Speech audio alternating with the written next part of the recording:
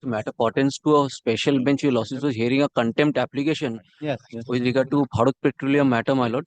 Well, this matter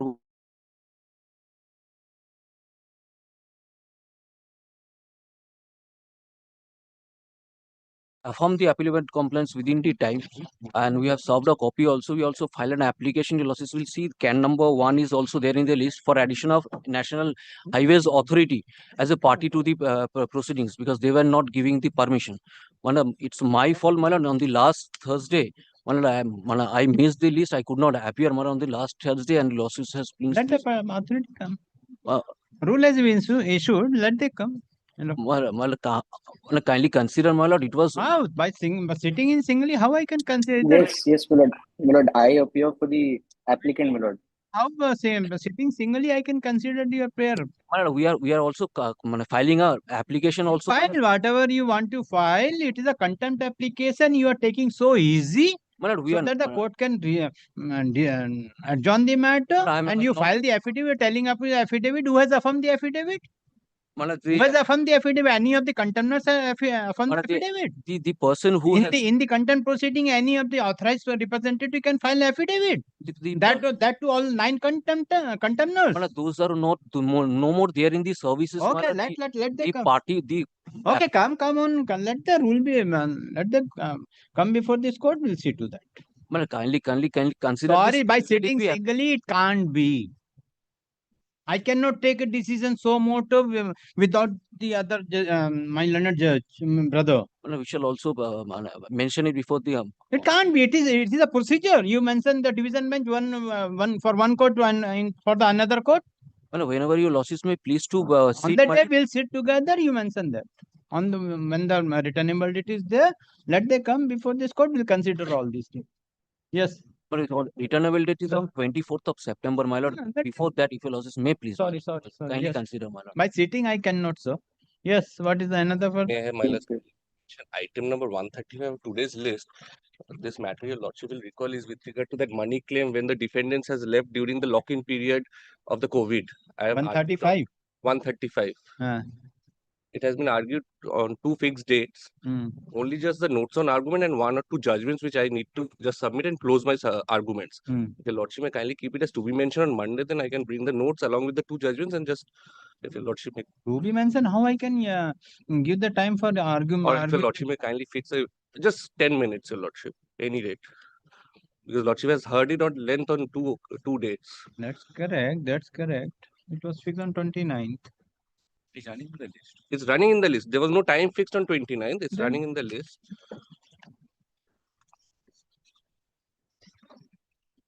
Only if you want to file the written notes of argument, then it's okay. I will fix that. And only 2 judgments which I need. But if you wanted to cite the judgment, then come after vacation, because there is in that event, if your lordship may kindly mark it as part heard, your lordship, because your lordship has heard it twice on 2 occasions. That practice I left, sir. I am victim of the part heard. At least your lordship may fix a date after the vacation. Let us see. If before vacation, if the list will come, then you can come. Lordship. Yes. Lordship may be permitted to mention item number 1. Sorry. Lordship, there's a connected suit with that, which your lordship has fixed after the vacation on 29th of October at 3 p.m. If this matter may come up along with that.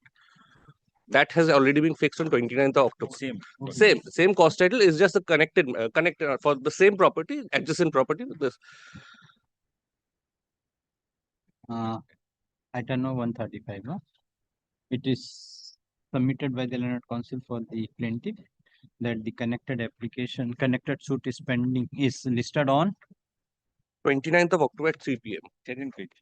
It's listed on 29th October at 3 p.m. 3 p.m. he submitted. This matter may also be fixed at 3 p.m. along with CS Com 212 of 2024 on 28th October. In view of the submission made by the counsel for the plaintiff, let this CS Com 211 2024 be also be listed on 29th October 2025 at 3 p.m. Deeply. Take. Yes. May I be permitted to mention item number 150 of your lordship's daily list, Lordship, the issue pertains to 150. 150, Your Lordship. Yes. Lordship, the issue pertains to service. The defend numbers 3 to 6 are based out of Bangladesh. Hmm. So, Lordship, according to the sheriff's report, Hmm. the item has been delivered. But since Your Lordship was considering a report filed by the registrar, Your Lordship was of the opinion to serve it through the embassy. Lordship, I only humbly beseech Your Lordship to consider this sheriff's report, and then maybe Your Lordship would be, if Your Lordship keeps it as to be mentioned, to consider the sheriff report, because otherwise, Your Lordship, I'll tell you why. So I'll utilize if Your Lordship is not convinced by my arguments, then I'll utilize the vacations for service to because Your Lordship, service to Bangladesh through the embassy will take time. So to be mentioned, 2 minutes if Your Lordship is convinced, very well, Your Lordship. Otherwise, we will. Why you have produced that on the last occasion? No, Your Lordship. This is on a subsequent date, Your Lordship. That is why. This report I've obtained on 10th of April. Your Lordship's order was of 3rd of April. Lordship, only to be mentioned 2 minutes. इसको परसों रख दो 2 minutes. Grateful, Your Lordship.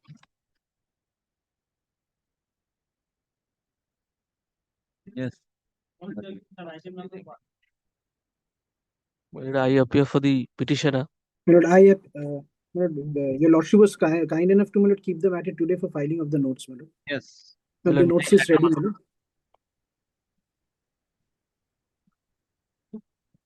Counsel for the petitioner file written notes of argument. Let the same be cut with the record. CAB. Grateful. Grateful, Mayor.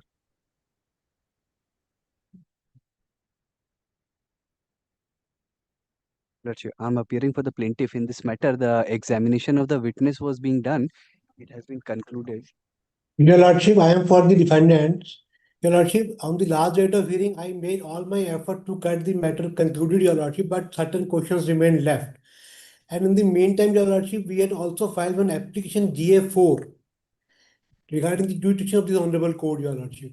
Regarding And the GA4 for jurisdiction of this court, Your Lordship. Jurisdiction of this court, Your Lordship. Territorial jurisdiction of this court, Your Lordship. Along with the issues, Your Lordship, that there are two different agreements. For that, they had filed only one suit against me, Your Lordship. There are two different agreements. One is for Visakhapatnam and other is for the Kalimpong. One was awarded at Delhi from NBCC and the second was awarded from Visakhapatnam by CPWD. Two different agreements were there, Your Lordship. While cross-examination also, I had tendered the original agreements, but the opposition, the plaintiff's counsel opposed to confront the documents from the witness. you are appearing for whom? You are appearing for whom? Defendant. You are appearing for whom? Defendant. You are Defendant. you are already cross-examined the plaintiff witness. Yes. I had started the cross-examination, Your Lordship, but only one date was given for that, Your Lordship. I had made my effort to conclude the witness evidence, but the same has not been completed, Your Lordship. Correct. I had made 3 documents, confronted to them, but that has not been allowed to me, Your Lordship. 3 documents I confronted. On the basis of the documents filed by them, they had not filed 3 documents on record, Your Lordship, despite giving statement of truth that they had filed all the documents, but they had not filed 3 documents. I had confronted with the 3 documents during cross-examination, but that had not been allowed, Your Lordship, because that has not been we have to argue. The objection was raised by the plaintiff's counsel. What you want? I want, Your Lordship, 2 things, Your Lordship. One, GA4, Your Lordship, listed today, Your Lordship. Let them file the reply to the same and we will argue the same, and thereafter, Your Lordship, for further cross-examination of the final witness, Your Lordship. And to take What is the GA4? I'll argue it now only if he's ready. What is the GA4? I won't file no opposition. That's Order 7, Rule 11, Your Lordship. Order 7, Rule 11, you are already started cross-examination. This will be taken at the time of final argument of the case. Your Lordship, this is regarding the jurisdiction of the Honorable Court. I will fix one issue with regard to the jurisdiction and I will take up this application at the time of your final argument of the case. Once you started the cross-examination, it is not possible for this court to take in the mid of the trial, take your application for dismissal or dismissal of the suit. Your application will be taken up. Clause between him and the principal. So if you required, I will fix one issue with regard to the jurisdictional issue on the basis, and this application will be taken up for hearing at the time of final argument. Second, your lordship, the second issue, your lordship, is that we have confronted certain document to the witness, your lordship. So document which you have not disclosed the document, how you can confront the document which is not on Your record? lordship, because that is part of the document which they had filed, your lordship. Who? Plaintiff has filed certain documents, but they have not filed the complete document, your lordship. Incorrect. That's a point available to him. No, if the plaintiff has disclosed which PD? PD7, your lordship. PD7 and PD8. PD7 and PD8, your lordship. In PD7, they are saying, please, your lordship. This is my learned friend saying I don't understand. PD7 and PD8 is from the judge's brief of document. He wanted to confront the witness with some other document that he had outside of the judge's brief. If it's there from the JBOD, why would he confront? It's obviously. If you want, what document you want to confront? Your lordship, the agreement between. Where is that agreement? Which document? Whether your judge's brief of document, it is available in the judge's brief of document. The agreement which you want to rely upon. Kindly appreciate page 11, your lordship. Judge's brief document, your lordship, JBD. Yes. Page 11, it is an agreement between the plaintiff and the defendant. Correct. And kindly see, your lordship, page 13, your lordship. Page 13 now. Yes. Your lordship, it starts from page 12, last two lines. Page 12, last two lines. GGR is plaintiff, is interested in executing the contract work allotted to Asha. Asha is defendant, as per tender, and the terms and condition of the same on back-to-back basis. Correct. That back-to-back basis contract has not been filed by the plaintiff. Correct. The plaintiff has not filed. You file the written statement. You have also not disclosed your document at the time of filing of the written statement along with the statement of It's an truth. undefended Your suit. lordship, The written undefended statement- opportunities your lordship has given him. So it is Your lordship- undefended suit. How you can? And confront, it'll go as So how you say? So the plaintiff that not disclose, and you also not disclose because you have not filed the written statement. the written statement has not been taken on record, but this document is very important, your lordship, because this is that document that which I confronted is a part of this document only, your lordship.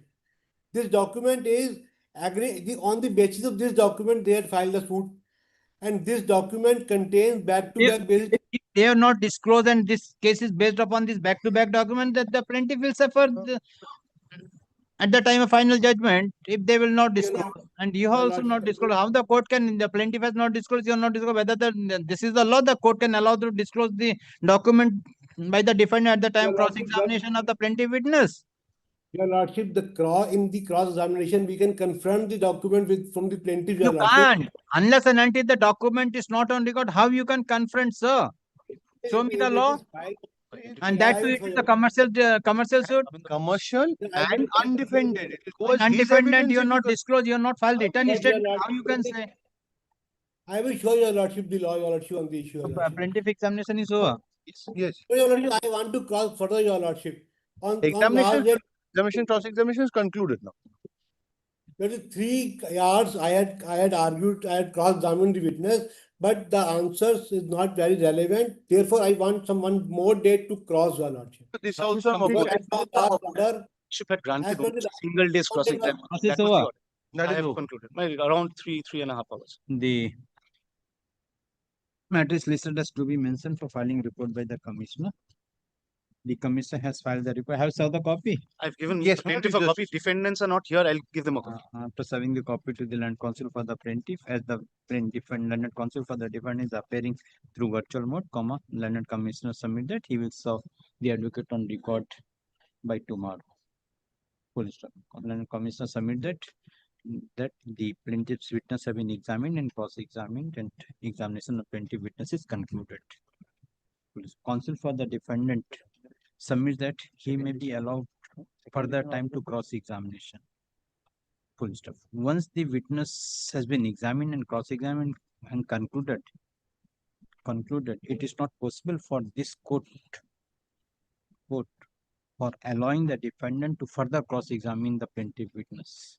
In view of the above, the submission made by the counsel for the defendant is rejected or refused. Full stop. Second is the confrontation, your lordship. The Okay. confrontation issue, your lordship. So you will not adduce any evidence because that is not written there is no statement. pleading.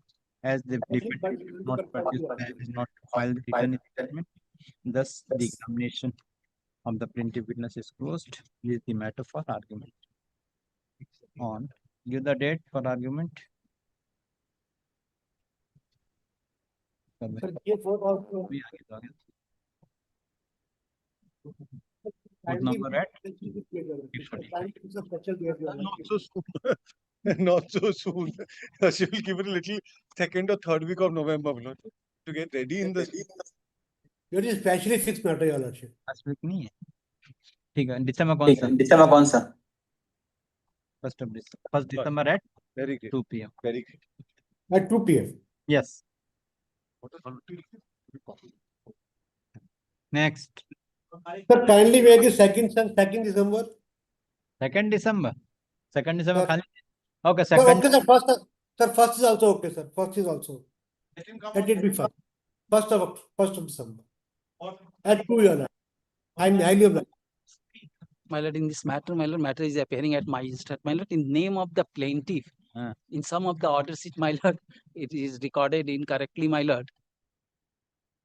It is name of the plaintiff is, my lord, Star Pipe Products India. It is in bracket and private limited. And it has gone as, my lord, Star Pipe Product India Limited. In some of the order, my lord. The matter is listed as. May I mention the date of the orders, my lord? No, only this order is enough, nothing else. The matter is listed as to be mentioned for correction in the order passed by this court dated 21st of July 2025.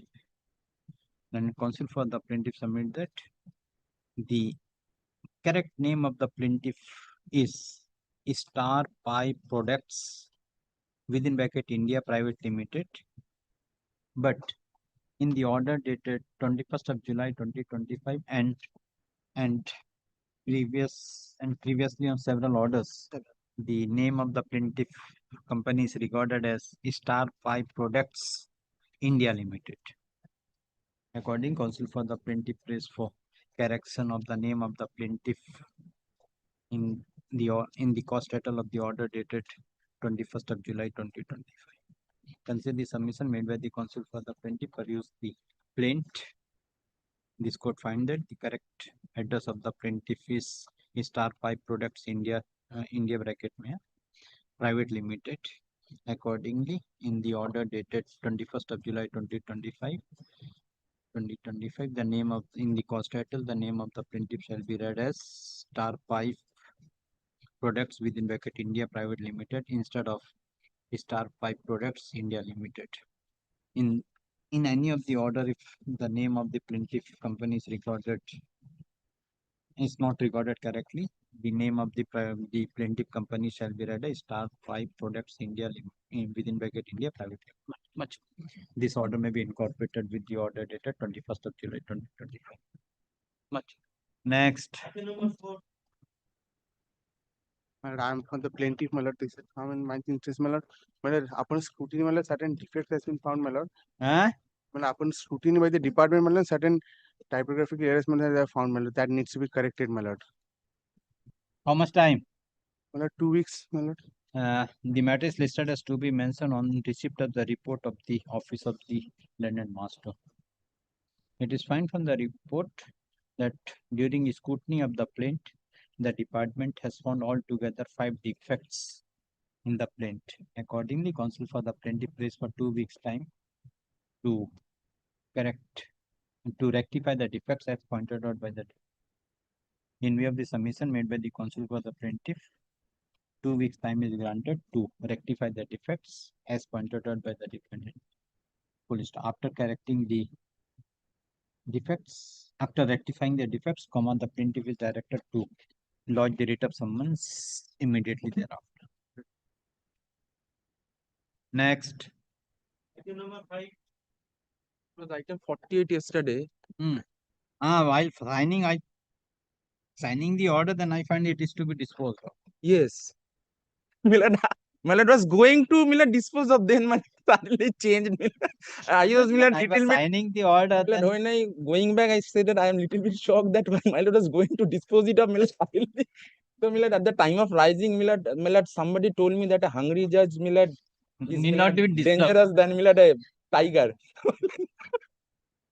So evening when I was For that signing, reason, I was indicating then that I can call, start. then I call the record, then I find I was no, it is same thing. I was indicating that this must be the reason. Because Milad, I will serve the amended plaint and everything. But when you file the application for additional document after filing of Milad on 18/6, when my lord had was admitted. Milad 18/6, my lord had admitted for a long time. It was before the master. Milad on 38, my lord I have granted liberty. Milad, my lord had granted liberty to file. Milad thereafter immediately I have filed. On 38, my lord had granted liberty. Kindly see, Milad, there must be an endorsement. What at are the back. documents? Milad, the documents are Milad the TDS certificates Where and it Milad the is? bank account. Where it is? Yes, my lord will find the TDS certificate at page 25, 28, and 31. 25, 28, and 31. It's the disclosure application, Milad, I am saying. 8 and 31. Yes. Yes. And Milad, 33? 31. Milad, this was 25, 38, 31. Yes, this continues. 31, then yes. These are TDS certificate. TDS certificate, Milad, kindly see, this was the COVID period. So, Milad, everything was in turmoil. Now, Milad, I have also, Milad, annexed the bank statements, which, Milad, in the meantime, account, Milad, money has also come. Milad, which could not be, Milad, I could not discuss because the same time, same period. Milad, that is at page 34, 35, 36, 37, till 40. 34 to 40. Now, I will find these are the 2020 period. Otherwise, I will be making a false statement. What is the reason? Milad, reason, Milad, I have given, Milad, kindly see at page 18, paragraph 56. Milad, it's a proper, Milad, the reason is, Milad, I could, Milad, it's a genuine reason because, Milad, this is the correct, Milad, what has happened. Milad, because somebody has left, somebody has gone out. Milad, Milad, my accountant also expired in Milad during COVID. So, Milad, this Milad, I have written Milad 56 Milad onwards. And Milad, at page 66, I have Milad categorized Milad the documents which Milad I want. Milad, I have originals with me also. Basically, Milad, it was done, Milad, caught during the scrutiny when Milad, my advocate on record was called from time to time by the department for after Milad, the plaint was admitted. Then Milad, it came up, Milad, the client also went. They say that they have got hold of some documents during of COVID period. Yes, this is one. Another one? Another one is amendment in support of the Milad pleadings I have given. Amendment is the same? Milad, for the same, no, no. GA1, GA2. GA2, where is the amendment? Where is the proposed amendment? Yes, my will find Milad, the amended print at page 43. GA1. Now let the amendments are from page 51, 54, 55, 61, 62, 64. 51. 51. Milad, the underlined portion. Milad, if you Milad, the document, Milad, the pleadings in support of this. Kindly see 23A onwards. 51. Page? 51. I think GA2. Milad, GA1 take amendment. GA1 is amendment, GA2 is Milad, I am told Milad disclosure. Okay. Milad, GA1, page 51. The plaintiff has filed the present two applications being GA Form 1 of 2025, page 43 also. praying for amendment in the plaint, and GA Form 2 of 2025 praying for disclosure of two documents, that is TDS certificate and bank statement. Counsel for the plaintiff submits that. Counsel for the plaintiff submits that.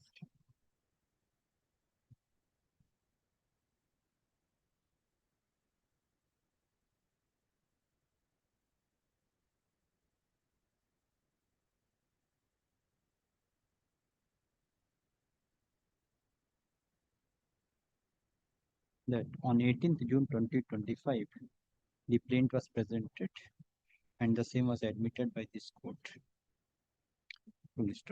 After admission of the suit, the plaint is sent to the department for scrutiny. At the time of scrutiny, when the department is called the advocate on record, The advocate on record has found that the TDS certificate and the bank statement, which is a relevant document in connection with the case, were not disclosed in the plaintiff. Will counsel for the plaintiff submitted that said documents were not disclosed in the print due to the reason that the said documents is of the COVID period and the accountant. Millard, accountant Millard has Millard, I have not, Millard, he has expired, I have not written. Okay. Millard, but in the effect there is, but Millard, I have written that there have been several changes, Millard, and somebody has left and come out. And the accountant who was dealing with the matter was not with the company, and another accountant is there, due to which the said document could not be traced out at the time of filing of the suit. Thus, immediately when the plaintiff came to know, the plaintiff searched the said document and found the said document, that is the TDS certificates, appearing at page number. Millard, page number, Millard. Millard, there is also Millard consent statement, Millard, I have changed. Page. At page 43, amendment application. No, this page, this documents, page number 33. Millard records that Millard the reading on the page number, the documents. Yes, documents are at Millard the disclosure application, page Millard 25, 28, 31. Appearing at page number 25 to basically Millard to 40. Yes. 25 to 40. Yes. Counsel for the plaintiff. And then Millard the bank statement. If these documents is not been allowed to file disclosed by the plaintiff at this stage, the plaintiff will not be in a position to disclose the said document in future. Accordingly, prays for allowing the plaintiff to disclose the said document. In the amendment application, counsel for the plaintiff submitted that the plaintiff has filed the amendment application only with regard to the pleadings in support of the only with regard to the pleadings in support of the documents which the plaintiff intend to bring on record. Counsel for the plaintiff further submit that if the amendment as sought for by the plaintiff is formal in nature and will not change the nature and character of the suit. If further submitted, if that amendment is not allowed, the plaintiff will not be in a position to describe the document at the time of evidence of the plaintiff's witness. Accordingly, submitted the amendment is necessary for the purpose of proper adjudication of the suit. Had the learned counsel for the plaintiff perused the materials on record, this could find that the suit was admitted on Millard 18 June. On 18th of June 2025. Thereafter, the record of the file was sent. A record of the case was sent to the department for scrutiny in terms of the order passed by this court.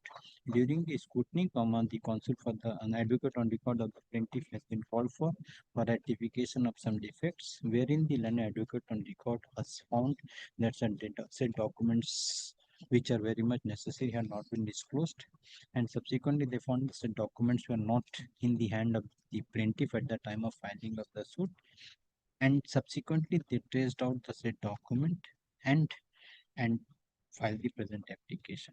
Considering the above, this court find that immediately after filing of the suit, the plaintiff has discovered the said document and filed the present application for disclosure of the additional document. Thus, this court did not find. Thus, this court find that no prejudice will be caused to any of the parties if the plaintiff is allowed to disclose the said document. In view of the above, GF2 of 2025, GFCOM 2 of 2025 is allowed by allowing the plaintiff to disclose the documents as appearing in page 25 to 40 of the present application. Millard, I have also prayed for Millard kindly similar the amendment application, fresh issuance of the writ of summons.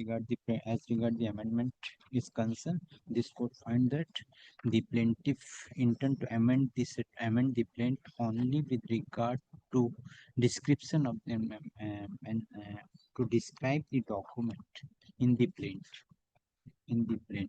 Full stop. The counsel for this court also find that unless and when the find that the amendment as sought for by the plaintiff is only with regard to the documents which the plaintiff intend to disclose at this stage. This court also find that the amendment as sought by the plaintiff is formal in nature and will not change the nature and character of the suit. The plaintiff is also read for amendment in the Millard, amendment Millard in the plain concise statement and Millard accord Millard consequently in the relief portion also Millard. As the plaintiff intent, as this court has allowed the additional document, accordingly the plaintiff also intend to amend the concise statement, comma prayer portion of the plaint as well as comma statement of as well as the statement of And also Millard the other connected statement of truth and all those things. and other connected documents Yes. with regard to the plaint case. So considering the above, this court find that the amendment is sought for by the plaintiff is formal in nature and will not change the nature and character of the suit. Accordingly, GA Com 1 of 2025 is allowed. Department is directed to to amend the plaint as per the proposed amendment within a period of 2 weeks, within a period of 3 weeks, 3 weeks from date. After the amendment is carried out, the plaintiff is directed to verify and reaffirm the plaint within a week thereafter. Full stop. After the all formalities is completed, immediately within a week thereafter, the plaintiff shall lodge the writ of summons for issuance of writ of summons upon the defendants. GA Com 1 of 2025 is this. Millard, after 3 weeks, 1 week will take us to vacation. Kindly keep it Millard after the vacation for affirming. If I'll do it prior to that. Within 2 weeks, 3 weeks occur there. 1 week after vacation. 3 weeks from date. Within a week after the puja vacation. After the puja vacation and after the compliance is done, and within a week thereafter to take appropriate and lodge the writ of summons.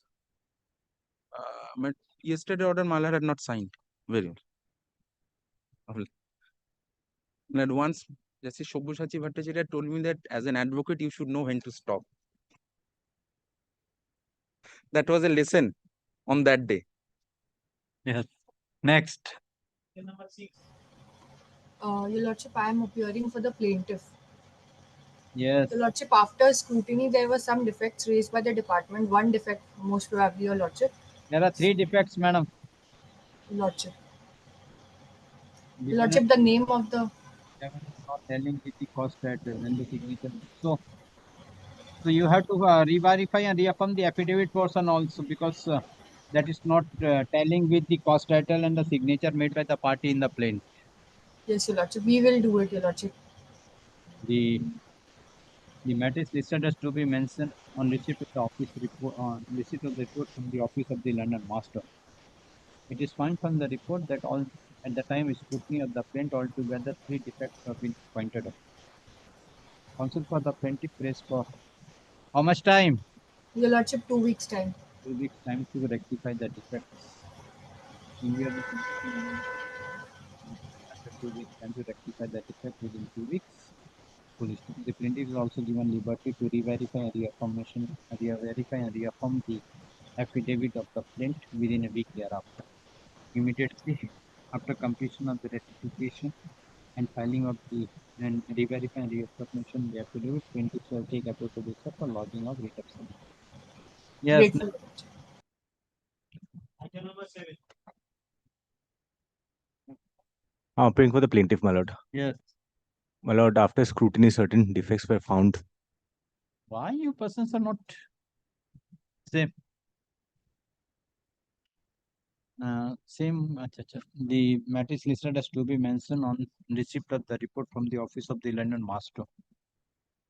It is found from the report that at the time of scrutiny of the plaint altogether 6 defects have been found in the plaint.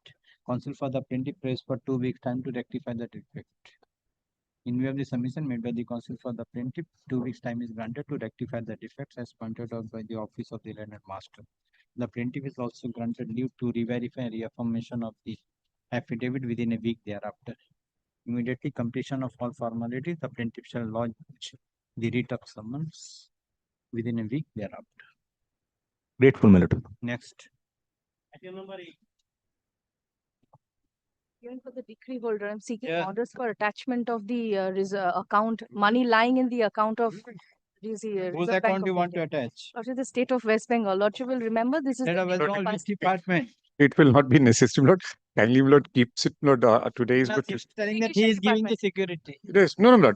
We'll, Lord, ensure Lordship kindly keeps it on Thursday, Lord, in the same position. But I'll come back with instructions, Lord, because Lord, we have in fact advised with that the money, I believe. yes, Lord, we have advised the department, Lord, to comply with your Lordship's decree, Lord, and would be recorded. Let it be recorded. Let come on Thursday, then I will record. Yes. Come on Thursday. Today I am not recording. Mr. Sinha, let it. As per submission made by the counsel for the judgment debtor, the case is adjourned. Let the matter appear on 11th. 11th. Under the same heading. Come back with instructions. Lordship will kindly record. As per the learned counsel appearing for the judgment, Mr. Sinha. Learned counsel appearing for the judgment debtor, prays for time for taking instruction. According case adjourned, let the matter appear on 11th. My learned friend forgets, Lord, that before your Lordship, Lord, nothing needs to be recorded because everything is permanently recorded. Lord, I don't think we should waste your Lordship's time, Lord, making this. We have to save those videos for future reference. Yes, Lord. In fact, in fact, it's really helpful, Lord. We counsels, who are not willing to be fully present, my Lord, they can, my Lord, refer to the submissions. But it really helps. Yes, it is helping. I'm grateful. Yes.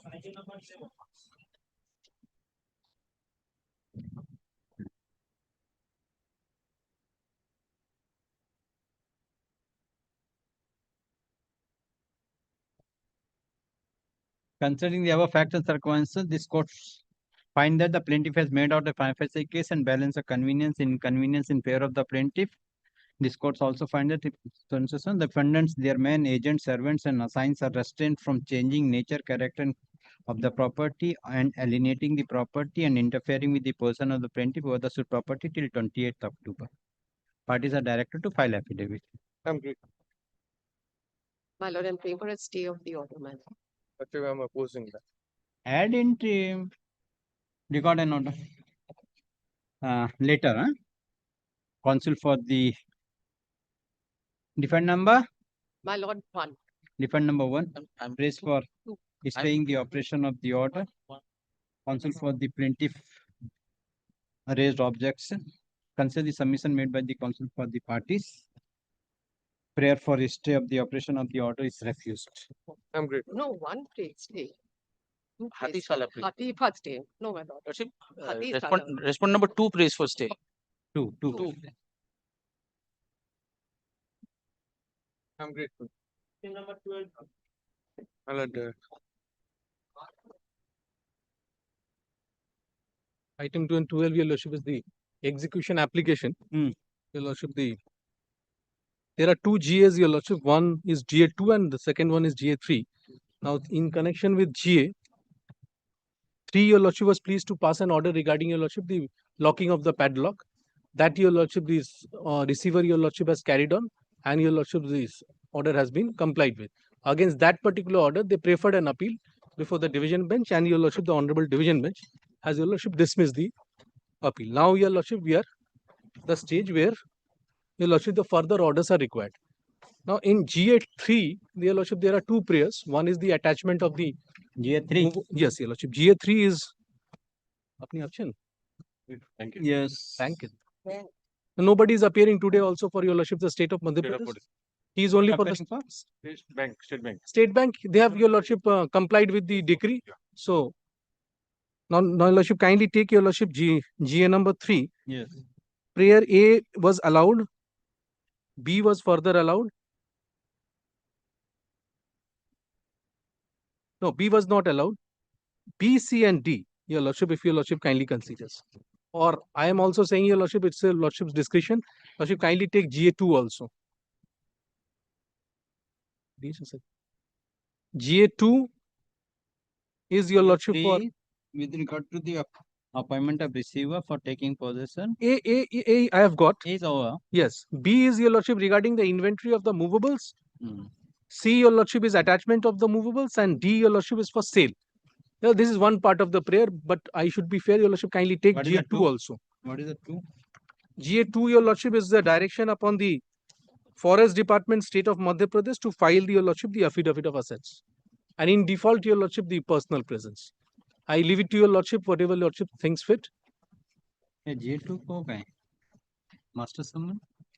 G3, G3. Okay ना? Master summon.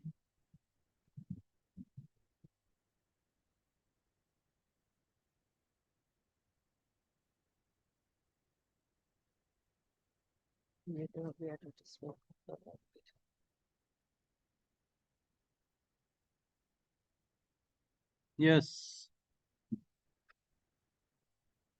Now.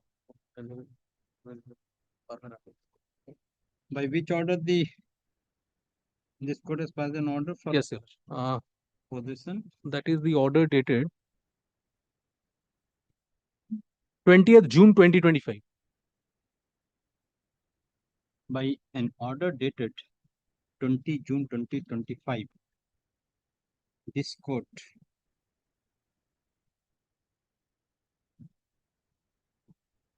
has appointed a receiver to attach the property that is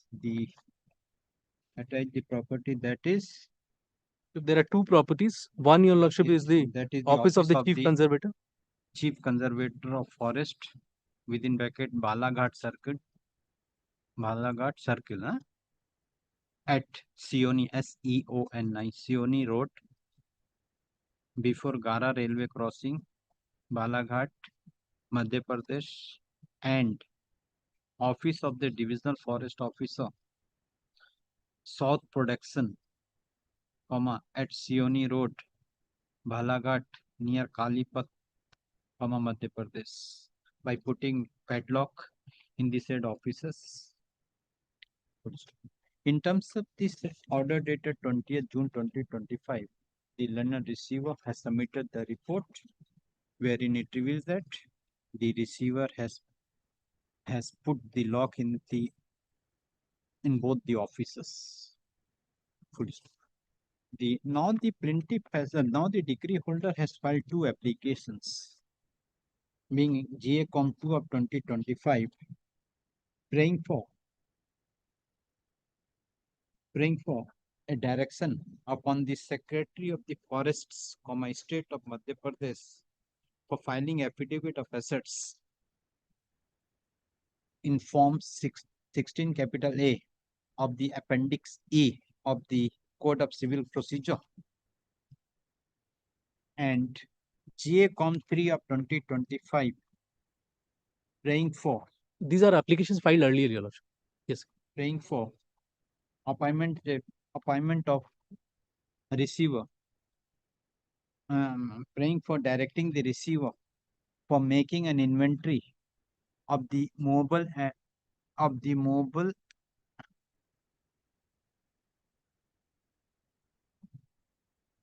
properties and to take physical possession of the offices of the judgment debtors. Full stop. This court finds that by an order dated 20th June 2025, receiver is appointed and the receiver has put the seal in the offices of the Chief Conservator of Forest and Deputy Conservator of Forest. Full stop. At this stage, this court is of the view, before passing any further coercive order, it would be proper to give an opportunity to the judgment debtors to file the affidavit of assets in Form 16 capital A of the Code of Civil Procedure by disclosing their assets. Let the affidavit of assets be filed within a period of 3 weeks. Is the Madhya Pradesh. 3 weeks. Today it will go by 3 weeks. Today we are on 9. Then after vacation, within 3 weeks from date, after serving the copy to the learned advocate appearing for the decree holder, it is made clear that by the returnable date, the judgment debtors fail to file their affidavit of assets, appropriate order will be passed in terms of GA3 of 2025, as prayed for by the petition decree holder in GA3 of 2025. Let the matter appear on 4th of November 2020. 4th November. Lordship. I'm great. Record one other record. The petitioner is directed, the counsel for the advocate on record of the decree holder is directed to communicate this order to the judgment debtors for their information and compliance. Yes, next. Number 30.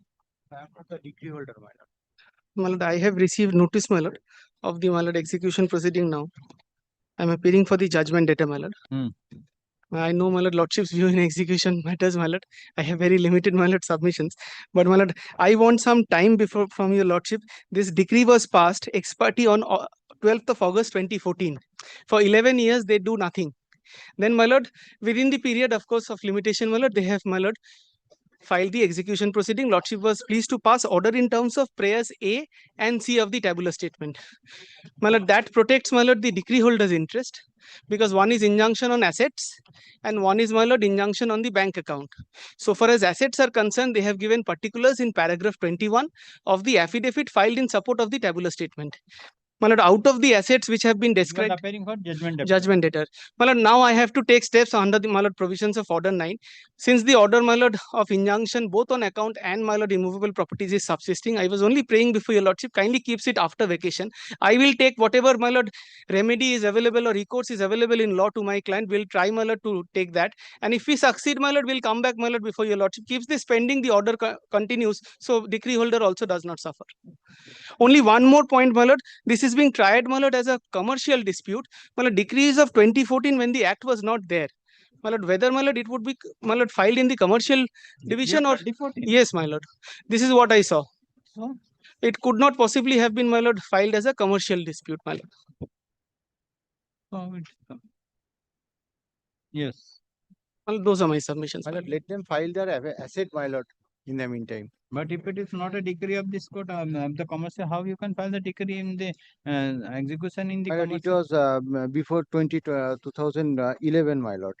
But when the judgment was passed? 2011, 2014. 12th of August 2014. 2014. My lord, it may be converted to the non-commercial, my lord. Then the order is without, my lord, determination.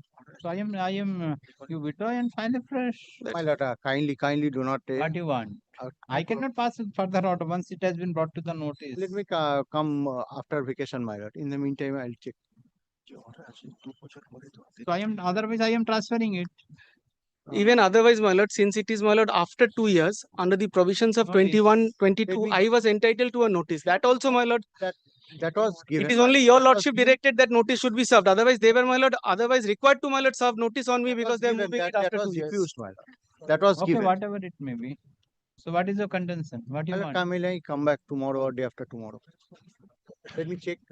The counsel for the judgment debtor has raised the point of maintainability of the present execution proceeding initiated by the decree holder on the ground that the decree holder has filed the present execution proceeding of the judgment and decree passed in the non-commercial suit. And I passed in the year 2014. My lord. 12th of August 2014 is the decree. Passed by this court on, where is it? Well, page 73. My lord, page 73 is the judgment, my lord, 12th of August. On 12th of August 2014. That is prior to promulgation of the Commercial Court Act. Counsel for the decree holder prays for time to take instruction. Accordingly, as per the prayer made by the counsel for the judgment decree holder, the case is adjourned. Let the matter appear on 17th September. 17, can it be 16th or 18th? 18th September. Grateful. DP. dispute, my lord, transaction is commercial in nature, but previously Let us see. that I will just take. Actual motion, item number 40.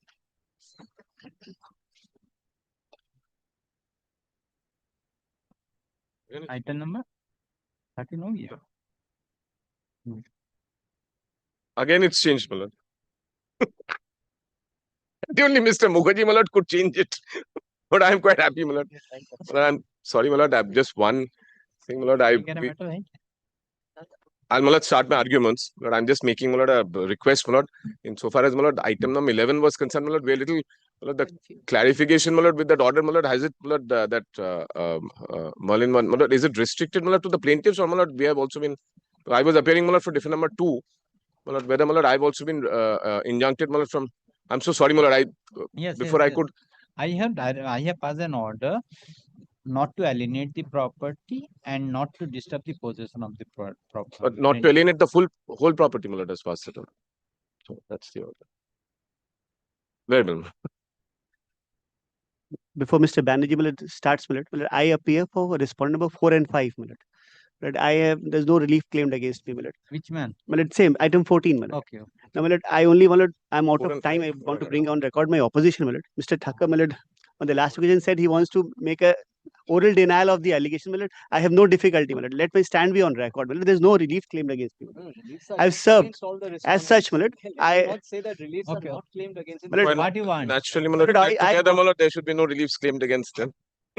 but all that I say, my opposition is out of time. I had served it, 16 days delay, Mr. Thakkar has it, I have served long back, let this be on record. That's all, No replies used, allegations made in the affidavit are deemed to have been. No problem. This was the issue. Yes. Yes. I'm deeply obliged.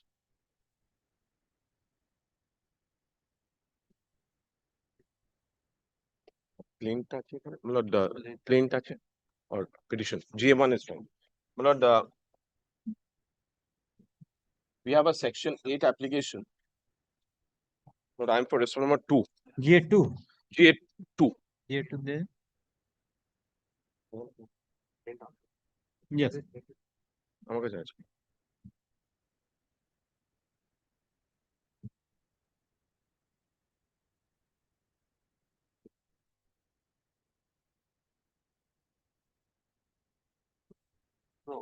My lord, will recall, my lord, in this, my lord, there's an agreement, my lord, of 21st June 2012, which has an arbitration agreement.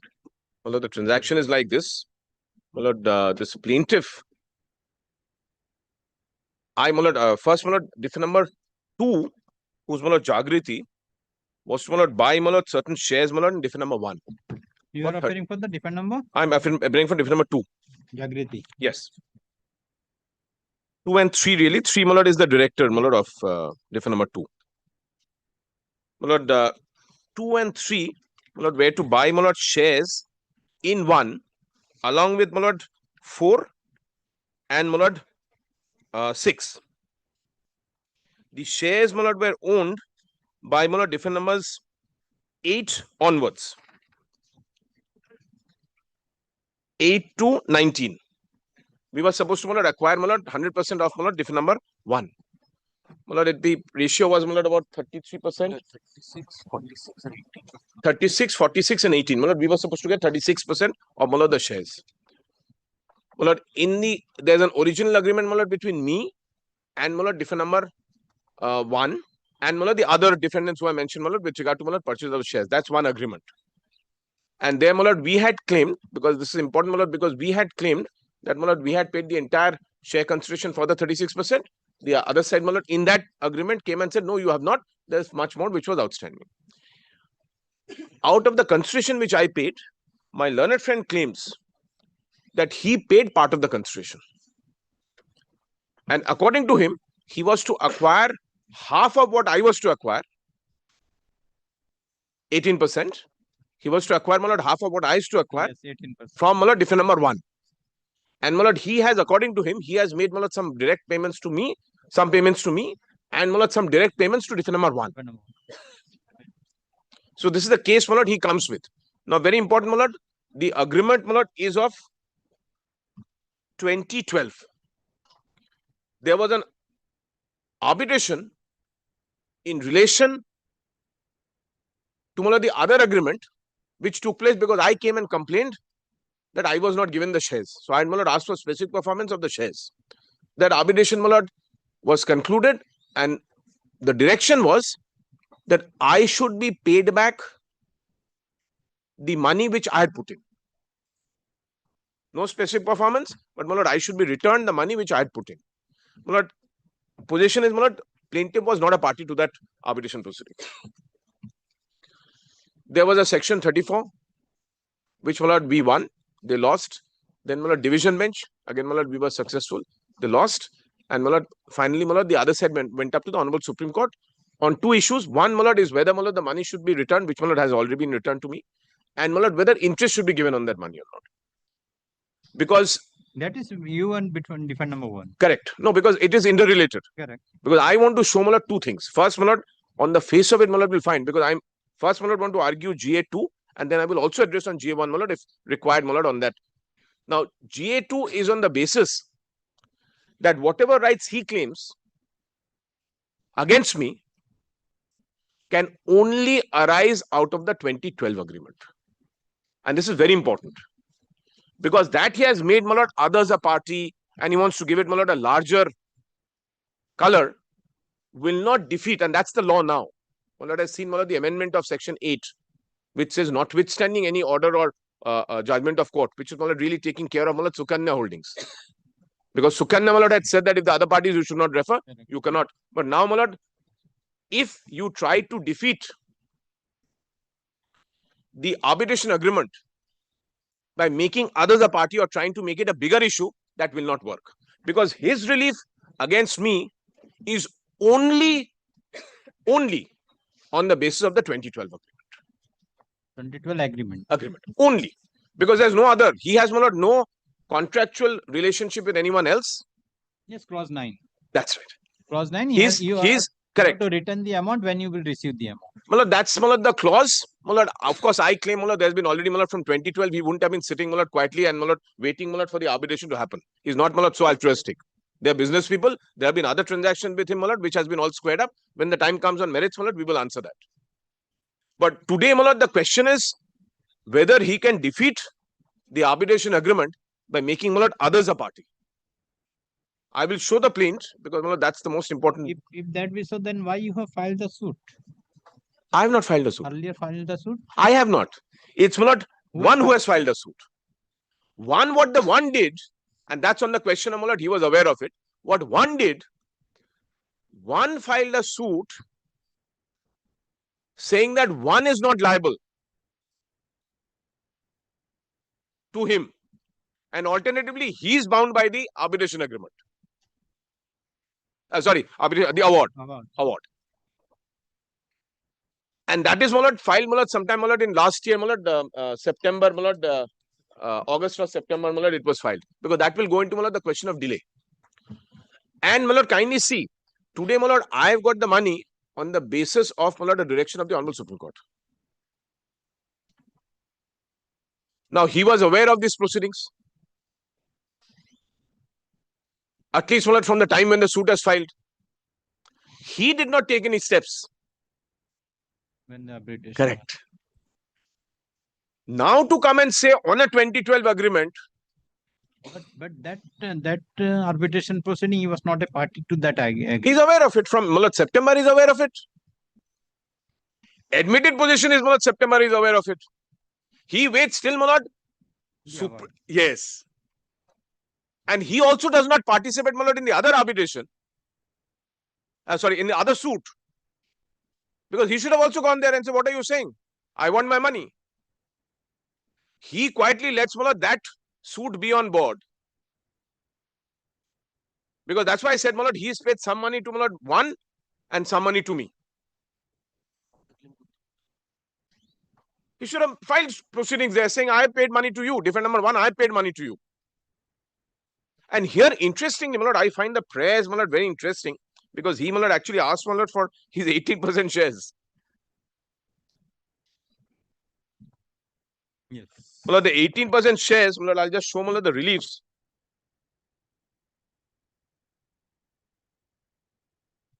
Print a copy. My lord, we will need to, my lord, look at the plaint. My lord, we just hand over a copy.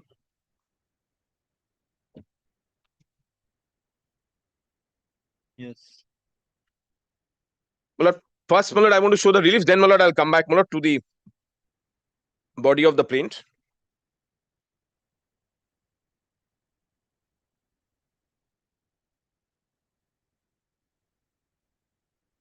Declaration, prayer A.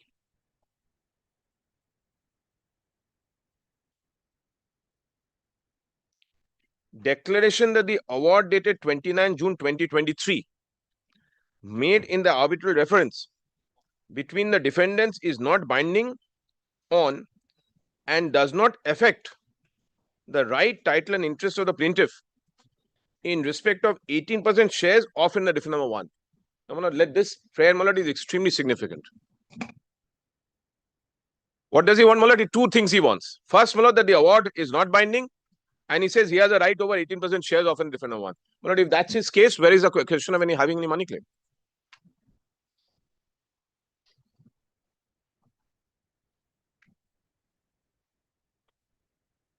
And this is relatable to GA1.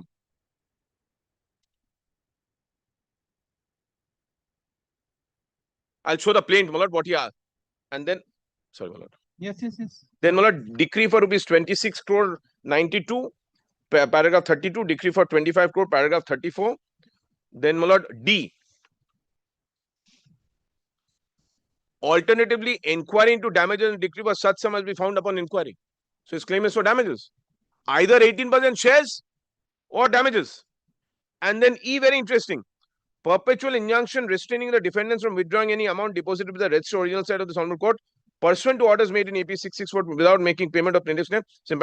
Well, this has overtaken by the order of the Honorable Supreme Court.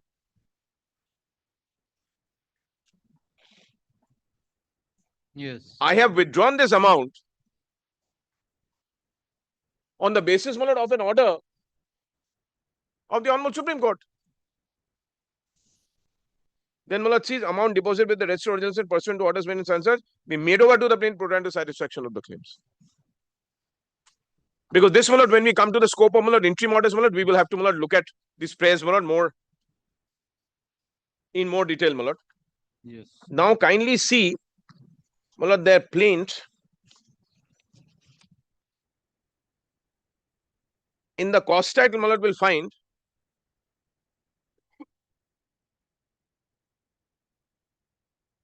first, my lord, plaintiff, obviously, my lord, is a party, my lord, to the agreement. Yes. Then, my lord, 2 is a party, defendant number 2. Yes. Then, my lord, 4 is a party to this agreement on which I am relying on, and 6 is a party. 4 and 6. Yes, 2, 4, and 6. Yes.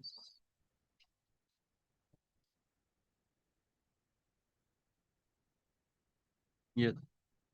And this agreement, my lord, will find at, my lord, page 90, Twitter. In the plaint, my lord, this is at page 80.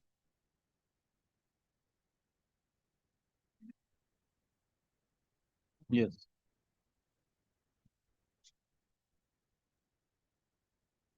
This memorandum of understanding made this 21st day of June between Jagriti Trade Services Private Limited, company called Sansa, transferor of the first part, and Tirupati Vancom Private Limited, transferee. Yes. Which such and such shall deem to mean and include successors in interest of the second part, and one Malatsis Orbitas Private Limited and Damani Infracon confirming parties. Then whereas, then a little history is given. James Glenda and Company Private Limited, company meaning Sansaj, seized and possessed of a land. Then B, with the intent of acquiring the leasehold right of the company in said property for the residue unexpired term of the head lease of developing the said property into commercial complex and commercial exploitation of the same, the project, the transferor and the confirming party is hereby by an agreement dated 24th March 2011 made between Deepak Bhargav. This is one of the other agreement where arbitration happened. So he is aware of it. made between Deepak Bhargav, Rajni Bhargav. They are my lord, all the other parties my lord, to this. And this is my lord, the Bhargav family and my lord, their companies. Then my lord, kindly see page 82. Transferee has agreed at the top. Yes. Transferee has agreed to acquire the same at or for the consideration. Okay. Where's page 3? 82. Page 82. A, B. My lord, it's missing. Three is missing. 3 is missing. Sorry, my lord, my lord, I'm so sorry. Can we, my lord, then look at my lord, my section 8 application? उनका GA1 का है. GA1 में attached है ना? My lord, GA1 is, my lord, kindly look at my lord, the section 8. Section 8 application, my lord, has there. It's better that, my lord, I show it from the section 8 application because, my lord, would need to, my lord, Mark किया वाला है सब. page 13, my lord, of section 8. Yes. I just thought, my lord, I could show it at one go, my lord, with the paragraphs in the plain, but let me just, my lord, first look at the agreement. Page 13, my lord. Page 13 starts. Yes, my lord, 13 it starts. 13, 14, my lord, I've read. 15. And my lord, 15. Yes. Then my lord sees in the middle present shareholders. And then, my lord, it says that is collective sunset, second part, unknown sunset. Entire 100%, that is, my lord, referred to as the share purchase agreement. Share purchase agreement is the other one, the March 2011 agreement. Then where the plaintiff was not a party. Plaintiff is not a party. Correct, correct, absolutely. See, the transferor and each of the confirming parties here to mutually decided and agreed amongst themselves to purchase the entire 100% equity. So transferor and confirming parties, which is me and Mullah, this Orbit and Damani, purchase the entire 100% equity shareholding of said company from the present shareholder in different proportion in terms of the said share purchase agreement, and from time to time have made part payments of the consideration for purchase of the shares to the present shareholders and provided loan to the company in terms of the share purchase agreement. Transferee being desirous of participating. Now kindly see how they come in. Transferee being desirous of participating in the project approached the transferor with an offer to acquire out of the proposed transferor's allocated shareholding agreed to be purchased by the transferor from the present shareholders under and in terms of the said share purchase agreement.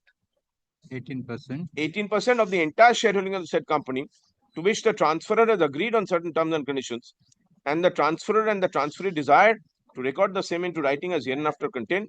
Prior to entering into this presence, the transferor has gone through and understood the full purport and meaning of the said share purchase agreement. Then the transferor has agreed, clause 1. Transferor has agreed to assign and transfer its rights and benefits of its contract with the present shareholders under the share purchase agreement to the transferee to the extent and to the effect that the transferee shall acquire out of the proposed transferor's allocated shareholding 18% of the total equity shares of the company held by the present shareholders, and the transferee has agreed to acquire the same at or for the consideration and on the terms and conditions hereinafter contained. To effectuate such assignment,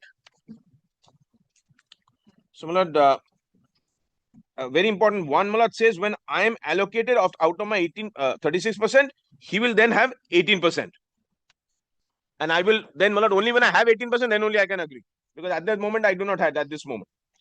To effectuate such assignment and transfer is agreed to cost to be transferred by the above named present shareholders out of its proposed allocated shareholding, agreed to be purchased by the transferor from the present shareholders under and in terms of the said share purchase agreement, 18% of the total equity shares of the company held by the present shareholders directly in favor of the transferee by nominating the transferee to the present shareholders to complete the transfer of such 18% shareholding of the present shareholder in the company unto and in favor of the transferee.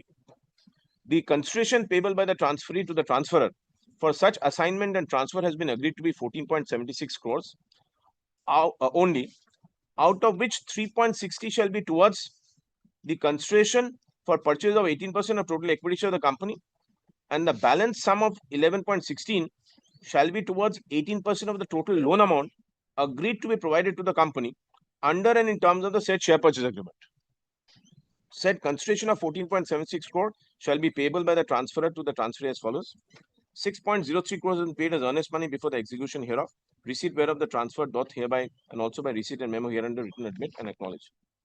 1.35 crores shall be paid at time or installment within 7 days of the transfer initiating transferee to make such payment, being 7 days prior to the date of the transferor, being required to make further payment of its shares as further part payment payable to the present shareholders towards the consideration for purchase of the equity shares in the company agreed to be purchased by the transferor under and in terms of the share purchase agreement, and a loan to be provided by the company under in terms of the said shares purchase agreement.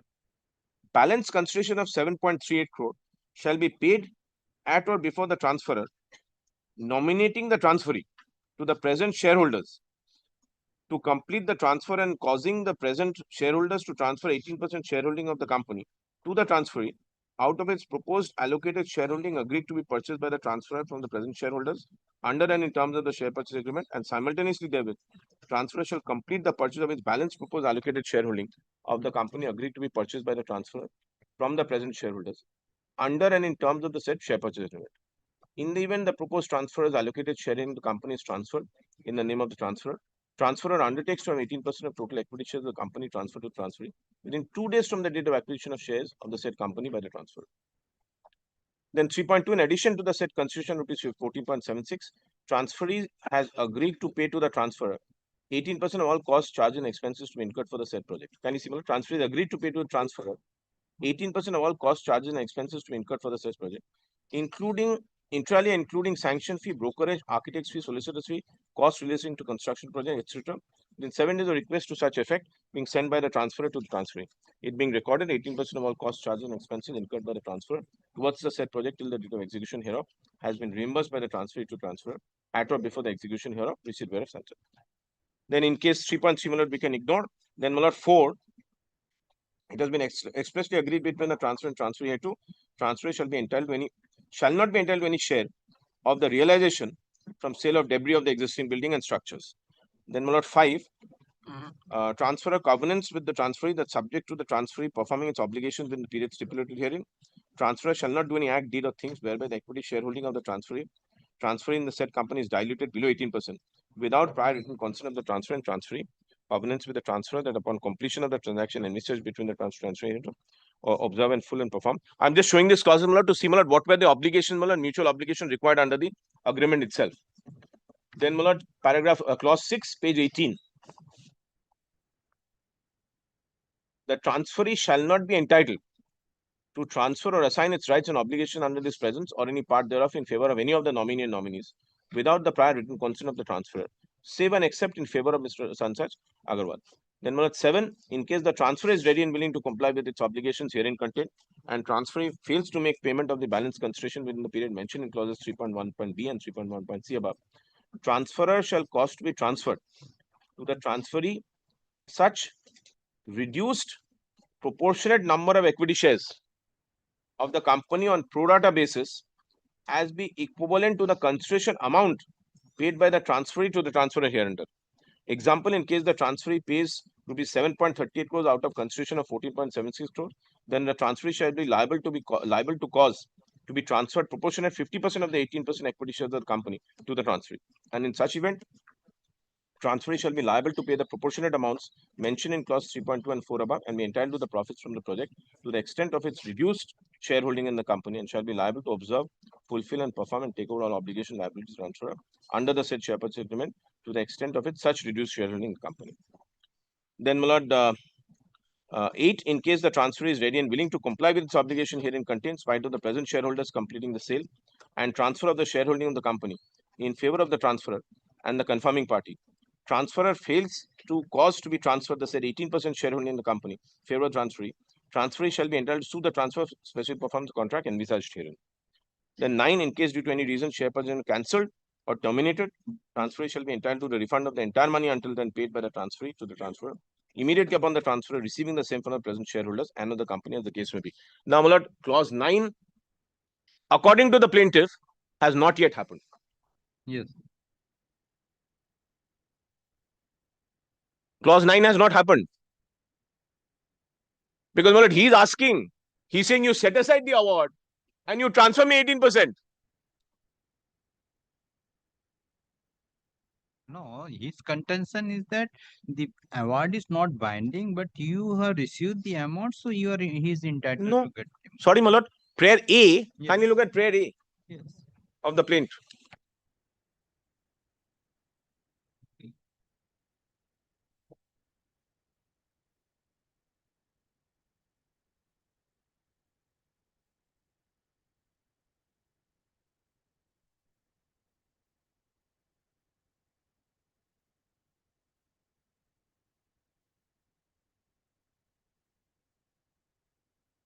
Yes. does not affect. The right at the Yes. That's his claim. Yes. He has not given up his right, my lord, to the 18% shares. Yes. Now, I want to, my lord, finish this agreement just to show, my lord, make 2 points. I'll just, my lord, complete, my lord, this agreement and then, my lord, make 2 points, my lord, on the.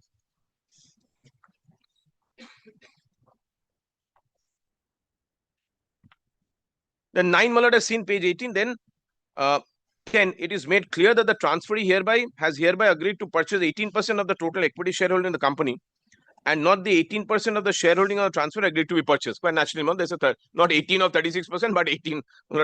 Then 11, any dispute arising out of or in connection with this memorandum between the transferor and the transferee, including a dispute regarding the existence or validity or termination of this memorandum or the consequences of its nullity, shall be referred to and finally resolved by arbitration of such person or persons as may be mutually appointed by the transferor and transferee. Arbitration shall be recorded. Then 12 is a jurisdiction clause. Then 13. It is clarified that the confirming parties here to have joined in and are executing this presence at the request of the transferor just to confirm that they do not have any objection to the transferor agreeing to assign and transfer its rights and benefits of its contract with the present shareholders under the said share purchase agreement to the transferee to the extent of 18% of the total equity shareholding in the company out of the proposed allocated share of the transferor in the shareholding of the company agreed to be purchased by the transferor under in terms of the share purchase agreement, and that nothing contained herein shall be construed or deemed to create any privity of contract between the transferee and the confirming parties, and that until transfer of the entire shareholding in the company by the present shareholders in favor of the transferor and each of the confirming parties hereto and or their respective nominee or nominees acceptable to each of them, nothing contained herein shall impair the obligations of the transferor under the said share purchase agreement, and the transferor shall continue to be bound by the same to the extent of its entire shareholding agreed to be purchased by the transferor in terms of the share purchase agreement in the same manner as it was prior to the execution of this presence. Now, my lord, 2 things are very important from this agreement. First, my lord, the 18% right which he claims, the plaintiff, is only under this agreement. Correct. So, if the suit relates to, my lord, 18% or return of money, anything, and relates to me, it can only be governed under the arbitration agreement. He cannot bypass by making non-parties to this agreement as parties to the suit. And this is very important, my lord, because his 18%, if it is through me, if it is against me, then it is only under this agreement. If otherwise, he has a claim, my lord, with regard to 18% shares that is independent of this agreement against them, and that has nothing to do with this agreement, then, my lord, it becomes a misjoinder of cause of action. And I'm not saying the suit will be dismissed by reason of that. I'm saying it will not affect the arbitration agreement. Okay. Because, my lord, today, different numbers, my lord, has seen 2012 agreement. You give the money, because I'll show, my lord, what he has done also. You give the money. The others confirming party said, look, we are not there. Though we are confirming it only to ensure that the transferor, which is me, we do our obligation, but we are not, there's no privity of contract. Correct. And the others are not joined at all. So, my lord, I say, firstly, therefore, I say, my lord, if So the other party is only for to avoid the arbitration. Correct. This is your son. The confirming parties, my lord, they're only confirming parties. So I'm saying, my lord, if he claims a right of 18% share against me, which he does, then, my lord, it is only by reason of my lord, this memorandum, this agreement, which, my lord, has an arbitration clause, which is binding on both of us. Okay. Secondly, my lord, I say that today, my lord, he has no money claim. He cannot have any money claim. Why? As of now. Because he's still saying, I need 18% of the shares.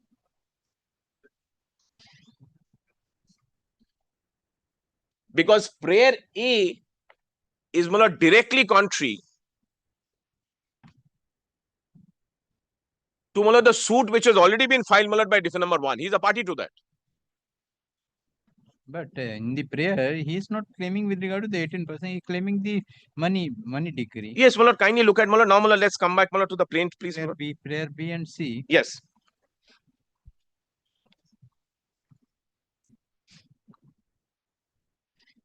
He's not asking for the decree. My lord, I'll just show that, my lord. I'll just kindly, my lord, come to my lord the plaint now, my lord.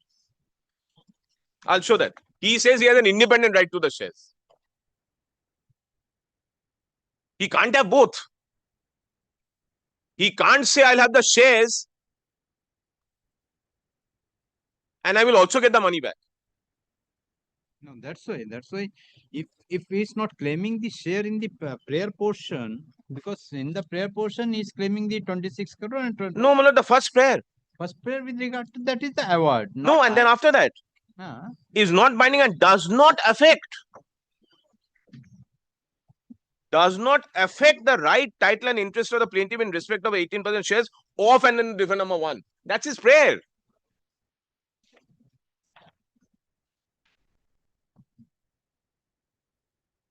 And then Mullah wants to see that Mullah is pleading, page 23 of the plaint, directly Mullah for that pleading, for that prayer.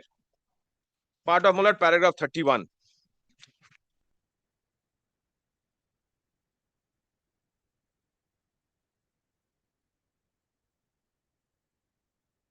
Part of paragraph 31, page 23.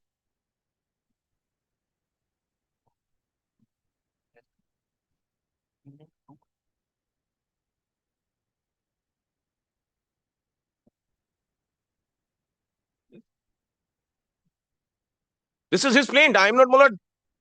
That's the case he runs.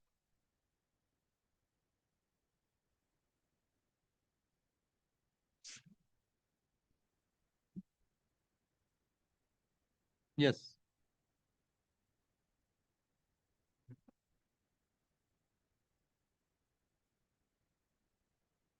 Yes, next point. Now, Mullah, kindly Mullah, now take Mullah the plaint itself.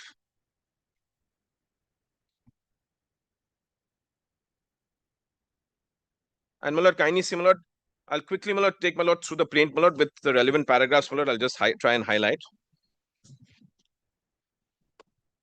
First Mullah, defendant 1 is a long-term lessee, paragraph 1. Then Mullah, the other defendants is described till the time stated hereafter. Defendant numbers 8 to 9 were the shareholders of defendant number 1.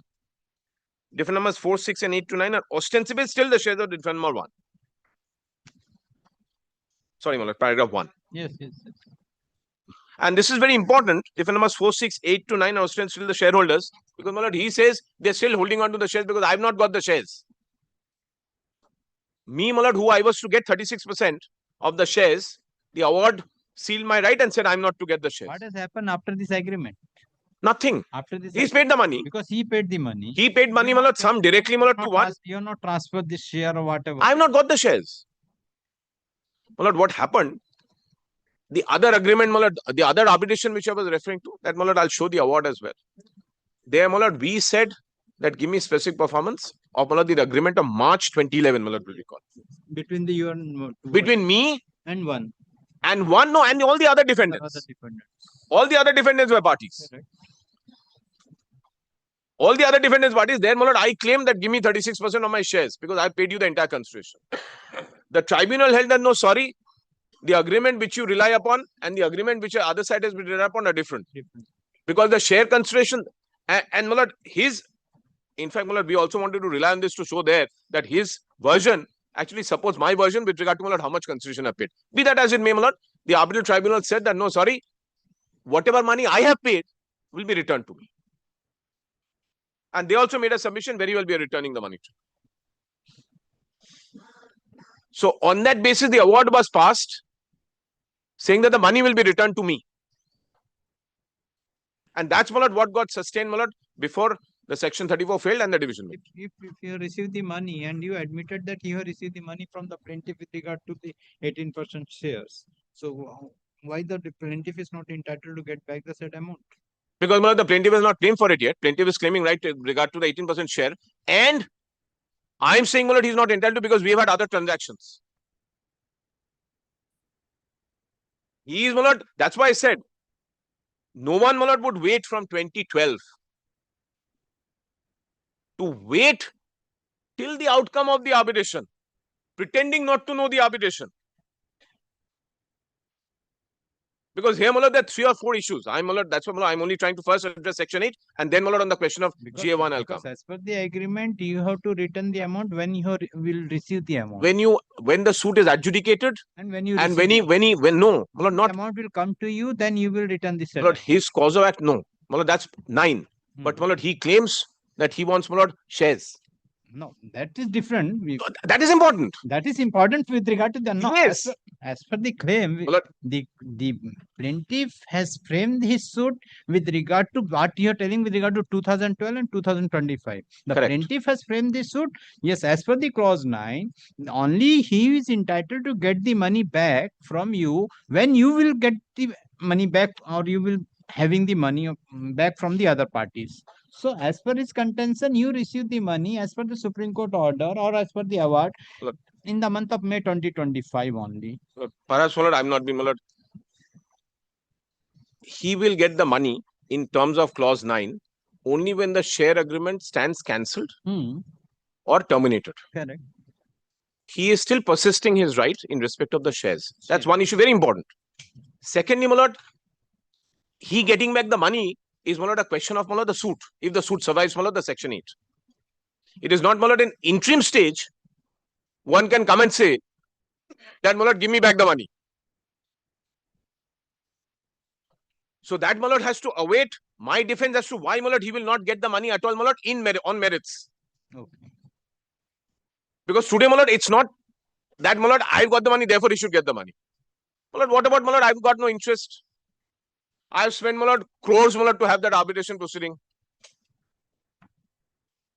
So it is not a question to say, I fought, my lord, for the last, my lord, 5 years.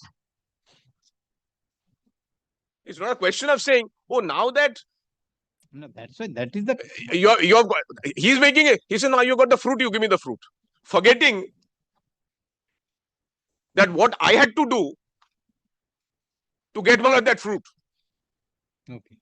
So his right to claim, my lord, has not yet, my lord, fructified, my lord, in that sense, to, my lord, use the fruit analogy, to, my lord, come and say that because you have now got the money from the Supreme Court, you give it to me. Okay. What is your right, whether there was an adjustment, whether you are claiming from 2012 to 2025, all that, my lord, becomes very important. And that's why, my lord, I'm showing, my lord, his plaint, where, my lord, he does not, my lord, give up. Kindly, my lord, take, my lord, paragraph 1 I showed, then, my lord, paragraph 2, defendants, very important, my lord, to look at the defendants, because, my lord, he has made unnecessary parties to the suit so as to avoid The arbitration. Correct. And that is, my lord, one of the causes or grounds on which, my lord, his defense against Section 8, my lord, will be refused. Yes. Because these are, my lord, unnecessary parties. Yes. If you save an independent right, then you go after them. Your suit becomes misconceived. Okay.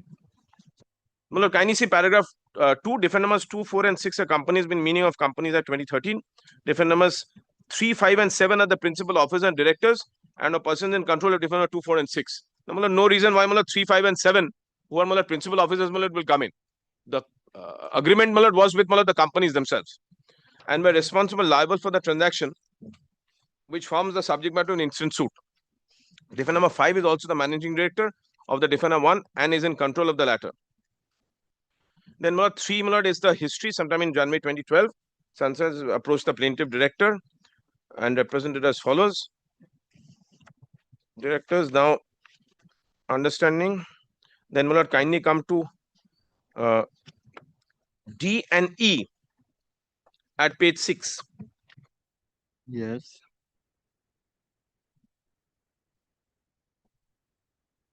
My lord, has seen, my lord, it says purpose of acquiring shares of the defender 1 was to exploit the leasehold right. Defender number 2 did not have the funds required to make. My lord, has seen that, my lord, E, what he says? Did not ask fund record to make consideration under the SPA. Yes. Now, my lord, kindly please take, my lord, page 15 of the section 8 application on the side. Just kindly, my lord, keep it on the side, my lord. And kindly see, my lord, D there.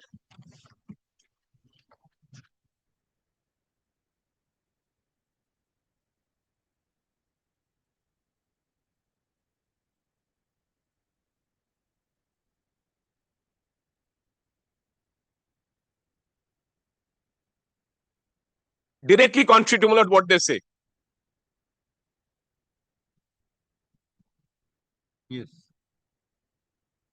It's not a question of, my lord, me not having fund, Yes. but the agreement itself says Yes. that he was desirous in participating in the project.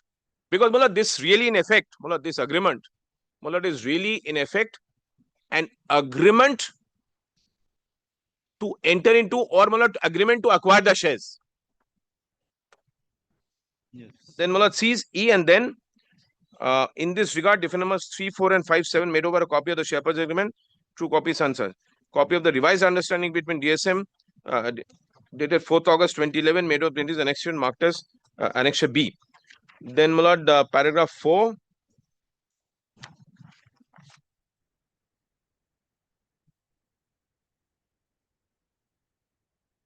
Again, my lord, paragraph 4, again, my lord, on the face of it is incorrect. Incorrect because, my lord, it's contrary, my lord, to the agreement which has been entered into.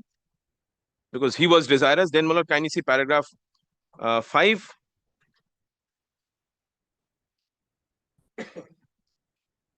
Remitted rupees 1 crore 20 and rupees 80 lakhs to the defendant number 2 on 17th January 2012. Yes. Then, my lord, paragraph 6. Now, very important, my lord, paragraph 6. 18 lakhs. 2, my lord, says Different number 1. 1. 17. You can't now ascribe payments made to defendant number 1, at least, my lord, not at the prima facie stage, Yes. to say I shall recover from you. Because this is exactly the reason why, my lord, defendant number 1 has filed a suit saying that I am not liable to you. Yes.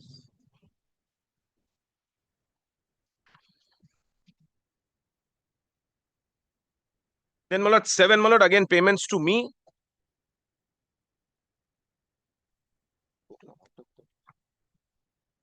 Then, my lord, paragraph 8. And, my lord, very important, everywhere, my lord, will find pursuant to the agreement. Correct. Because he is claiming from the agreement, it is not denied there. So it becomes very important. The plaintiff and defendant were executed sunset. Terms whereof MD agreed to assign sell transfer 18%. Then, my lord, kindly see clause of MOU 9. Then kindly come to clauses set out.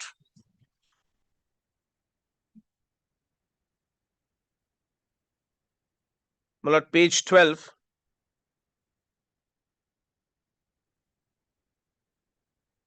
One crore 88 on 24th April 2012. Then, my lord, page 13. No, for the payment of execution MOU treated as a payment made in terms of MOU. Save and accept 1 crore 88.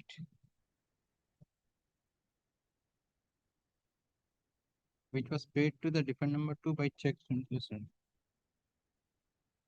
Why it is? Page 12, payments. Page 12, my lord, yes. Page 12, last paragraph. Payments made prior to the execution of the MOU are treated as a payment made in terms of the MOU. Which was paid to the defendant at a key 1 crore 88 key amount. These were payments made prior to the MOU was executed. So this will, Yes, so this is, made, so this is included in. yes, in the memo of consideration of the MOU. That is So it becomes, it gets ascribed or, my lord, gets tagged, my lord, with the, my lord, MOU, my lord, which has been. Okay. Yes. कुछ है ये? 12टा तो होने के लिए भेजेगा। 12 में? और fix match. Malad, the time Malad is Mr. Sinha saying Malad 12 bajega ji, which means I don't know Malad whether must have been referring to me Malad. Oh. So I'm assuring Malad 12 অনেক দিন আগেই বেজে গেছে also.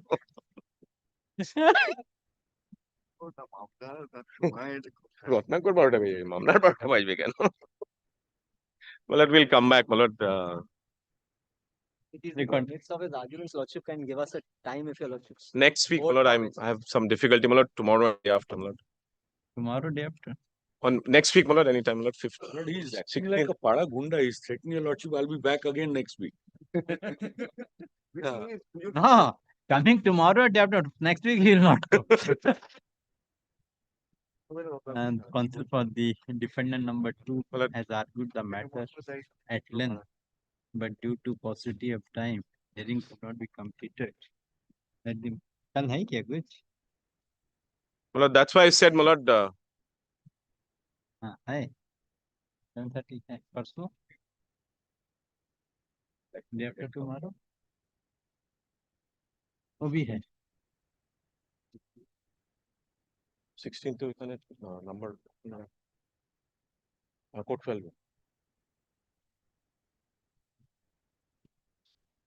11:30 कल नहीं है. Tomorrow 11:30. Malad, tomorrow and day after Malad, I have some difficulty. That's what I was saying Malad.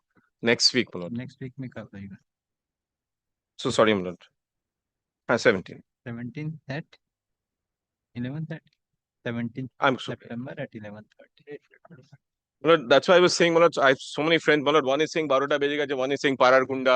So Malad, all this Malad compliments A very Malad. polite one. He said sorry now. He said sorry now. Ex post facto sorry. Yes. I'm grateful Malad. বলে করে দিয়েছে।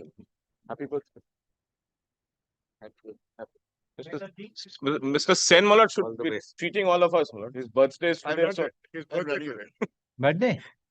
Many happy. এবার তো খাওয়াবে নাকি?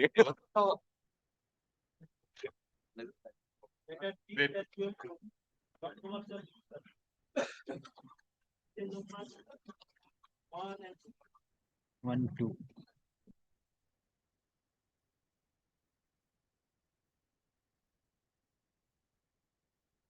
But I'll just put the matter in perspective, a 2-minute summary, so Lord, your Lordship will not have to be troubled with what I have argued on the last day. But just to, the facts in challenge are this: there is a meeting of the society held by me. First, not in that, that meeting was called because there was an emergency. One Mr. Damani had been found to be defalcating funds. He had been arrested by the police. We held the meeting, removed him from all posts. Now, the important thing is Mr. Daga and various other persons also had notice of the meeting. They didn't object to the holding of the meeting. They also know of the resolutions passed there that I've already showed your Lordship. Now, despite notice of those resolutions appointing new trustees, they go and hold their own rival meeting, knowing that there are other trustees. So, Lord, they do not give them notice of those meetings.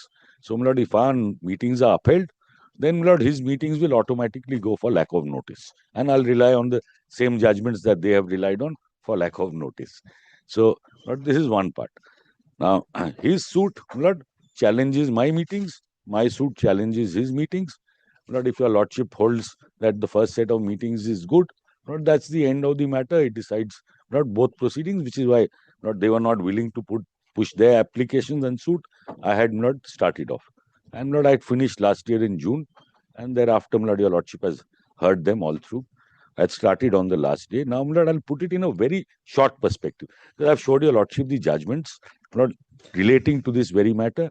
Lord Justice Munshi's judgment, Justice Sivan, Lord, Justice Thotakil Radhakrishnan's judgment, and thereafter the division bench of Justice Sivanyanam. Lord, I've showed your Lordship that was followed, not the Justice Sivanyanam's judgment. I told your Lordship, SLP, no stay, stay refused. In addition, Lord, that judgment has been followed and interpreted by Justice Sarkar and your Lordship. So, Lord, this part I have already done. I was only placing those on the last day. Now, Lord, to bring the matter back in focus, Lord, therefore, Lord, your Lordship will remember the whole crux of the matter seems to be whether Harshvardhan Lodha was removed by a court order or not. That's the crux of the matter. So my arguments had been, Lord, basically, Lord, to put it again within a very short compass, without detail, threefold. Number one, that there was no removal of Harshvardhan Lodha, either by Justice Munshi's order or by the division bench orders.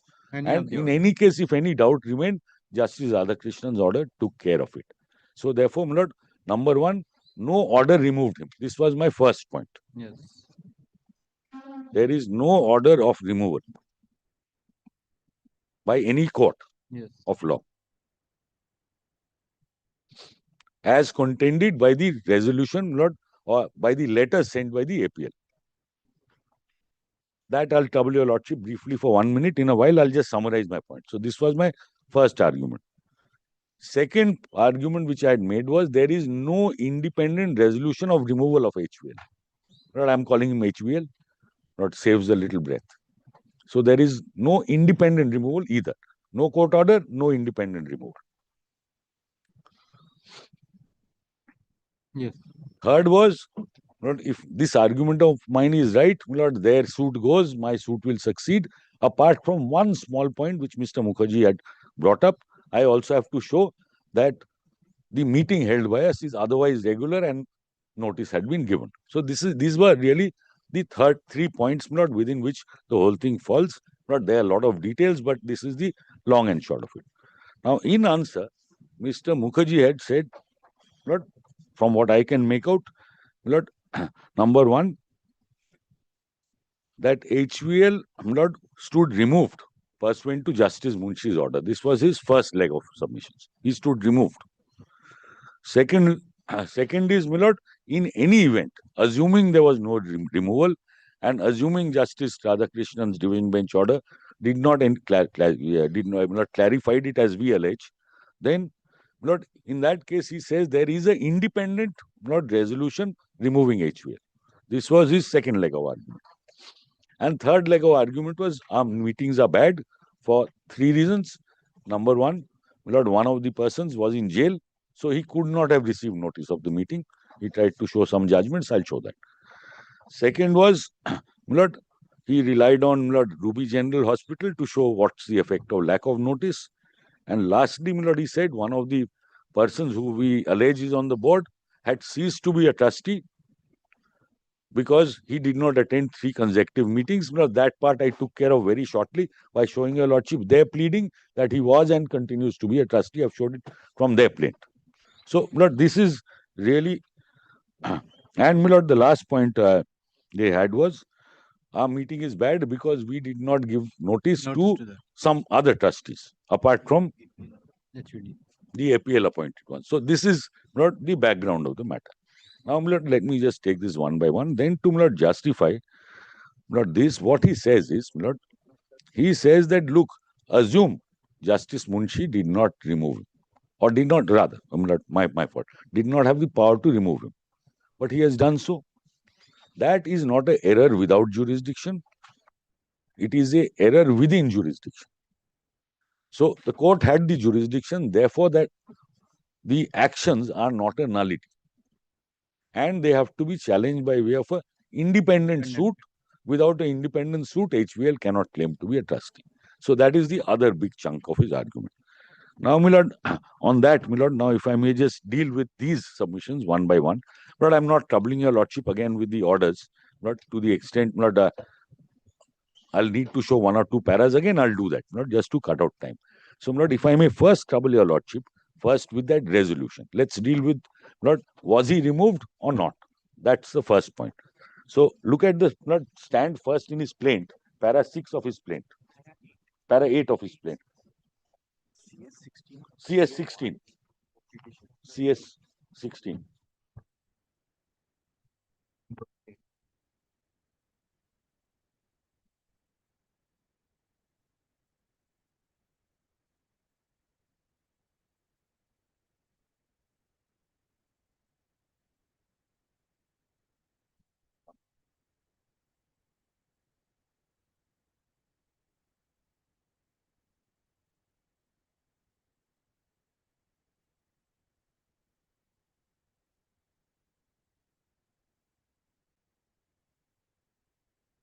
But while it's being taken out, let me just not amplify a little bit. The argument made by Mr. Mukherjee is that there is an independent resolution of removal. Now, let me show your lordship what his case in the plaint is. His case in the plaint is clearly that at that meeting they recorded his cessation, not that they passed a independent resolution of removal. That's all. That's the limited thing, and then I take your lordship to that notice.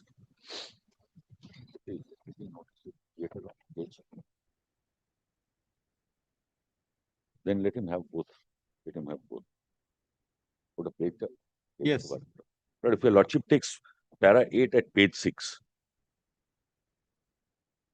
the Board of Trustees of the Society by circular resolution of 16th April 2021 circulated through its secretary, Mr. Sunil Daga, passed 2 resolutions, amongst which one of them recorded cessation of the respondent number 1 as a trustee and member, not removal. That's his case. Yes. This case is now being built out for the first time, not after we made the argument that there is no independent resolution. So, not this again, like not Mr. Matilal ceasing to be a trustee, not this is again a case from the bar. Now, my lord, if your lordship. Yes. And my lord, why do I need this here? Just bring it to him. Now, my lord, if your lordship would then take the meeting, page 43 of CS 21. CS 21. J1. Same page, so page 43. Now, my lord, I have showed it to your lordship. Lord, I apologize for showing it once more, but there's been a gap. Yes. So, my lord, this is the minutes of the meeting. And, my lord, if your lordship sees, my lord, third para, my lord, about just after the middle, Yes. his son Harshvardhan Lodha became a trustee and governing council member of this society in September 2003. So he admits he was a member.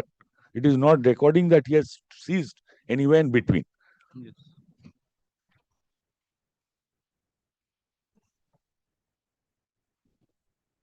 Then, my lord, why this meeting? That's the last para on that page. On 2nd November, the society received a communication from Khaitan and Co. advocates for the defendants enclosing the following. The 2 orders. The orders, copy attached, but not attached. So far, not seen the light of day. But there must have been some misrepresentation there, otherwise they would have disclosed it. And, my lord, your lordship will see item 3 and 4. Lord, what is annexed, my lord, is Justice Munshi's order, and, my lord, the clarification order. These two are annexed. Now, my lord, please turn the page. The letter of 12th November received by the society from APL committee, copy attached, again not attached, contains judgment and order passed by the learned single judge and not that clarification order. So they are relying only on this. Please see this, my lord. Yes.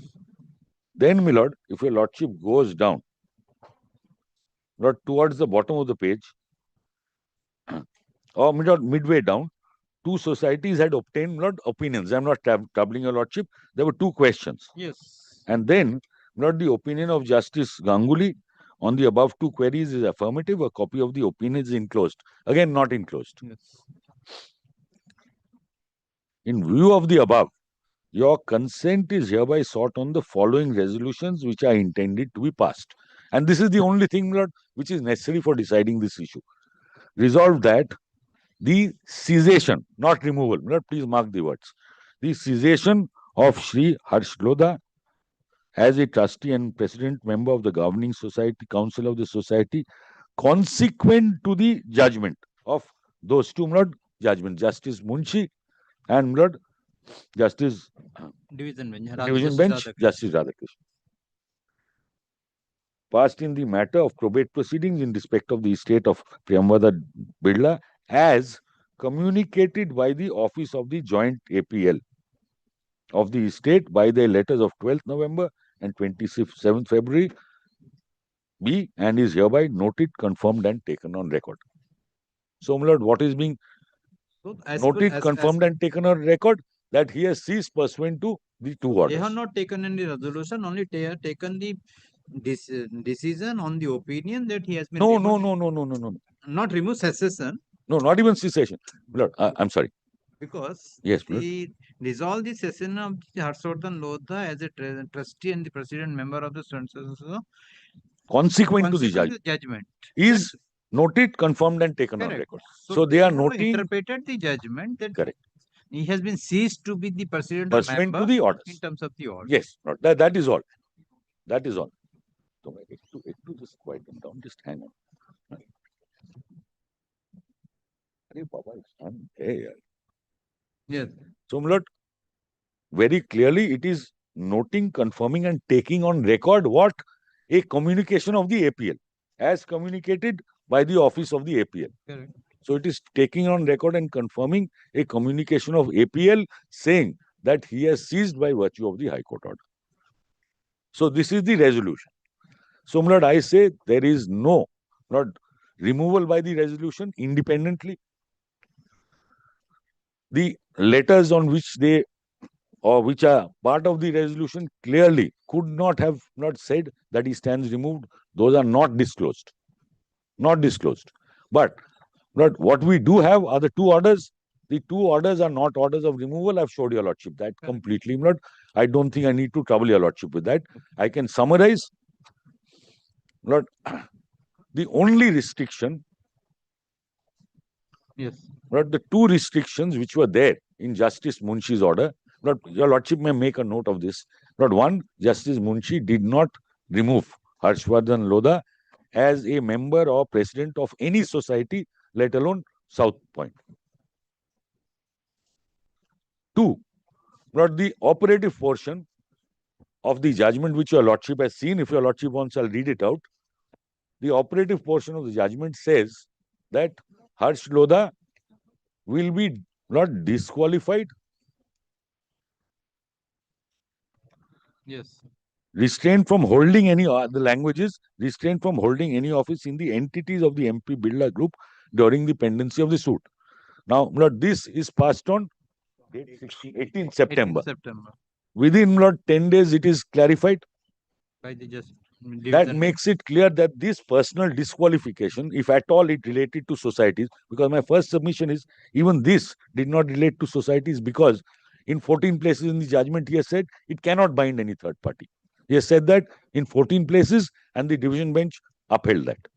But apart from that, this personal disqualification, if at all it was there, if at all, if there's any confusion, goes on Justice Radhakrishnan's order. If your lordship only, I'll just read it for your lordship.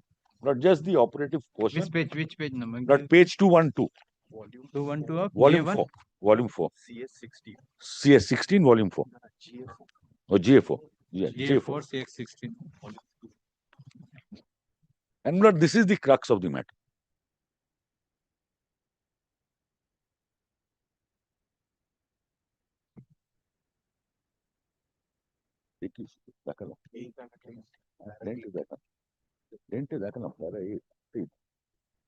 You showed para 8 to page.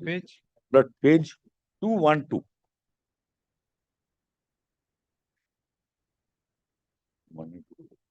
It's a 212. Page 212.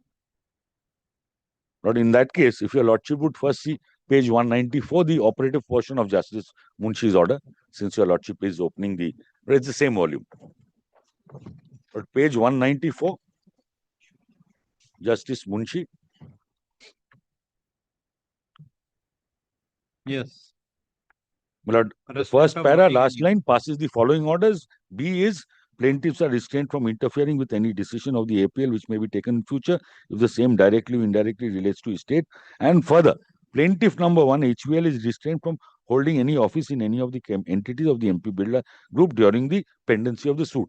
Now, this clearly did not only could have referred to the companies, because in 14 places he has said this it is beyond doubt that I cannot pass any order against any third party. He has said it in 14 places that your lordship has noted earlier. If your lordships want, I'll give the paras again.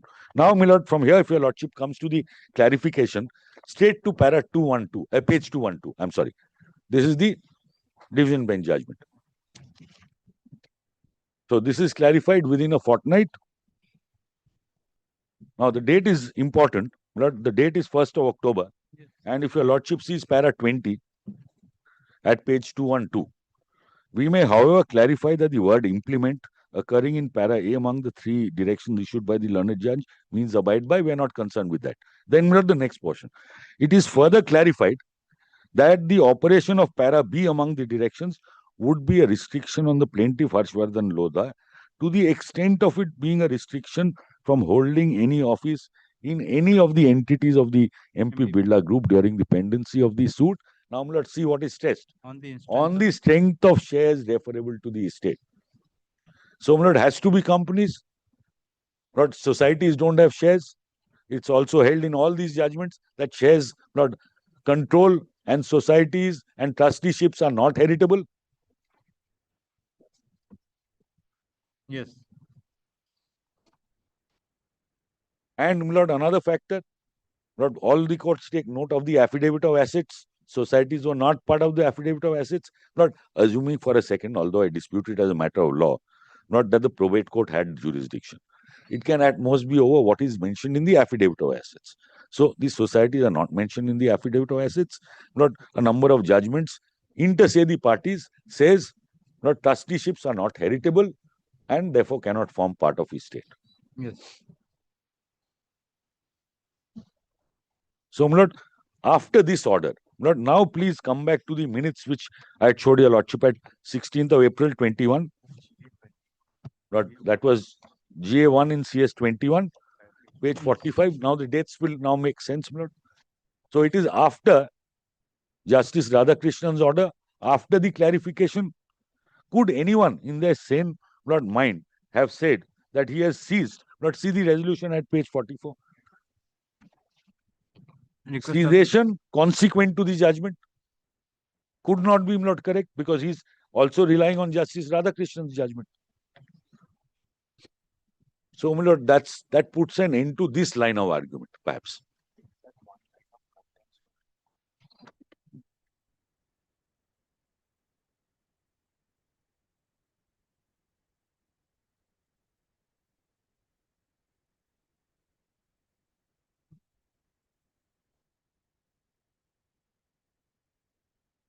Yes.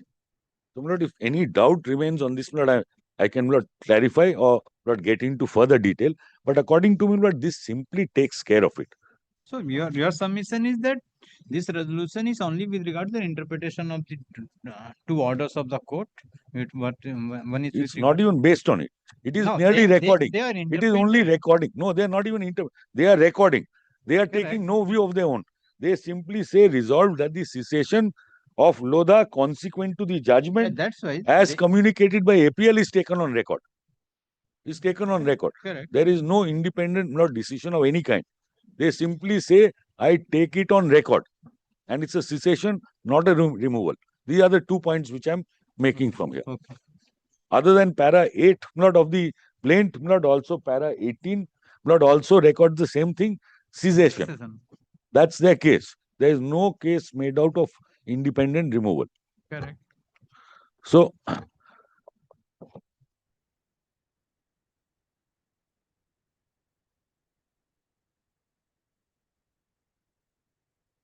now, in meeting this, I'm sorry. Yes. In meeting this point of Mr. Mukherjee, that he was removed pursuant to these orders and by an independent resolution. One I've pointed out, the orders do not remove neither Justice Munshi nor, in any case, if any doubt remained, my lord, after the order of Justice Radhakrishnan Division Bench, no doubt could have remained that this does not operate qua societies. So this was my second point. Third point is the question of whether the probate court could have actually even intended to or did so. To which my answer is the order itself shows no removal, Justice Munshi. In any case, after the clarification, that is gone. But a more basic point is that the probate court did not have the jurisdiction to pass these orders at all. And that is what the division bench has ultimately held. Jurisdiction of the probate court is restricted to the only to the parties before it. Correct. And to seeing the genuineness and the validity of the will. it cannot get into property disputes, title disputes, etc. That is well settled. Now, Justice Munshi says that in numerous places in his order, and that is upheld by the division bench. There was a cross objection by them against that. That cross objection has also been dismissed. So, that point is completely out of the picture.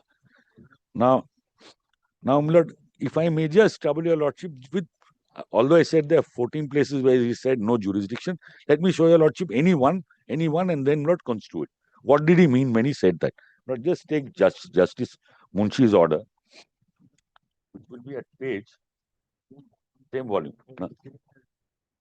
We'll show it from volume, that same volume in GA4.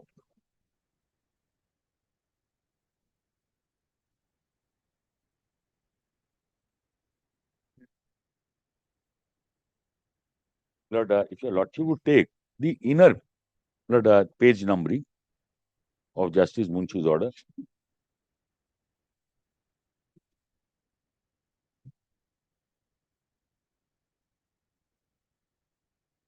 I just show that. Please take page 112. Not the page of the, not 112 of the volume, but of the judgment. The inner page, I'm sorry. There are too many papers to juggle between, so we kept the. Yes, 113 starts. Should be page 151, perhaps. 151 running page. Yes. Now, please take the judgment shown, and then he relies on para 159, the quotation. Probate court cannot pass any protection or injunction order against any person who is not a party to the probate proceeding. And further, since no adjudication of foreign issue is possible before a probate court, the decision of the coordinate court, which decision has been thoroughly discussed herein before, there is no difficulty for this court to accept this proposition as submitted by Mr. Bandopadhyay. Now, please see the next line. The probate court cannot extend its jurisdiction over a person or entity who is not a party to the proceeding. Then, Mr. Bandopadhyay relied on KK Birla versus Rajendra Lodha, which is again between the warring parties, on the issue of his client having no caveatable interest. Therefore, no order passed by the probate court can bind him. According to the said decision, jurisdiction of the probate court is limited, being confined only to consider the genuineness of the will. The proposition is a well-settled proposition of law, and there can be no two opinions. Now, just like this, while dealing with the submission of all the parties, he holds this in 14 places. Yes. There is no jurisdiction. Now, if I may be permitted,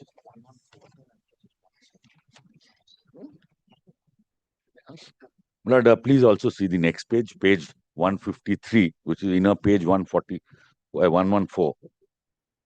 The last two paras, since I have already held that the noticee company not being a party to the proceeding, societies were also not.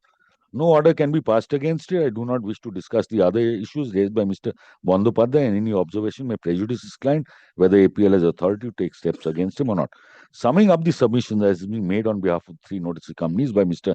Chinoy, Mr. Bandopadhyay, and Mr. Bachawat, this court is of the firm opinion that so far as they are concerned, no order of restraint of any kind can be passed by this probate court, since they are not parties to this proceeding. So, societies, no order can be passed. And this is then over 1 dozen places. Your lordship has already made a note of it earlier. I'm not troubling your lordship. Now, if I may now put this in the form of a question, please forgive me for putting it this way.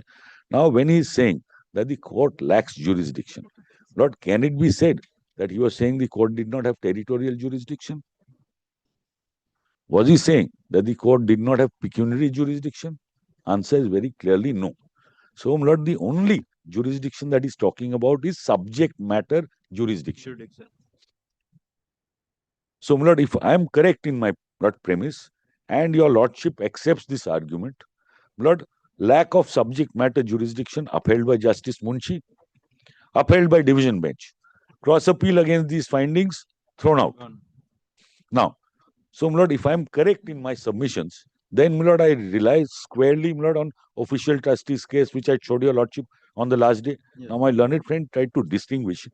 So, could I just trouble your lordship once only with that judgment? I showed it a year ago. I showed it a year ago. I don't know whether it will be easy to track it down.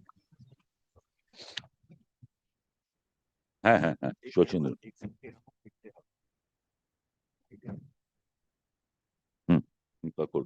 Good.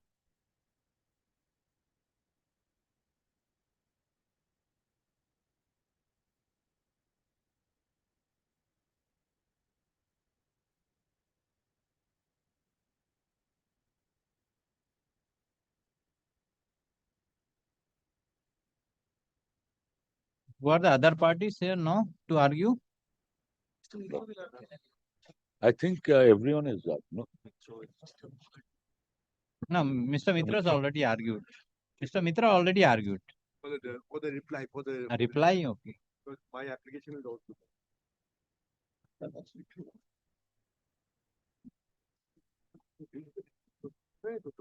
No.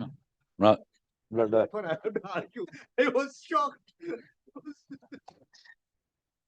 He's only thinking of the lunch Mr. Shomrat Sen is going to feed him today. Don't worry, I will leave by 1:20. Lord, if your lordship comes to page 99. Yes. What mean that judge? What is meant by jurisdiction? This question is answered by Mukherjee, acting Chief Justice, speaking for the full bench of the Calcutta High Court in Lord Hirannath Rai, etc. At page 146 of the report, the learned judge explained what is meant by jurisdiction. In the order of reference to a full bench in the case of Suklal, it was stated that jurisdiction may be defined as the power of the court to hear and determine a cause and to adjudicate and exercise any judicial power in relation to it. In other words, by jurisdiction is meant the authority which a court has to decide matters which are litigated before it or take cognizance of matters presented in a formal way for its decision. Now, Lord, please permit me to pause here. The court, Lord Justice Munshi, has clearly said, I do not have the power to decide. So, Lord, because it is the power to hear and determine. He has said, I don't have the power to determine this. Then, Lord, an examination of the cases in the books discloses numerous attempts to define jurisdiction, which has been stated to be the power to hear and determine issues of law. In fact, the authority by which the judicial officer takes cognizance of and decides causes, the authority to hear and decide a legal controversy. Not then see the power to hear and determine the subject matter and controversy between the parties to a suit and to adjudicate or exercise any judicial power over them. Now, the court has said not clearly that they have no power over third parties. So, then, if your lordship turns the page, proceeding further, the learned judge observed the jurisdiction of the court may be qualified or restricted by a variety of circumstances. Thus, jurisdiction may have been considered with reference to place, value, and nature of the subject matter. The power of the tribunal may be exercised within defined territorial limits. Its cognizance may be restricted to subject matter of prescribed value, similar territorial and pecuniary. It may be competent to deal with controversies of a specified character, for instance, testamentary or matrimonial causes acquisition. So this is subject matter. Yes.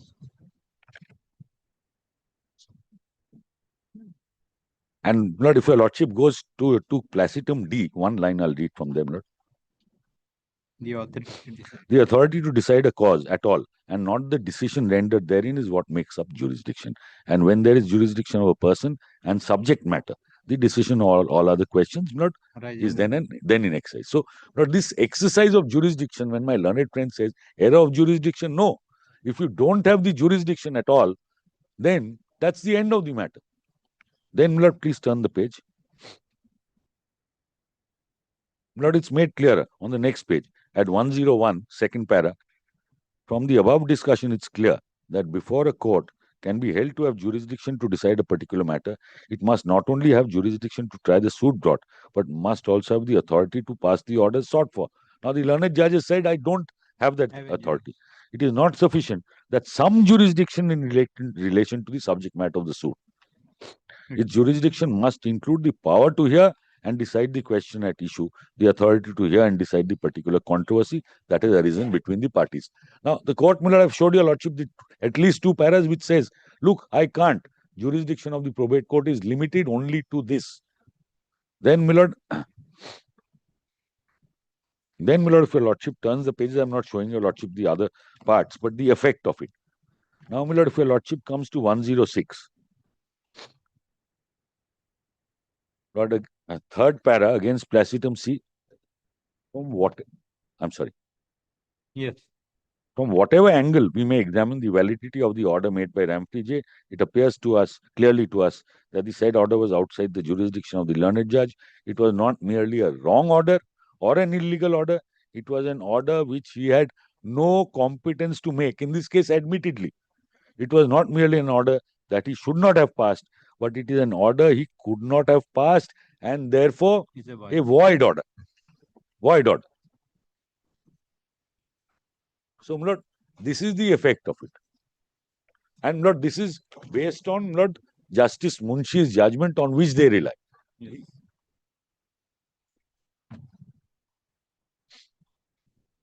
Next. Lord, 3-4 subsidiary points just dealing with this, Lord.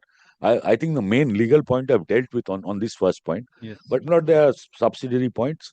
Lord, no notice was given to South Point. That is already argued. Yes. Lord, no. What I'm saying is, despite an order of the division bench, there was an ex parte order passed against some companies. They went up in appeal. The division bench said, please give notice to all parties. In the prayer, give me the prayer. In the prayer, they wanted leave to serve South Point, but they never did so. That's what I show your lordship.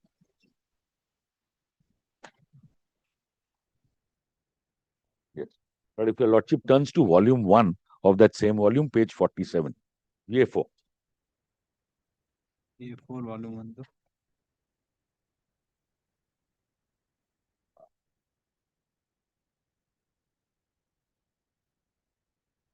So, Lord, that's, if I may take your lordship to the first proper page of the judgment of Justice Munshi, that begins at page 45.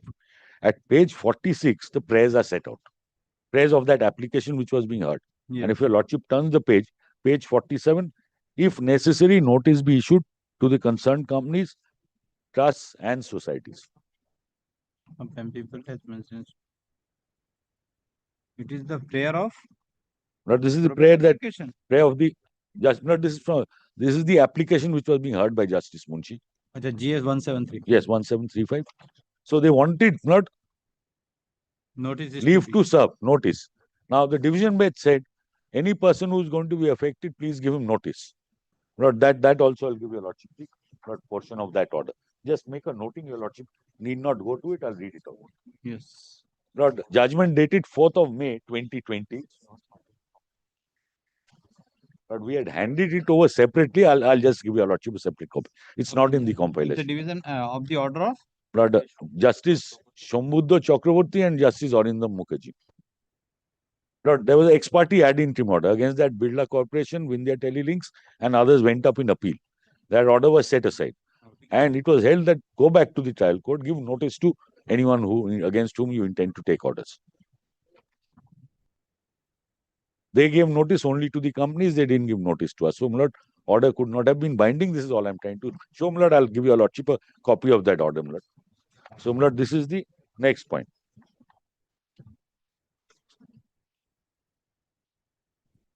Now, going back to Justice Munshi's orders, there are two other points which I make. There is no order against the society in the operative part. In the operative part, it is only against HVL. Now, there was a sting in the tail. That sting in the tail is at volume 2, page 190.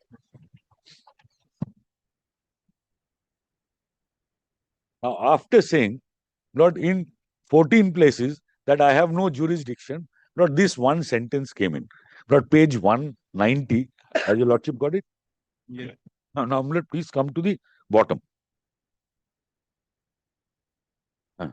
All these entities of the group would have exercised their voting right in accordance with the directions of PDB had she been alive. Accordingly, now, I'm sorry, Lord, has your lordship got it? Page 190. Yes. Bottom. 190 of volume 2. Yes. GA4. Yes, volume 2, GA4. Yeah. But the last sentence, bottom of the page. Yes. All these entities of the group would have exercised their voting right in accordance with the directions of PDB had she been alive. Accordingly, now such entities would exercise. Now, please mark the next word. Would do what? Exercise voting rights flowing from the investment in the companies controlled by PDB in a manner to be guided by APL. So, my lord, APL guidance comes in after saying I have no power. This portion has been specifically set aside by the division bench. Your lordship can make a note of the para 132 of the division bench, not judgment. Para 130. But para 132, not at running page 391 of volume 3. So, my lord, the division bench accepted our argument that, look, after having saying no order can be passed, how could you do this? This is contradictory.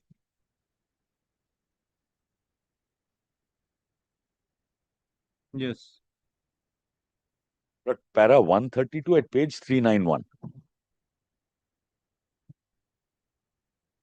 391 of the running page or? Yes, running page. 391. But it will be page 260 of the division bench judgment. But if I may read para 132.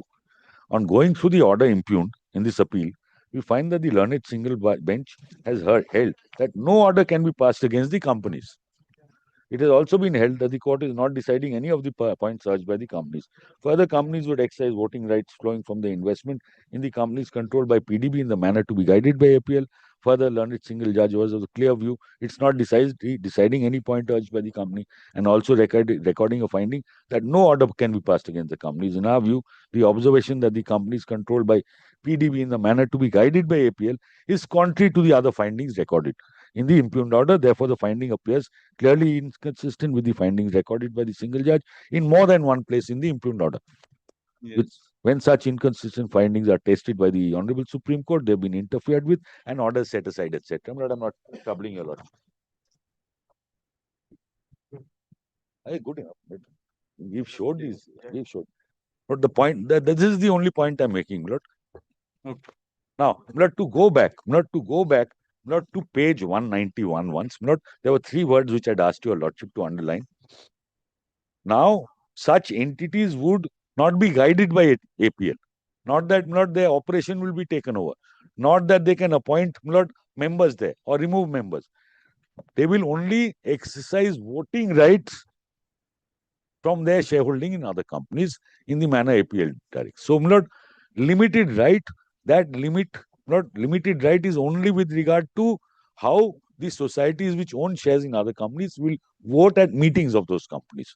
But it has nothing to do with interfering in my affairs or removing someone or recording his cessation or appointing someone. No power given by Justice Munshi to appoint or remove or do anything else or even call a meeting in my society. None.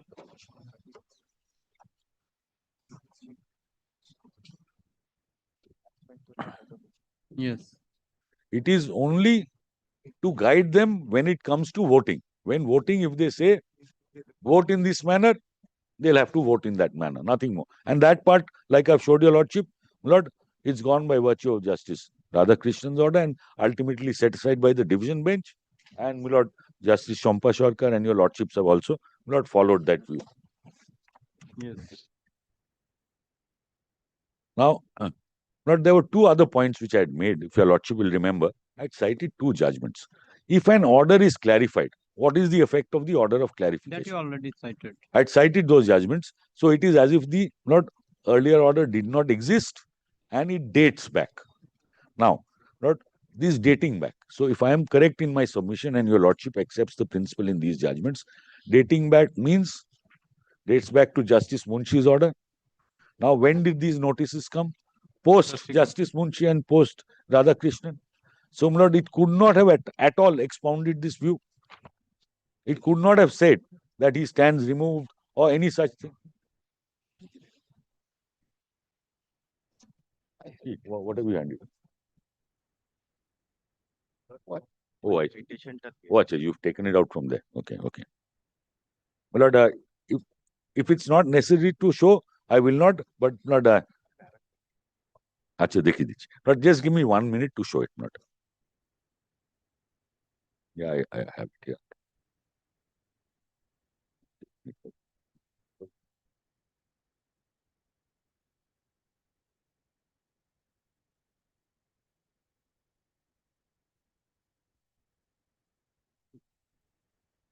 one.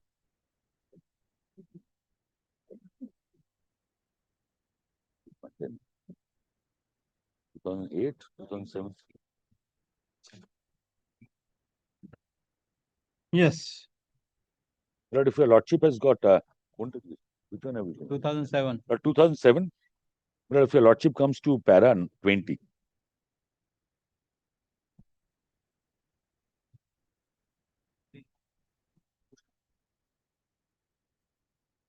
Para 21, Lord.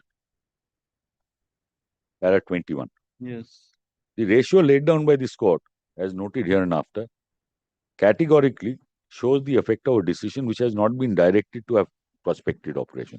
So, Lord, if not directed to a prospective, it dates back. Lord, it considers the other Lord, judgments, and your lordship would not please turn the page. I'll just show your lordship only the relevant portion. Lord, just after Placitum C. Yes. But where Ashok Kumar is referred to, it's for this court to indicate as to whether the decision in question will operate prospectively. In other words, there shall be no prospective overruling unless it is so indicated in the particular decision. So, Lord, if not mentioned, retrospective. It's not open to be held that the decision of particular place will be prospective in its application by application of the doctrine of prospective overruling. Doctrine of binding precedent helps in promoting certainty and consistency of judicial decision, and enables the organic development of the law, besides providing assurance to the individual as to the consequence of the transaction. That being the position, the High Court was in error by holding that the judgment which operated on the date of selection was operative and not the review judgment in Ashok Kumar. All the more so when the subsequent judgment is by way of a review of the first judgment, in which case there are no judgment at all, and the subsequent judgment rendered on review petition is the one and only judgment rendered effectively and for all purposes, the earlier decision having been erased By the by countenancing the review applications. So, Milord, the earlier goes. Now, Milord, on this also, Milord, I showed your lordship.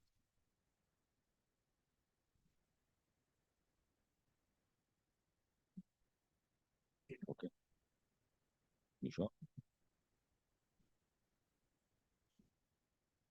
No, I have it here.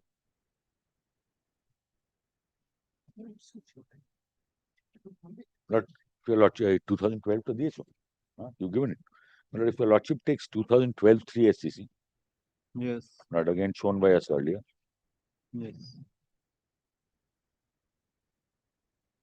And Milord, if your lordship would come to Milord, page 370. Para 40. Yes, Milord, 41.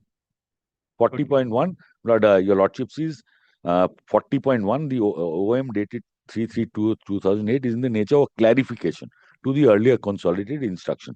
Now, Lord, the effect of this clarification is being considered if your lordship comes to para 41. Lord, third line in para 41, it was a contention of the learned counsel that the OM dated 3rd March was an executive order issued by the Department of Personnel and Training would apply only prospectively. Now, my lord, this is what is being considered, whether it's prospectively or not. And my lord, if your lordship just goes to Lord Placitum B, just below that, it's not possible for us to accept the aforesaid contention advanced at the hands of the learned counsel. If the OM dated so-and-so was in the nature of an amendment, there may well have been merit in the submission. So, amendment, yes, but the office order dated so-and-so is in the nature of a clarification. Essentially, a clarification does not introduce anything new to the already existing position. A clarification only explains the true purport of an existing instrument. As such, a clarification always relates back to the date of the instrument which was sought to be clarified. There are more paras, not in that vein down the line, but I will not trouble your lordship. Yes. Lord, just to remind your lordship, page 212, Lord Justice Radhakrishnan That says, order. it is clarified. It is clarified. That's the language.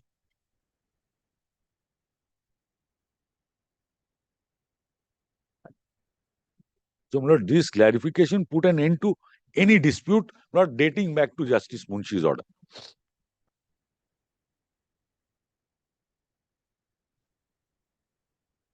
Next. Then, my lord, in any case, my lord, after all of this, it doesn't matter Lord, ultimately when the division bench judgment came, Lord, all of this is set to naught. Lord, it's made clear APL had no power to do anything. Lord, the language users could not have gone an inch further, could not have done an iota of this, that, and the other. Lord, strong language used to say APL could not have done all these things. Lord, I'll show that if required. Now, Lord,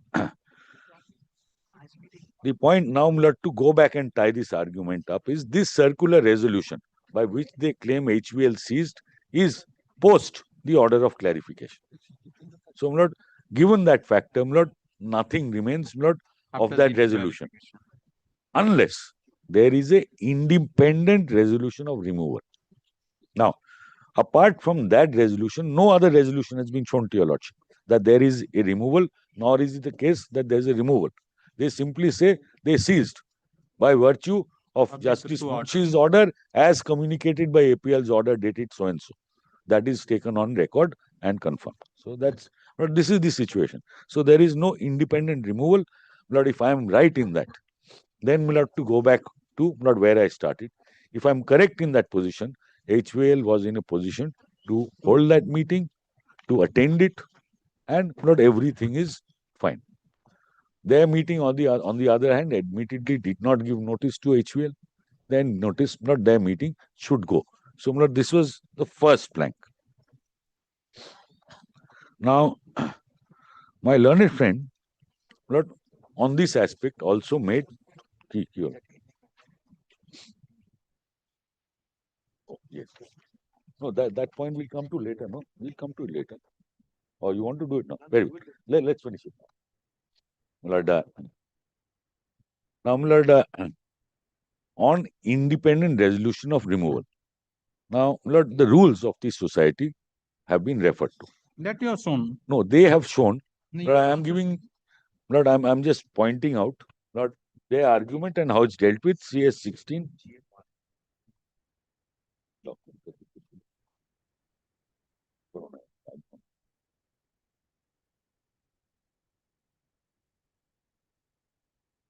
Lord, has your lordship got J1? Lord, volume 1. J1 of CS? Yes. Lord, if your lordship comes to 59, page 59.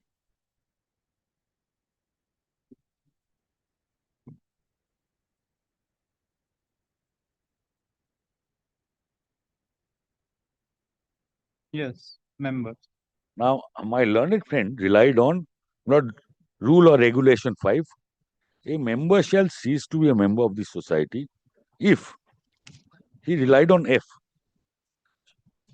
He is convicted by any court of any offense involving moral turpitude. B. He becomes disqualified by an order of court for any other reason or reasons whatsoever. These are two things shown for him for different reasons. But F is for the purpose that Lord Mr. Damani has not been convicted yet. So he says, look, he couldn't have ceased to be a member.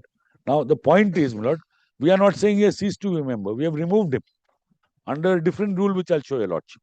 And then, my lord, 5G, if he becomes disqualified by an order of court or for any other reason whatsoever, he relies it on it to say HVL. HVL is gone because of the two orders. Correct. I've showed your lordship there are no orders. Now, that is why, Lord, he relies on this language. Lord, please see the beginning of 5, shall cease. He is going on the basis of cessation, not independent removal. So, Lord, this rule itself makes it clear. He says HVL's removal is actually a cessation. It is not an independent removal. Yes. Because of disqualification of an order of court. Lord, that letter is well thought out. Lord, after Lord taking opinion from Lord very learned people, Lord lawyers writing, then APL writing through letters, it's well considered. Lord, it is on the basis of cessation, not removal. And then, my lord, so my lord, he says that Damani is not yet convicted, so he could not have been removed under 5F, but he has not. He has been removed under 5I. I, because the prejudicial interest. He acts prejudicial, that's the language, prejudicial to the interest of the society and a resolution is passed against him by 2/3 majority. So, my lord, that ties up not all the loose ends. Yes.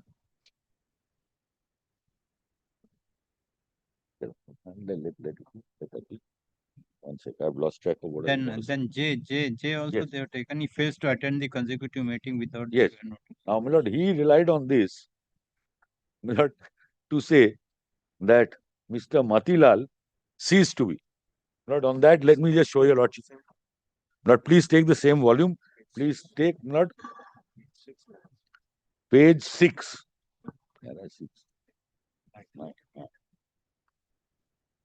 So he relied on this to say he did not attend 3 meetings and he ceased. Now, what is his pleading at page 6, para 9? I've showed your lordship this. The present valid composition of the trustees and the governing council, valid, not his governing body, Matilal. are as follows. Lord Biswajit Matilal is number 5 trustee, and he's also there in the governing council, item 7. So, Lord, please see, not they throw the rules to the winds. Court orders, Lord, misconstrued deliberately. Yes. Next. Sure. Now, my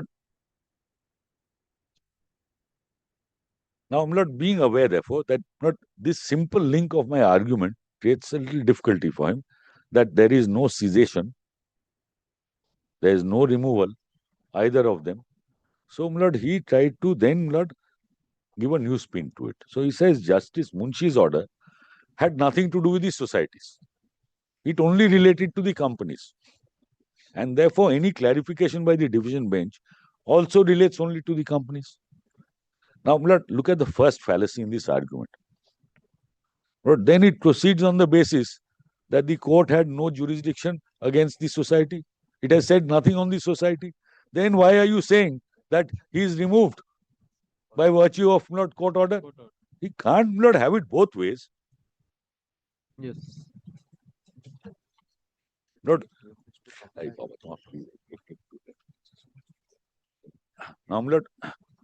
he is very clear. When it suits him, he says that the order covered everything. Now, when I say, look, it could not have, then he says, well, it actually did not. It has no bearing on society.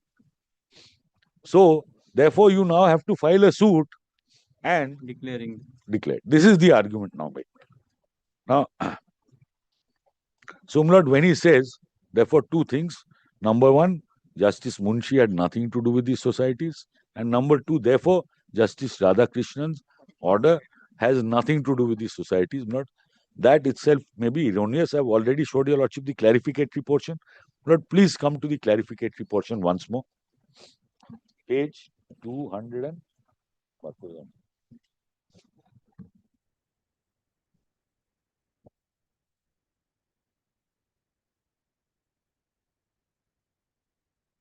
What it is doing specifically is to exclude societies from the ambit of the order.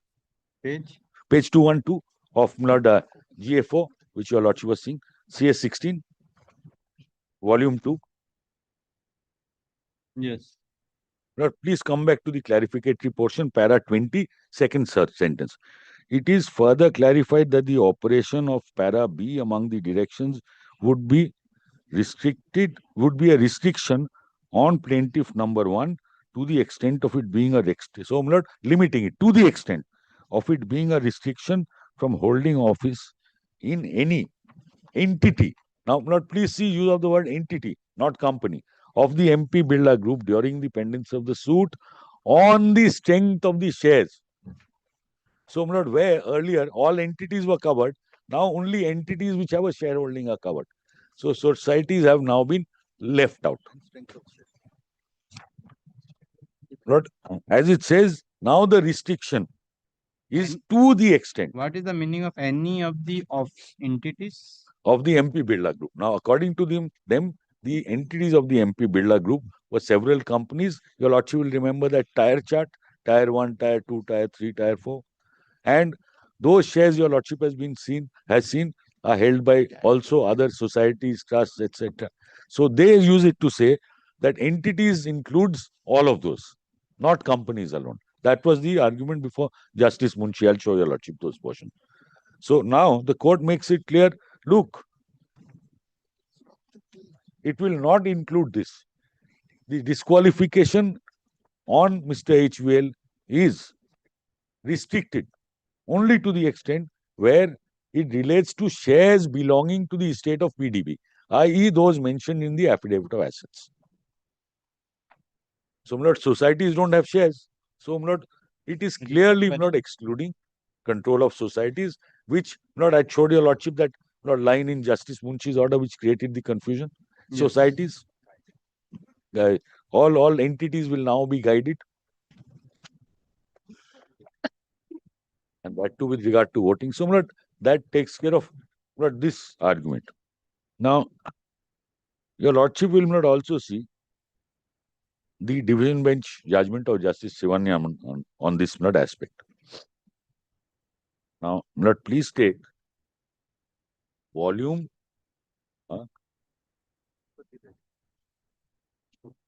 Volume 2 and 3 your lordship will need. Please give me a moment. I've managed to shut down the.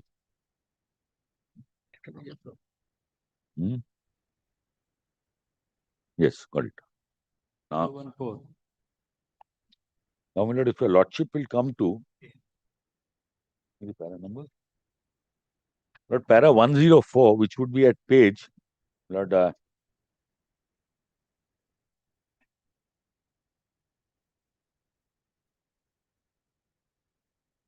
Yes, but it will be page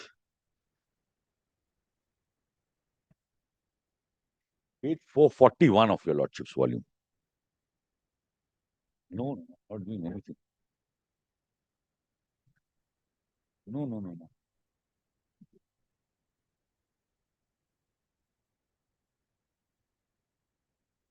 Your lordship has got 104? Yes. Now, not on jurisdiction, not what it rules. Para 105, but the issue is issue 1, and that was not your lordship sees power of the if your lordship goes back to 3 pages, the court frames these things to be decided. Now, so item 1 was powers of the probate court, and in deciding that issue, if your lordship turns to para 105. Court consider page 443, and if I may take your lordship down to the 5th line, it was therefore after considering Kamaljeet Singh Dhillon. Yes. The Supreme Court held it's well settled law. Functions of a probate court are to see that the will executed by the testator was actually executed by him in a sound disposing mind without coercion or undue influence. The same was duly attested. It was therefore not competent for the probate court to determine whether the person had or had not authority to dispose of the suit properties which he purported to have bequeathed by the will. The probate court is also not competent to determine the question of title to suit properties, nor will it go into the question of whether the suit properties bequeathed by the will were joint ancestors' properties or acquired by the testator.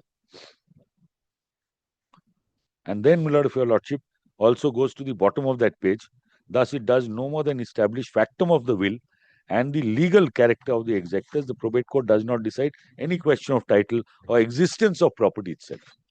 Your lordship has got that? Yes. Then, if your lordship also sees, same page as title or of existence of the property itself, the last 10 lines, whether the testatrix had title to the property or not, basically the question to be decided by a civil court.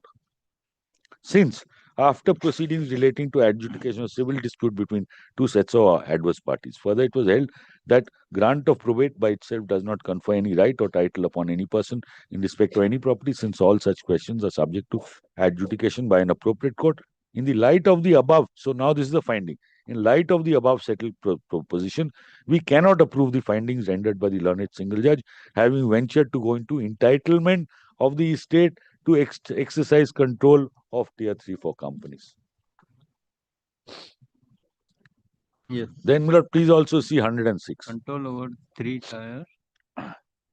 3 and 4 companies. Yes. So it couldn't have not gone and decided all this. Then, Lord, please also see 106, which is issue 1-2.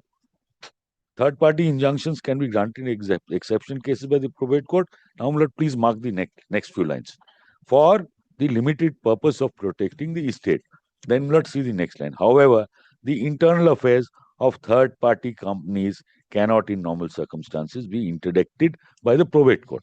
Now, Mr. Mukherjee tried to make much of this to get that little leeway in, saying that, look, it means that, well, probate court can, in limited circumstances, get into it. Therefore, it is an error within jurisdiction, not outside jurisdiction. So, my lord, in this context, I'm dealing with that submission. If your lordship takes those lines once more. Third-party injunctions can be granted in exceptional cases by probate court. For, now, my lord, for what? The limited purpose of protecting the estate. However, internal affairs of third-party companies cannot, under normal circumstances, be interdicted by a probate court. Correct. So, my lord, now this is explained further. Now, my lord, elsewhere, I'll just show that to your lordship. Where is that portion? For the limited issue? Yes. Yes. Now, if your lordship comes straight to para 201, I'll come back to these other things. Or, my lord, may I just come back to 108? My lord, I'll take your lordship to 2, because, my lord, we are running out of time. Page? Not 108. Para 108. I'm sorry. I'm very sorry. Yes. Not last 5 lines. We need not labor much on the issue, as the learned single judge has rightly noted the proposition of law in this regard and held that companies not being parties, they are not amenable to the jurisdiction of the probate court. While considering whether the companies can be joined as party defendant, court held that noticee companies can neither be joined nor as a party defendant, nor can an order of restraint be passed against such company who is not a party to the proceeding. Further, the court held that it can't extend jurisdiction to a person who is not a party to the present proceedings. Further, probate court cannot extend jurisdiction over a person or entity who is not a party. Further, it was held that since the noticee company not being a party, no order can be passed against it. Respondents have filed cross objection against these findings recorded by the learned single judge, which needs to be rejected. So, my lord, cross objection rejected. In the decision reported in so and so, Honorable High Court, Honorable Court observed that the court has no hesitation to hold that the probate court cannot pass any order, any injunction order against third parties, as third party who has no covetable interest in the probate proceeding cannot be allowed to be added as a party in the probate proceedings, and also for the reason that no order can be passed affecting the right of a stranger without adjudication of his rights in the probate proceedings is impossible, as the probate court cannot decide any foreign issue unconnected with the probate proceeding. Yes. Then, my lord, it goes on to, my lord, goes into other things which I'll deal with, but your lordship will see para 110. It says that the right of the APL is limited to the shares mentioned in the affidavit of assets. And it does not include personal influence or controlling interest. Para 110. With regard to the shares in several companies, PDB's powers were restricted to her ownership of the particular shares in different companies as mentioned in the affidavit of assets. Correct. Nothing more. In such context, the expression controlling interest should not be confused with personal influence of the testatrix. Now, your lordship has found, my lord, Justice Munshi's judgment says that if she were alive, she could have done this, that doesn't survive. Whatever might have been the principal personal influence of the deceased testatrix, the same was intangible and restricted to herself. The charisma or personal influence of the deceased might have helped her in carrying out her will in the affairs of the companies, but do not comprise of tangible incidents of a property or estate. Thus, it cannot be said that a personal influence is in any manner a part of the estate. But same thing they do with not controlling interest. Yes. But they deal with controlling interest in para 112, and at para 113, they say it is to do with actual shareholding. Correct. Last few lines. Then, para 115, please see how far they go down and knock out the APL. As a natural corollary, the APL to be appointed by the probate court for looking after and managing the estate of the deceased steps into the shoe of the deceased and does not have an iota of right or power more than the deceased would have herself. Hence, at best, para 116, hence at best, probate court can direct APL personally or through its nominees, to register itself or its agents as members of company in the capacity of owners of share actually owned by PDB in such companies. Upon such registration, APL and nominees will function as shareholders and have all the incidental rights and controlling power which PDB would have had by virtue of such shareholding, including voting right, participating in decision-making process and meetings. However, the probate court cannot go an inch further than that in interfering with the business, etc. Yes. But there are other paras I'll go to, but could I just trouble your lordship only with para 210? 201. It's in the next volume, just that one para. Then I'll come back to this, not on the next day. But there are a lot of other interesting paras, but 201 is important. Volume 4. Page 5. Not page 504.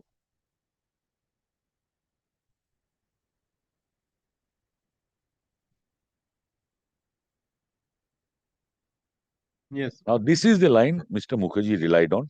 Issue 1.1. A testamentary court cannot decide issues of title conclusively. Such power lies purely within the domain of civil courts.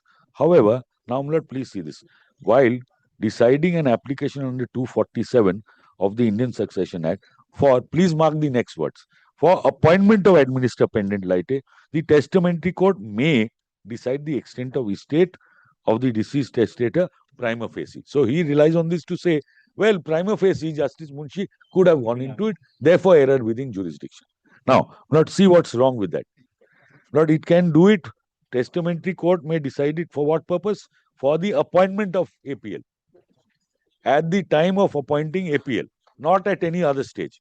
Now, APL in this case was appointed 12 years ago.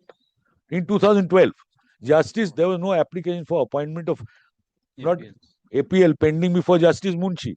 Not in appointing the APL, not the court appoints it over the affidavit of assets, and that is the end of the story. Not there could not have been a fresh determination of the extent of estate by Justice Munshi. Particularly when there are not two other division bench orders which say extent of estate is limited to affidavit of estate. In the same party, I'll show that on the next table. Yes.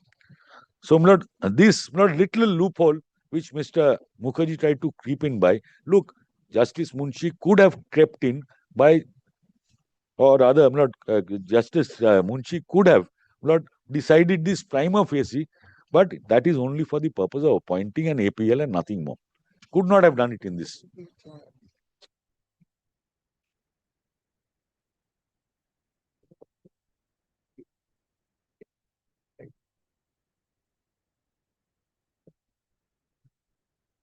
Because not hit with the principle of nullity flowing from official trustee. Not he tried to get out saying, look, he does have the jurisdiction to decide at least prima facie. Yes. But the answer to that is, look, that is limited only when you apply for appointment of the APL over the estate. That's all. That's all. Lord, there's a little bit more. There are 5 other submissions he's made. 5 submissions he has made. I'm dealing with the first one. The others are smaller. The others.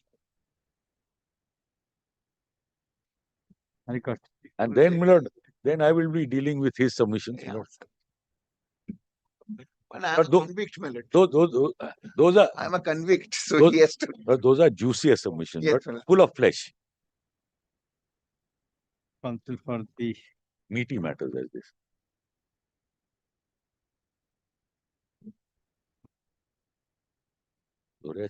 plaintiff in connection with CS 21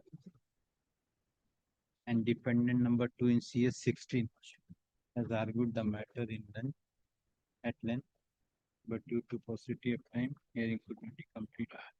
According to the adjournment, let the matter appear. Hey, date hai kya? Kal hai? I don't think there is any other. Kal nahi? No, not done. Huh? 4th December, 4th November, 4th and 6th November at 12 noon. 12 4th and 6th November at 12. Company circumstances, my lord, may I have your lordship's kind to mention one matter, my lord. But your lordship directed to deposit the cost within, my lord, 7 days from 2nd of September. Today, my lord, I have gone to the department with the check. They are not accepting our saying that it's fine. And you granted, sir. So great, my lord.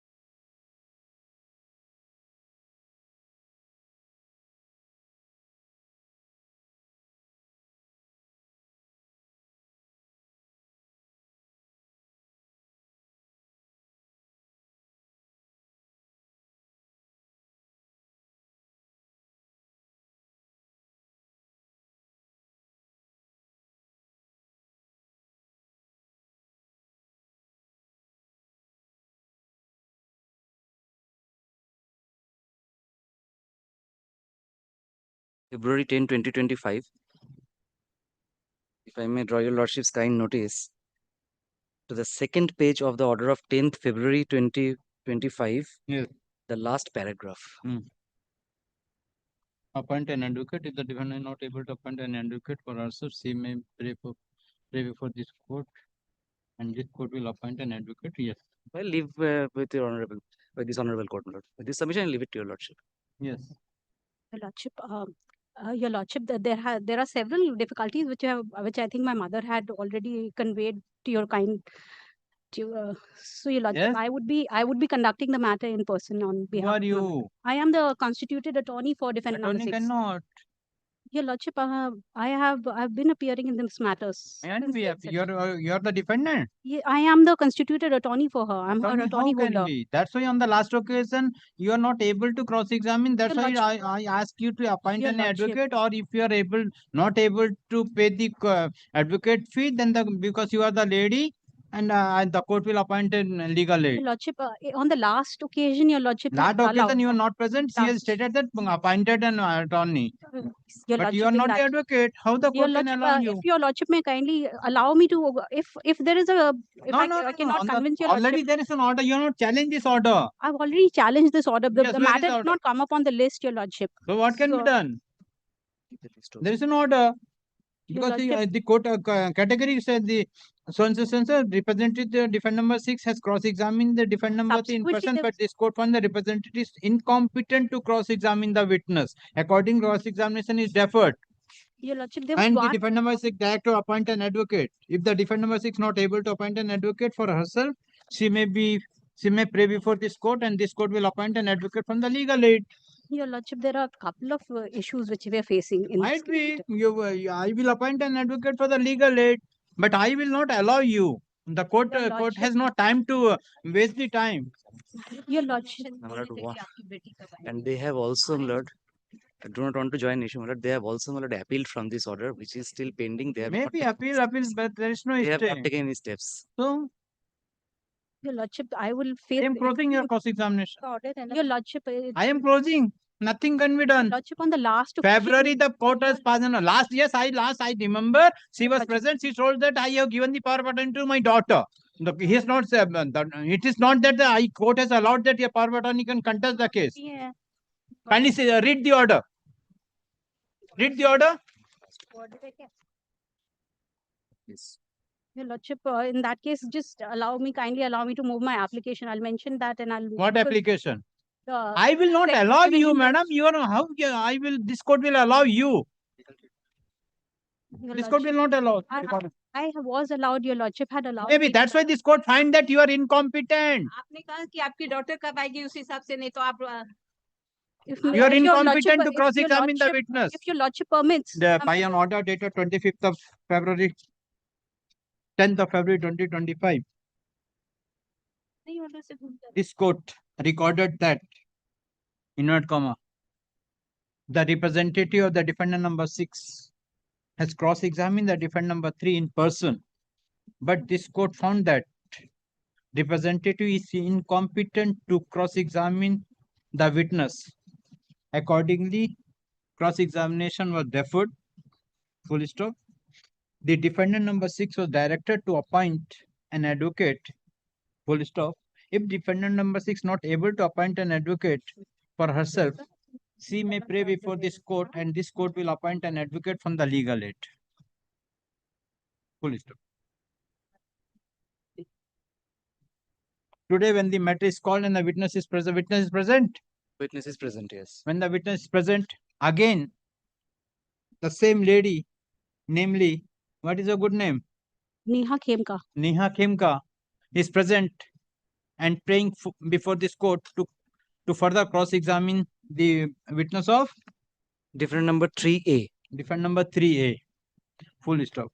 This court has already observed on 10th of February 2025 that Ms. Neha Khemka is not competent to cross-examine the witness, and as such, this court specifically directed the defendant number 6 either to appoint an advocate or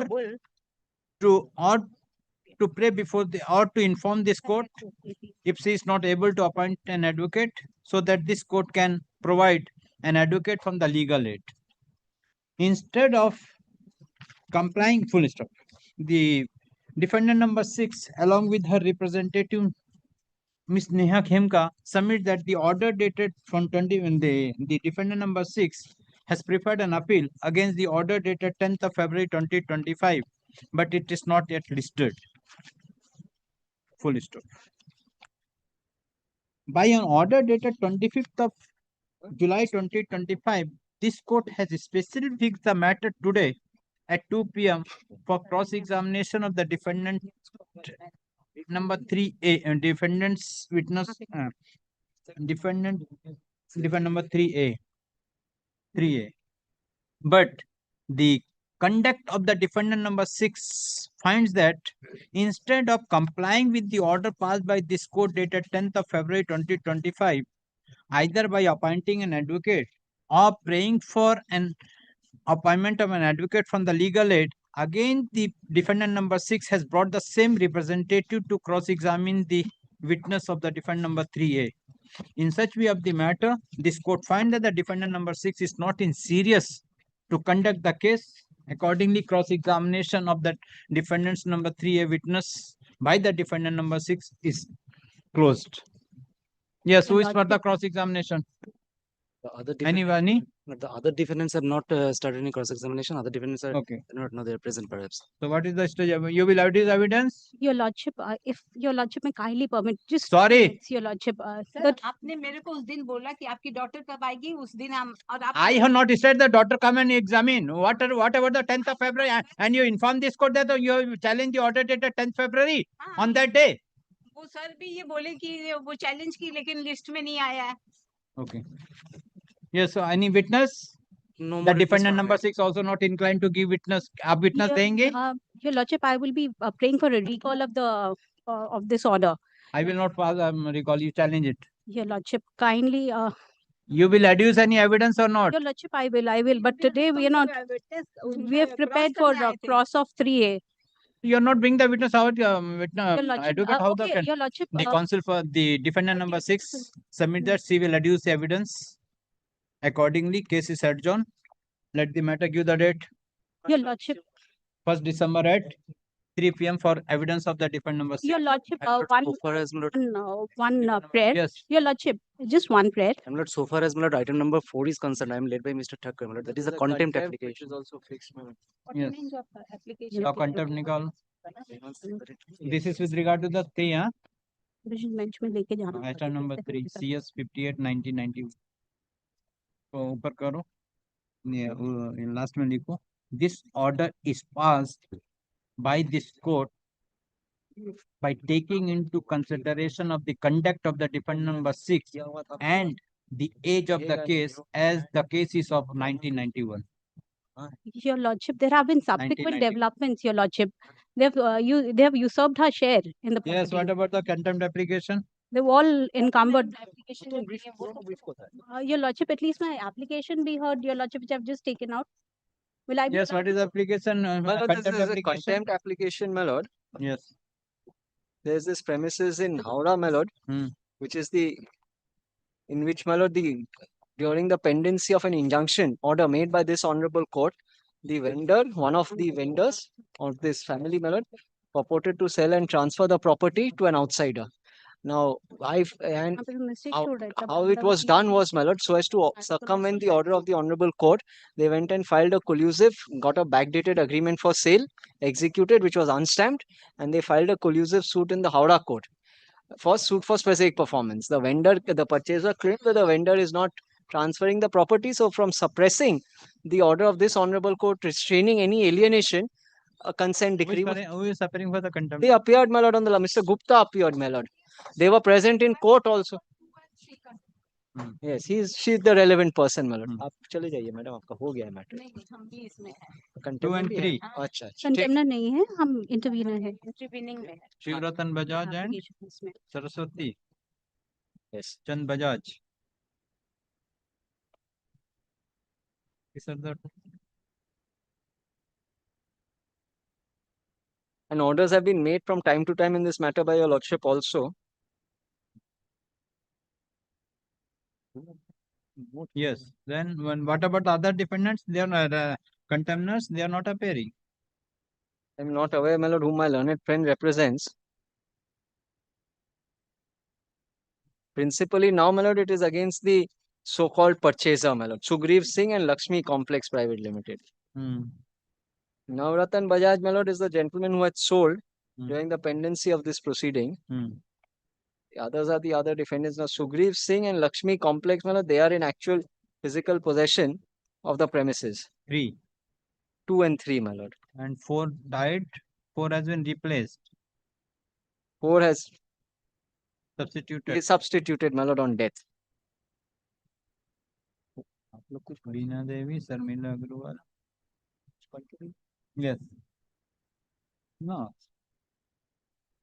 That is. No, that has been substituted by the plaintiff number 1. Plaintiff number 1. Plaintiff number 1 was substituted. Yes, yes. On demise. Plaintiff number 1 was substituted. Yes. And the contender number 4 died. What is it? This name has been deleted only. Yes, name has been deleted. Nothing. Nothing. Where is the which order? That was not made in mentioned. this proceeding. अगर contempt का orders दीजिए, हमको तो सिर्फ ये brief दिया है. ये कौन नहीं डिलीट किया नंबर भी नहीं लिखा by which order it has been deleted.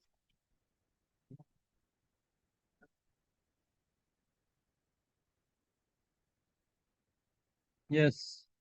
Now, my lord, I want to show your lordship, my lord, from the affidavit in opposition that this is a case of aggravated. Yes, you are appearing, madam. You are appearing for whom? You are appearing for whom? 2 and 3 name? Huh? Sugriv Singh and Lakshmi Complex. Okay. Kindly see, my lord, their affidavit in opposition once. And the false stand in the affidavit. First, my lord, there is no remorse, no attempt to seek apology, nor is there any attempt to undo the contempt or to purge the contempt. What they have come forward with, my lord, is a false stand on affidavit that they were not even aware of the orders made by this honorable court. Yes. Kindly come to.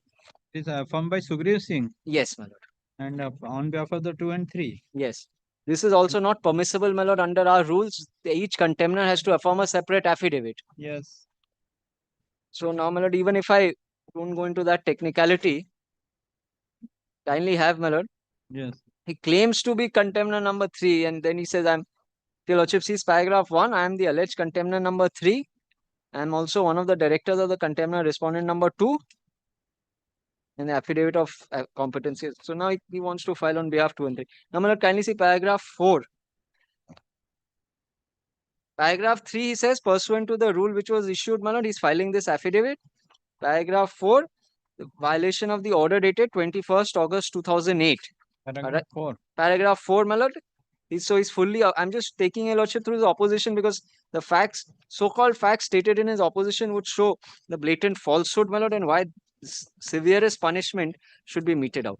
Can you see paragraph 4? So he's aware that the contempt is of the order of 21st August 2008. Now kindly come to the next page, my lord. It is significant to mention here that neither contemner number... Which paragraph? Paragraph 5. Your lordship has seen, my lord, there is no apology. In a paragraph 5, my lord, page 8, affidavit of, my lord, it's styled as a reply to the show cause by contemner number 2 and 3. এটা আছে কি এটাই দিয়েছেন কি হ্যাঁ না এটা তো আমার rejoinder. This one? Yeah, no, my lord, it is a reply to the show cause. This is there. It's a reply. They styled it as a reply to. Okay, Mr. Gupta is here. Now there's no problem. I should shift that side, I think, then it will be less confused. It's all right, actually. I was a bit late. Okay, okay. I thought that another application. Now, my lord, kindly see paragraph 4 at page 7. आप party है इसमें? मैंने intervening डाल रखा है ये 1 content application में contempt application में GA1 GA2 कंटेम्प्ट में पिटिशन है GA2 GA2 देखो क्या है Till now, they are not. Possibly they filed an application for Oh. getting, but that has अरे not ये been छोड़ा considered. कॉपी कहाँ है कॉपी सब हुआ था आप पे तो हमने बोला नहीं दिया नहीं in the contempt Possibly cannot be added, but Is that the is on content, merit. But they have taken out an application. Let me see. Your Lordship may kindly see. We have not received the application for intervention in this contempt. Contempt में आपको नहीं मिले madam आप हमको दिए थे आपको sir हो गई जी जी जी आप है कुछ है सर्विस का अभी तो हम तो उसके क्रॉस के लिए कौन से में आप डाले हैं? this matter was appearing in the list, so it was not being taken up, so we weren't prepared for it. We'll come down, and if required, I'll serve another copy. You too. In CC, all the 3 CCs which have been filed by you, that is CC 102, 72 as well as. Again ये problem है आपने फिर डाला आप खुद कर रहे हैं एप्लीकेशन आप खुद मूव करेंगे बोलिए क्या बोलना है इसमें बोलना ये है कि सारा प्रॉपर्टी इन लोग ने कंटेम्प्ट एप्लीकेशन है बोलिए कंटेम्प्ट हाँ वो ये बोल रहे हैं सुग्रीव सिंह जो एक भूमि माफिया है वो हमारी प्रॉपर्टी बहुत वैल्यूबल 120 कट्ठा जमीन है उसको हड़पने के लिए 2-3 लोगों को एक का तो मतलब क्लेम ही नहीं बन रहा है उर्मिला देवी बजाज बोल के जो लेडी क्लेम कर रही है उसका कोई क्लेम नहीं बन रहा है वो इसमें अपना प्रॉपर्टी उसको दी है कि हमारा प्रॉपर्टी है तो अब ये 72 है उसका क्यों बनाया है और 2015 है वो भी इसी के साथ चल रहा था लेकिन अब इसमें से गायब है 72 नहीं आ रहा इसमें मैडम आपने पिटिशन डाला है किस लिए डाला है हाँ? आपने ये पिटिशन जो डाला है लिख करके यहाँ फाइल किया क्यों डाले हैं वो जस्टिस भारद्वाज मैडम आप जाइए नहीं सर हमको भी आई विल नॉट अलाउ हाँ तो उनका समझावा मेरा समझावा खाली no I will not allow her तो यहाँ ऑलरेडी वकील एक दूसरे को वकील लाइए मैं तो बोला हूँ आपको तो लिख के बोला है आप वकील लाइए अगर आप वकील नहीं कर सकते तो मैं लीगल एड से दूंगा वकील तो आए थे देखिए आप वो आज 49 का एप्लीकेशन उनकी वजह से मेरा ओरिजिनल डॉक्यूमेंट आप वकील नहीं मैडम मैंने 10 तारीख दूसरा महीना 2025 में स्पेसिफिकली ऑर्डर किया हूँ आपको वकील करने के लिए आपने वकील नहीं किया जब आपने कहा था तब भी लाए थे हमने वकील वो भी ना प्रिपेयर्ड नहीं होते थे खुद ही टाइम मांगे थे और उसके बाद वो नहीं प्रिपेयर्ड हो रहे इतना पेपर देख के आप अकेला केस करेंगी तो मैं आपको अलाउ करूंगा आपको रिप्रेजेंटेटिव इनको मैं अलाउ नहीं करूंगा मैंने लिख भी दिया ऑर्डर कर दिया है अब फिर भी आप यहाँ बैठ के बकवास ज्यादा बात करेंगे तो फिर मैं आपके ऊपर कंटेम्प्ट रूल इशू करूंगा और मेरे पास कोई चारा नहीं है मैडम आपने केस का प्रोसीडिंग को रोक रहे हैं नहीं हम तो बता ही रहे हैं वो तो इसीलिए मैंने कहा उनको आया हुआ उनका पीछे जाने बता रही हूँ आप मैडम यू गो तुम जा पीछे बैठ जा हाँ बोलिए पिटिशन क्यों डाले आपने जस्टिस भारद्वाज राजश्री भारद्वाज के यहाँ वार्निंग लिस्ट में आ गया था इसलिए हमने उसको डाला था किसको 72 भी तो madam record in order one miss Neha Khemkar अरे by an order dated 10th of February 2025, this court categorically directed the defendant number 6 that this court will not allow the representative of the defendant number 6, namely क्या Khemka Neha Khemka to represent in the present case. But today also this court has passed an order that this court will not allow the Neha Khemka to represent the defendant number 6. But in spite of the same and in spite of several direction given by this court at the time of hearing of the contempt application, again and again Miss Neha Khemka is interfering with the proceeding and submitting on behalf of the defendant number 6. Considering the above, this court find that the Neha Khemka has committed contempt upon the court. Accordingly, I'm just helping my mother. My mother she forgets समझ things. I'm रही हूँ just sir क्या हो रहा है यहाँ मैं सब समझ रही हूँ due to the personal difficulty, the case is released from this court. मैं सब समझ रही हूँ Due to the act of the defendant number 6 and her representative, the case is released from the case and released from this court. Kindly keep the contempt.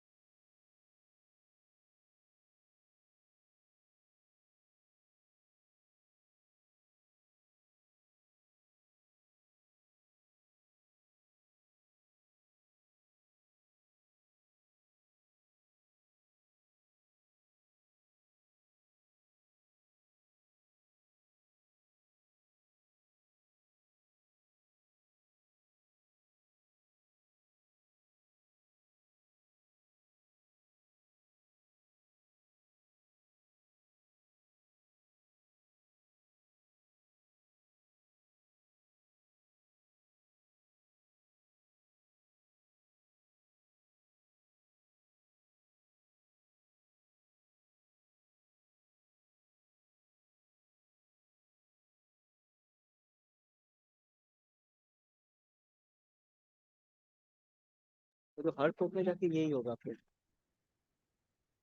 Contempt में तो मजा हो गया चालाकी कर रहा है उस दिन तो which matter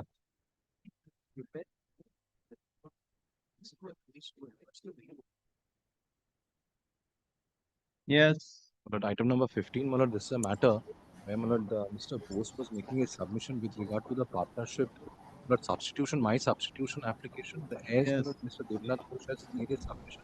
Mr. Moinak Bose was making his submission, my lord, with regard to my lord.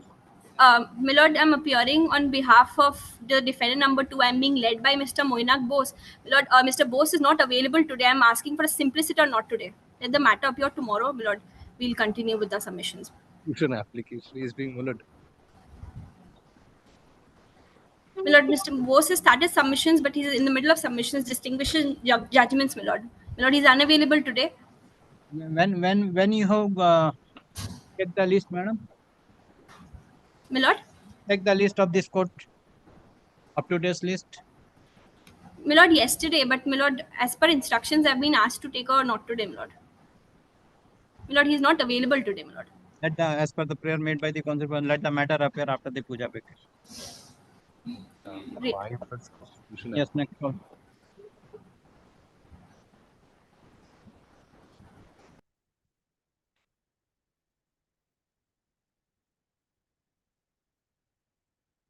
Hey, please, my lord, this is my suit. Yes. Items 15, 16, and 17, my lord, are by one party, my lord. I'll first address on item 15, my lord. 16 Item 16 and 17, my lord. My suit, no my lord. 16 17 Yes, my lord. 15 is over 15 is over. I apologize, my lord. Item Yes. 16 and 17, my lord. yes My lord, the only difficulty is that, my lord, I'm led by Mr. Gupta, my lord. I'm only beseeching, my lord, if subject to my lord's entirely my lord's prerogative, my lord. If the matters could be kept not today, my lord. If my lord so desires, my lord, I can address arguments, my lord. who is for the other side I'm for the 17 my lord 16 who is appearing 16 I appear. So Mr. Choyan Gupta was supposed to resume his argument. what is the matter So we had filed an application for revocation of the leave granted under section 12. Mr. Shuddha Sattva Banerjee was leading me, but I appear on behalf of the defect. what is the application For revocation of, we had concluded our arguments.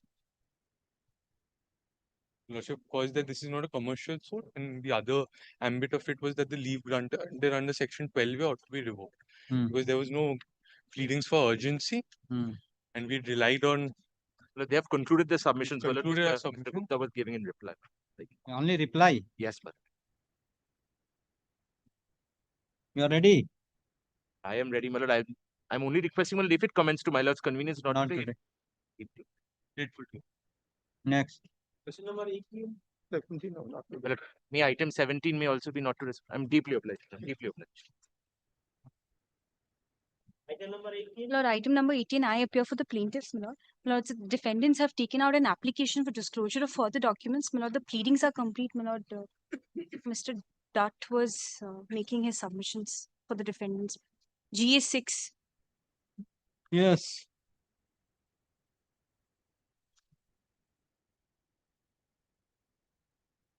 Now, GA6 is their application for whose application my lord, the defendant number 1's application for Who is that? disclosure. what application they have filed This application is for disclosure of further documents in the present suit, my lord. who is appearing for the defendant But Mr. Shuman Dotto was appearing. Suman Datto nobody is here you are appearing for My lord, the plaintiff. Defendant number 1's application, my lord. defendant number 1 has filed an application praying for leave to disclose additional document. When the matter is called, none appears on behalf of the defendant. Let the matter appear after puja vacation. My lord, Next. my lord, I understand, my lord, the defendant is not appearing, my lord. Because of this application, we also cannot proceed with the suit, my lord. What can be done? That's the difficulty, my lord. Only 20 days is not Yes, there. my lord. I understand, my lord. My lord, he's appearing for the defendants. Defendant number 1. You will move the application? No. Okay.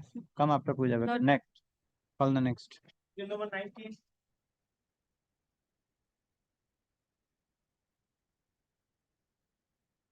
In item number 19, my lord, I am for the plaintiff, my lord. Yes. There are two applications, my lord. One is GA1, my lord. For what? GA1 is for Order 12, Rule 6, my lord. And my lord, there is GA2, my lord. GA2 is Order 7, Rule 11, filed by the defendant, my lord. In GA1, my lord, I was supposed to file the affidavit in reply, my lord. Ready? My lord, it is defendant's. My lord, the Order 7, Rule 11 application was required to be heard first, my lord. So, my lord, it is The defendant is not there. You argue. I pass an order. If other party is not there, the court cannot wait for their application. If you are ready, you tell that you argue the matter. Otherwise, if you are depending upon the defendant, then come in the month of December. If you are ready to argue the matter, the court is here. I have to take instruction, my lord.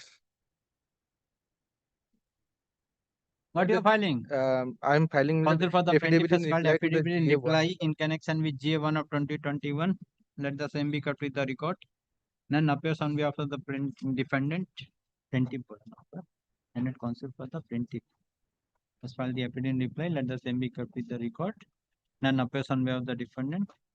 The plaintiff has filed an application being GA1, praying for judgment upon admission. Defendant has filed an application being GA2, praying for rejection of suit. Both the parties are not ready to argue the matter. Let the matter appear after puja vacation. Next.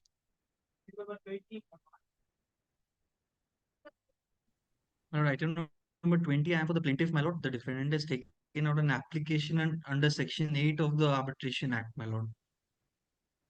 Yes. And in that, my lord, the arguments are concluded, my lord, on our behalf. On You their are behalf, appearing we have given our reply to that, my lord. It was fixed for rejoinder by them, my lord. You are appearing for plaintiff. I am appearing for the plaintiff, my lord, the defendant in the application under section 8. What, GA2? GA2, GA1 yes, or my lord was here. GA1, I am the petitioner, my lord, it is for interim orders. GA2 was being heard, my lord. The plaintiff, the defendant had made his submissions. I had given my submissions in reply. It was fixed for rejoinder by the defendant, my lord. Who is for the defendant? My lord, they were appearing. Mr. Tanko Banerjee was leading them, my lord. Yeah. None appears on behalf of the defendant. Defendant has filed an application being GA2 of 2021, praying for referring the matter to the arbitration. Though the matter has heard in length on the earlier occasion, but today when the matter is taken up for hearing, none appears on behalf of the defendant. No accommodation is sought for. Accordingly, case is adjourned. Let the matter appear in the combined monthly list of November 2025. Next. My lord, I'm appearing for the plaintiff, my lord. I'm led by Mr. Bag. Due to a difficulty, my lord, he is not in court today. Yeah. I'm Yes. praying for an adjournment, my lord. Huh? I'm praying for an adjournment. You are for the plaintiff. My Who lord. is for the defendant? Counsel for the plaintiff prays for adjournment. Counsel for the plaintiff prays for adjournment. None appears on behalf of the defendant. According case is adjourned, let the matter appear in the combined monthly list of November 2025. Next. My lord, item number 22, I appear for the plaintiff, my lord. This is my application. As item number 22, there was this one GA2 2025, my lords. I was being led by Mr. Rajushi Dotto. We were opposing the application that has been brought forward, that has been filed by the other side, my lords, in regard to. This is my application, my lord, seeking to disclose a document, my lord, which was not, my lord, contemplated to be a required document, and my lord, at the time of filing of the plaint. My lord, it was at the time of preparation of evidence, my lord, it was found, my lord, that this document has a bearing in the matter which otherwise not directly related to the, my lord, the matter in issue, my lord. My lord, the document, if your lordship kindly see, my lord, is at page 130. Page 130. Yes, my lord. Only one document? Yes, only one document. What is the document? My lord, this is the letter of arrangement given by bank. 120. 130, my lord.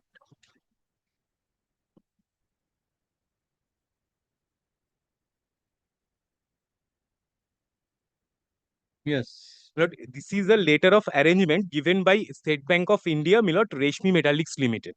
My lord, these documents we are seeking to rely upon. Why? Resmi is the metallic is the plaintiff. Is the plaintiff. My lord. And it was given by the bank to you. Bank to me. Bank What is not a party to the suit. What is the date of the letter? This date of the letter is 3rd February 2020. My When lord, you it filed filed. the suit? My lord, filed my lord in 2022, my lord. Then But my lord, the reasons, my lord, why, what was the suit, my lord, may I just indicate, my lord.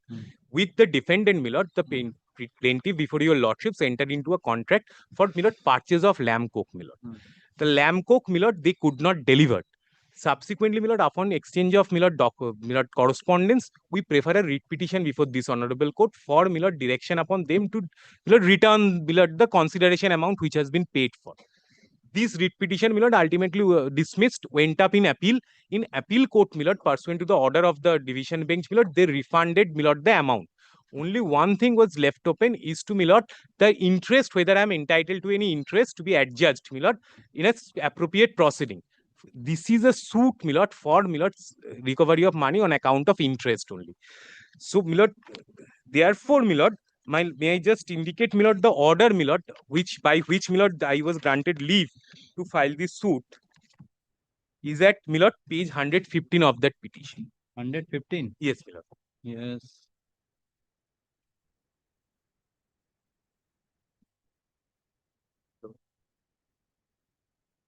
Learned counsel for the parties have been fair. On their suggestion, we are in a position to dispose of the appeal by following order. The advocate on record for the appellant shall make to his client the sum of rupees 27,12,61,738 along with all accrued interest thereon deposited with him in terms of our earlier order after encashing the term deposit by 20th April 2021. Mr. Mukherjee, learned senior advocate for the appellant, submit his client may make a claim for additional interest and that the point should be kept open. Mr. Mitra, learned senior advocate for MMTC, submit that this matter was not in the writ petition and should not be entertained by the court. We ordered that upon compliance with the above payment order, the appellant shall have no further claim against the respondent in respect of the cause of action, which is the subject matter of the writ application and the appeal therefrom, except their claim for additional interest, which is kept open subject to the maintainability before the proper legal court. Lord, the present suit, my lord, has been filed, my lord, in pursuant to the leave granted by me. Lord, I am being late by. The matter is here before your lordship to, my lord, for a different reason. Because on the issue of whether your lordship will allow in a commercial suit documents to come in subsequently. That I'll make, your lordship has heard, has read the provisions 100 times. So I'm not going to read them again. I'll just, my lord, make my point. The argument, my lord, Mr. Rajoshi Datta makes is, my lord, on the face of it very attractive, that when you file a statement of truth indicating that you have, statement of truth, that you have disclosed all documents in your power, possession and control. So subsequently, when you come for the purpose of disclosure of further documents, that means you gave a wrong statement of truth, false statement of truth, and therefore your application should be rejected. Now, statement of truth, my lord, I'll just read out. I say that all documents in my power, possession, control or custody pertaining to the facts and circumstances of the proceedings initiated by me have been disclosed. Yes, yes, continue. Okay, commercial court. Yes, yes, continue. So, my lord, I am laying emphasis on in paragraph 5 in appendix 1 pertaining to the facts and circumstances of the proceedings initiated by me. Now, my lord, let's take for example this case. What am I, my lord, disclosing later? This is, my lord, about refund. For tender process, I backed out, refund. All necessary documents are there. One document, which is, my lord, proof of the interest that rate of interest at which I borrow money from my bank, I want to disclose for the purpose of proving my claim. Strictly, does it pertain, I ask myself, to the facts and circumstances of this proceeding? No. Why? This is a proceeding. This is a proceeding This is a in proceeding with respect. regard to the interest. Yeah, this is Claiming not interest. No, What is no. the plaint? Yes, Milord. What is the plaint case? Plaint case is, Milord, MMTC had a tender process. Correct. I, Milord, participated in the tender process. Decree of 4 crore 37 Yes. lakh. I was interested to purchase lamb coke, and I confirmed my intention to purchase 50,000 metric ton of lamb coke. Subsequently, for Milord different reasons, my Milord transaction did not go through, and I wanted a refund. Correct. Writ court, Milord, gave me a refund. Correct. I said I want interest. Correct. And therefore, writ court said you go file a suit and get your interest. So, Milord, what is facts and circumstances of the proceeding initiated by me? It is my transactions with MMTC and, Milord, my right to have refund, etc. The MMTC transaction. Now, what do I want to disclose? I want to disclose a letter which will show the rate at which I borrow money. Correct. To buttress my damages claim in the plaint. Correct. So strictly, my lord, it's not pertaining to facts and circumstances. Strictly, it is not. It is for the purpose of proving my case. Today, my lord, if I have a damages claim and if I need to, my lord, prove a rate of interest, I may want to, my lord, refer to the SBI PLR.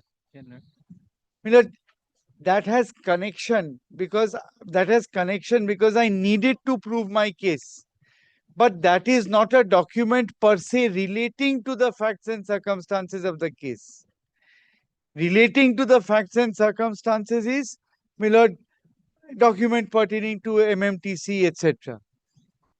So, my lord, I am trying to draw a distinction. But the question remains, you wanted this document to be bring on record for the support of your claim. Yes. Correct. For the purpose of support to my claim, for Correct. proving my claim. Proving Absolutely, my lord. proving your case. Absolutely. Proving your case.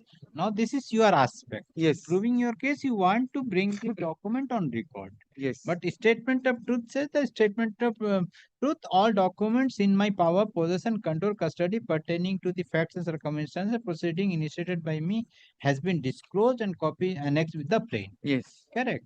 I do not have any document in my power, possession, custody. That is mentioned pleading so and so so and so. Now, then you come to the 11.6. You are the plaintiff. Yes. So kindly come to the 11. Yes, yes, my lord. My lord, this is only my first submission. My lord, my first submission, I'll come to 11.6. Yeah, 11, not 6 is the read the 11. Yes. Then 11, then you come to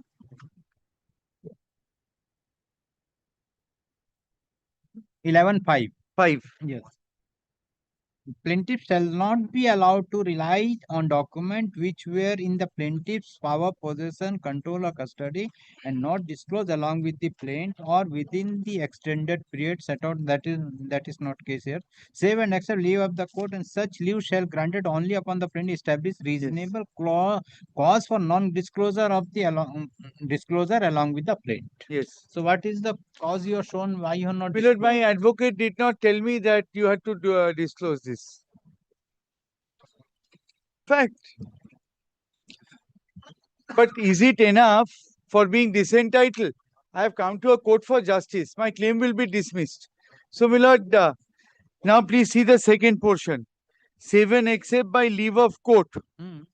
Which leave shall be granted only upon the plaintiff establishing reasonable cause for non-disclosure. Along with the plaint. Yes. So, my lord, I want to, my lord, now make my 3 points, show my 3 judgments. I'll start by saying, this is the second time I've argued this point against my learned friend, Mr. Rajoshi Datta, who's absent, my lord, now. But his arguments, which your lordship has also heard before, it proceeds on the basis that A, you're a criminal by not disclosing additional documents, and B, you can never disclose additional documents. No. Never. No, their contention. Because why? You've given a statement of truth. Correct. Their contention is that you are the plaintiff, you file the statement of truth. In the statement of truth, you stated that you disclose all the documents what you're in possession, custody and possession. First thing, and with regard to this document is prior to the date of the filing of the suit. So admittedly, it was in your possession. Correct. So he has relied upon the judgment of Sushil Kumar something. Miller, I will show you a law. Miller, I will first show the statute.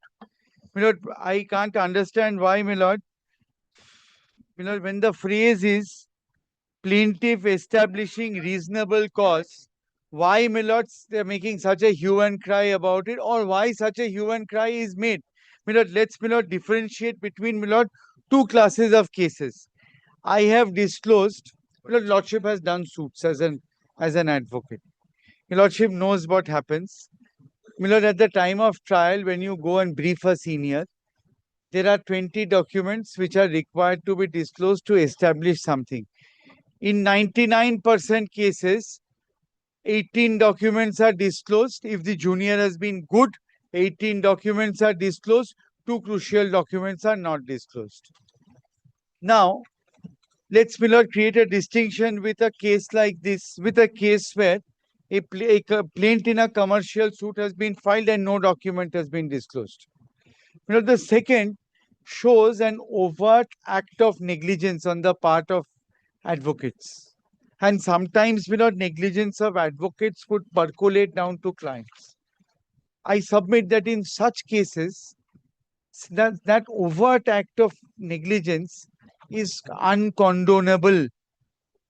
But where, it is 1 or 2 documents, or whether maybe 5 documents, but on a particular issue which escape the attention of the juniors, then I submit, with humility and respect, kindly permit it. Because otherwise, your lordships will not do justice. Otherwise, somebody's claim will go just for this reason.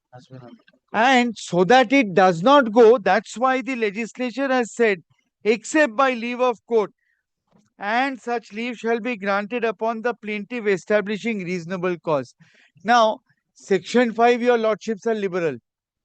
Section 5, you come to oppose, you'll never win. Come in the ordinary suit and document. No, but what's the difference? I ask myself. No. You come in the the non-commercial suit, this court will be regular. You bring the document, the court will allow. But here the commercial, 11, rule 11 is amended. That's why I wanted to do the matter to change your lordship's mind.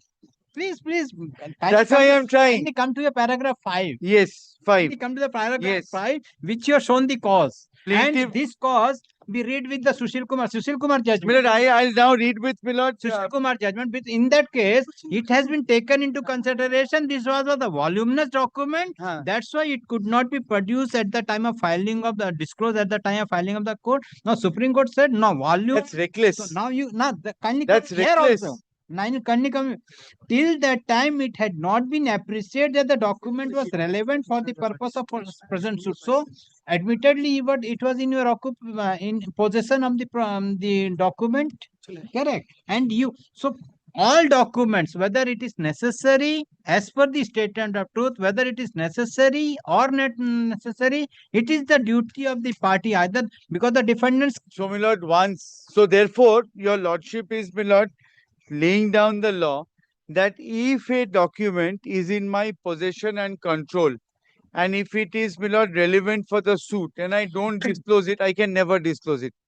Never. That the law says. Then, my lord, if that is the interpretation given to this section, then, my lord, this second part. Reasonable cause. That's yes. Reasonable so cause. So that, my lord, that your lordship is closing. You have to show. Let me show. That what is the reasonable cause? Show me. Because the cause which is shown in paragraph 5, and it's on the paragraph 5. That's the only cause shown. No. Only cause shown. Lord, it should be, Lord, I'm sorry, but it should be for the asking. If some reasonable cause, reasonable to your lordship's mind, if it is shown. Now, I will not encourage somebody to come and lie to court. Correct. The cause which is shown is the correct cause. My lord, I am personally certifying it. It's a correct cause. I am not going to say X had dengue, B had malaria, C, my lord, was in hospital, document was under the bed, it couldn't be taken out. This is the correct cause. If I am to succeed, I'll do it correctly. Now, my lord, please have a look at 2025 SCC Online Delhi 4024. Yes.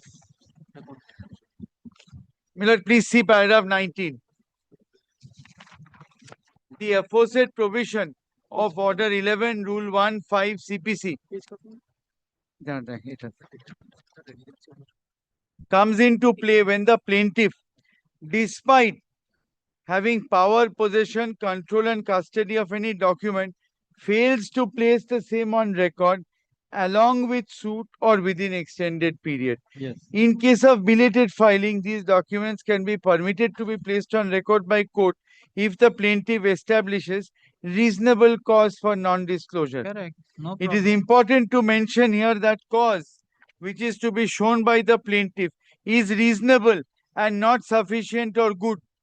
Not sufficient or good, lesser. Correct. And use of the word reasonable makes the provision Little little less rigorous.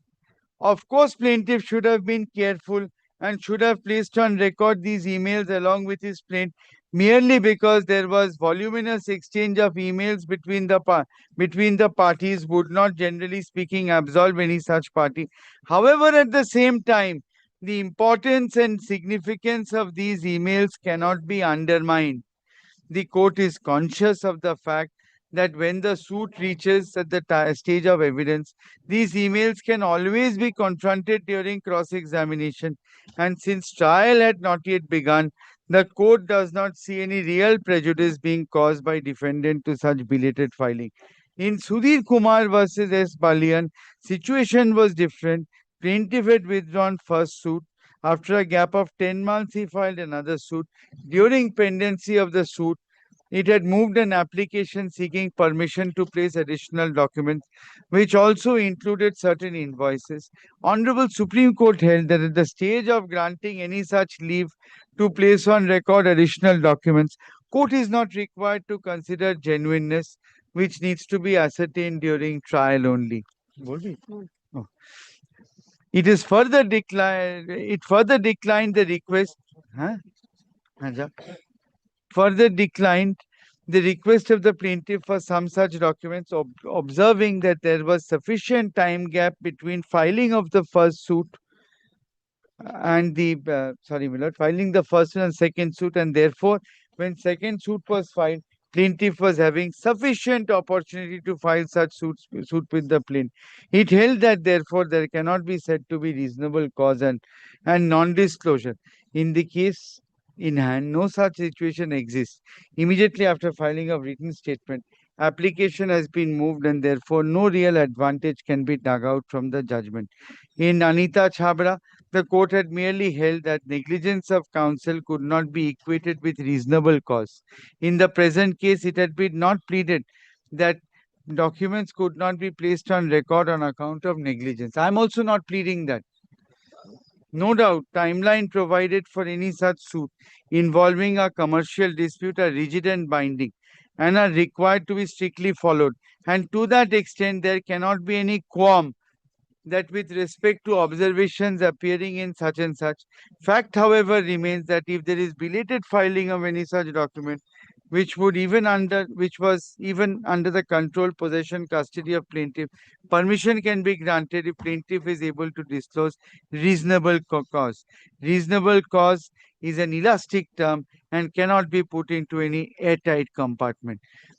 In such and such, this court, observing that issues were yet to be framed, documents being sought to be placed on record in support of pleadings only, allowed such application.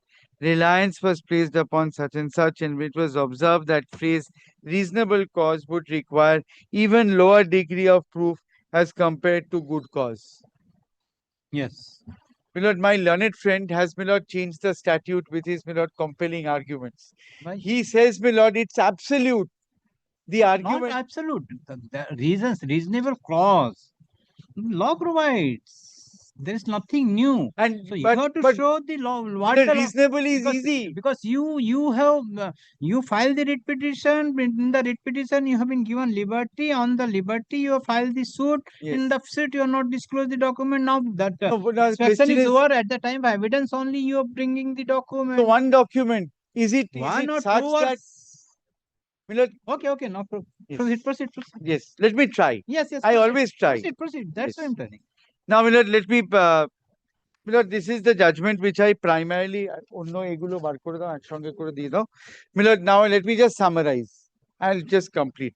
Milord, I'm going to show Milord at least 3-4 judgments which I won't read out in extenso, that advocate's cause is good cause. These are all section 5 cases. Your lordship is fully aware of this line of judgments. I'll put it in a note and just Chaudhary, that's I'm telling. Yes. See, with regard to settled position of law, there is no dispute at all.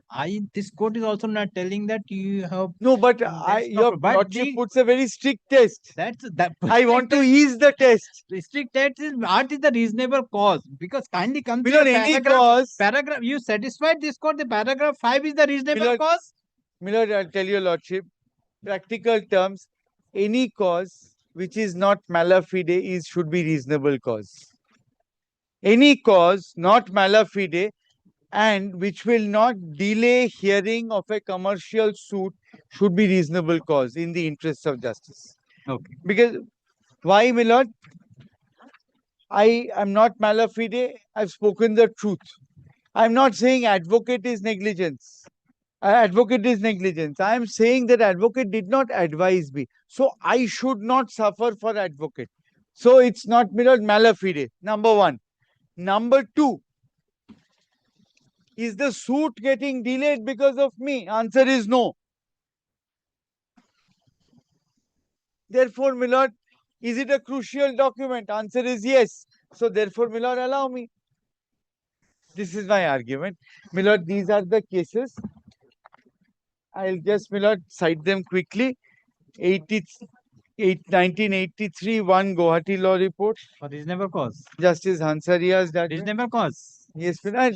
Sufficient cause. It will be even lower than this. Let him give me all the judgment. Hey, I'll niye nao consider na. them and I'll reply on another. নিয়ে নাও না I'm trying to make it short. We shouldn't continue hours and hours. Milord, your lordship knows these are judgments on sufficient cause and advocate's ground is good ground, and I will not disturb your lordship more. Will your lordship kindly permit me to address on another day? Come. Because Good shown has been shown by Mr. Chaudhary. my lord, So now you. If my lord, the smiling face can be a ground to condone the delay, of course it can be. Otherwise, my lord, para 5 does not, my lord, warrant, my lord, an order to be passed in this Milord, application. even if I lose this case, I want to establish that this is something which should be easy for the plaintiff unless he is Milord mala fide or unless he is delaying the I suit. was even carrying Otherwise, in judgment. the No, देखिए, now still the Commercial Courts Act is still Milord, the Milord, Commercial Courts Act, your lordships, Milord, say this. May I just digress? Ultimately, Milord, it's like a normal suit. It doesn't, Milord, there's no, Milord, great, Milord, expedition which is possible to be shown. Otherwise, the infrastructure will have to be different. My lord, in paragraph. That's why lordship switched off the microphone. Milord, the learned judge, Milord, who is taking up commercial suits in Newtown, I met her, Milord, outside court. I said, how many have you been able to dispose of? It's not possible. You don't have a stenographer. How will you record evidence? কোনটা?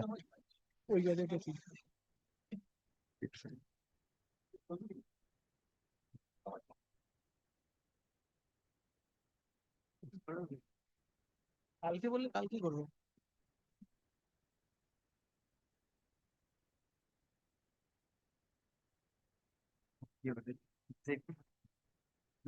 Confirm করেছিলাম। Confirm করেছিলাম।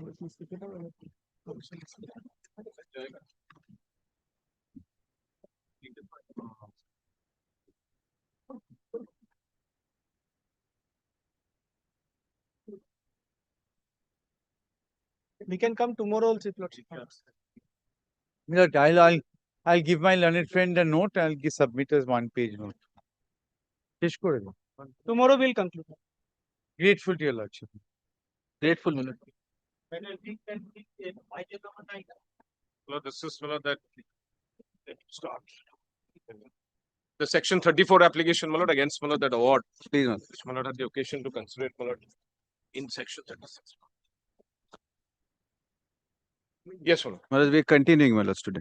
We're being led by the learned Advocate General and Mr. Jishnu Saha. Mr. Jishnu Saha is on his way. He's arguing the matter in another court, my lord. Till the time Mr. Saha comes, I'll continue, my lords.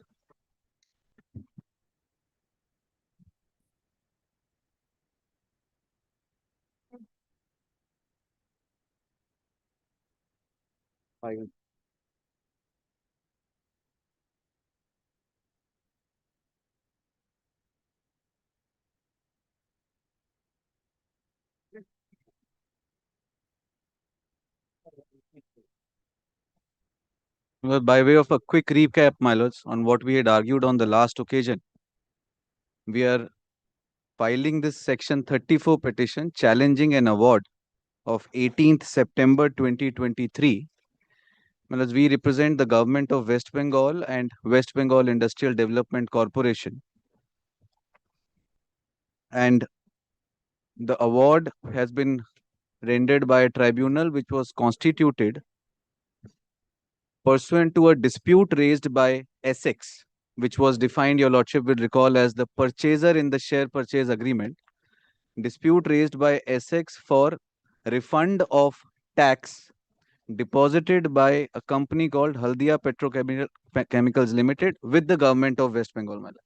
So we are dealing with a share purchase agreement, which your lordship had seen on the last occasion, which is at page 353 of volume 3. The share purchase agreement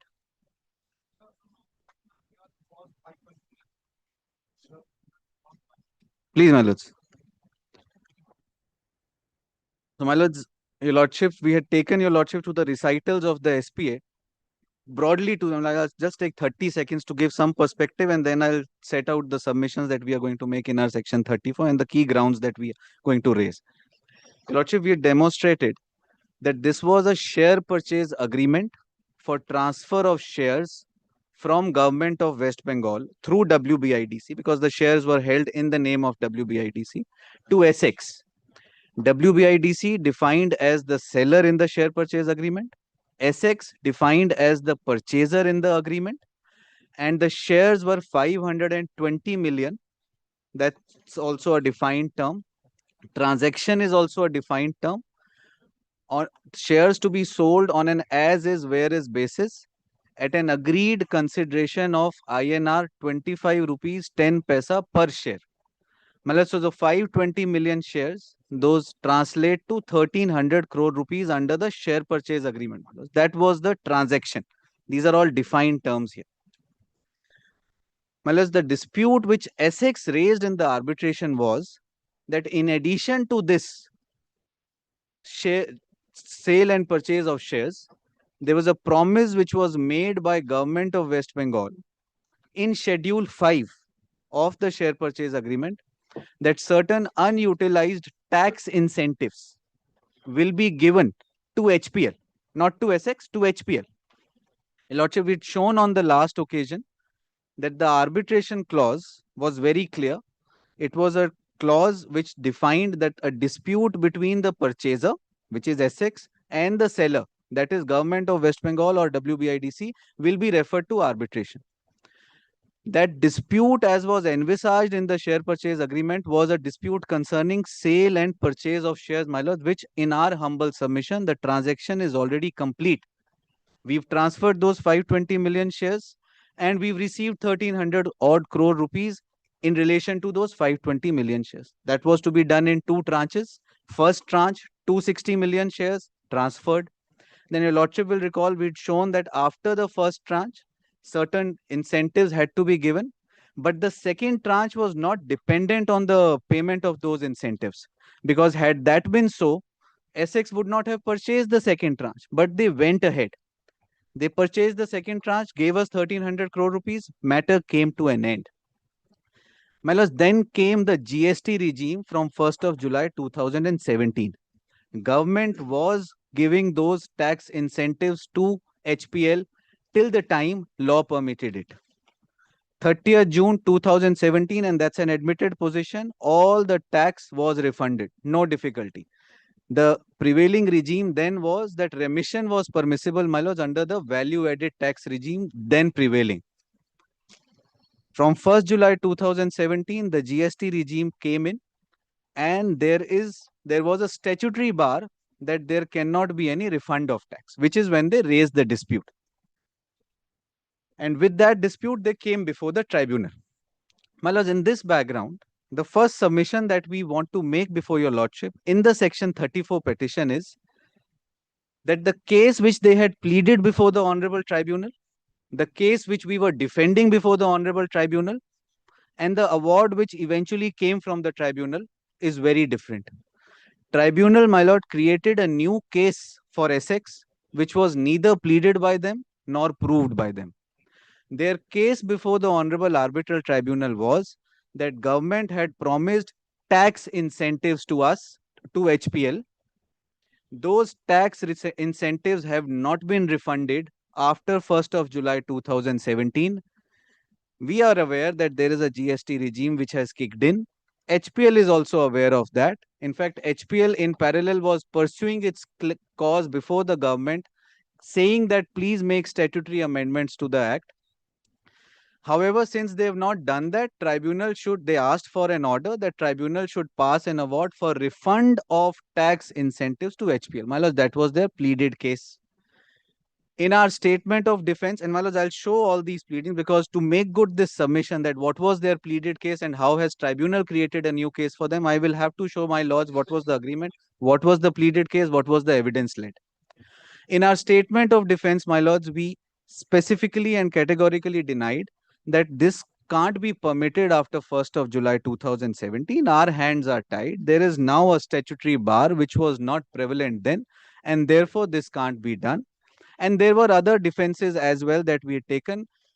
Amongst them, one of the key defenses also was that if you are saying that this tax incentive to be paid to HPL over a period of the next 19 years was also a part of the consideration, then in fact the share purchase agreement will be void because of Securities Contract Regulation Act. My lord, section 16 in the Securities Contract Regulation Act says that any transaction for sale and purchase of shares has to be a spot delivery contract. The exchange of money and transfer of shares has to take place then. It can't be over a period of time. Those are forward contracts which are barred. That's going to be our we were refunding it. That's right. We will come to that. The answer to GST is that after 1st July 2017, there is a statutory bar. Government is not, there is now a statutory bar, and my lords, we'll show those relevant provisions to my lords that under the GST regime which now prevails, the West Bengal GST Act, which is perimeteria to the Central GST Act, where there is a clear bar in section 54(9). Incidentally, the section numbers are also the same, which says that there cannot be a refund of tax. There is a statutory bar. But in any case, my lords, that was not a part of the consideration. The consideration was 1300 crore rupees for those 520 million shares, which was defined in the agreement. My lords, so the first submission, my lords, is that tribunal created a new case which was neither pleaded by them nor proved by them. Tribunal acknowledged that yes, their case is for refund of tax, and in the agreement, tax had to be refunded, tax refund was promised to HPL. Tribunal also acknowledges that our case is that after the GST regime coming in, we cannot do that. There is a statutory bar. Tribunal, to get over this, creates an issue on its own. That according to us, let the pleadings, we are not going to look at the pleadings, we are not going to look at the contract, and that's what is recorded in the award, my lords, and we show that to you. That pleadings be damned, we are not going to look at the agreement. we will consider this as a pure financial incentive or a contractual obligation which was promised. Sorry? Which is not under the contract. My lords, that's my case, my lord, because the contract, your lordship will recall, and we'll show those provisions again. Clause 11.1d. Your lordship may have that provision for a moment again.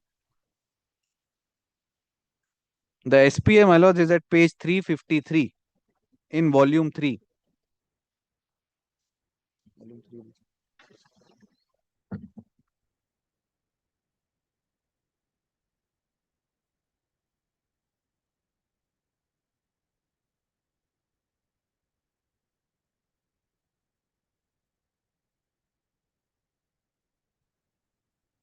The relevant page is at 381, clause 11.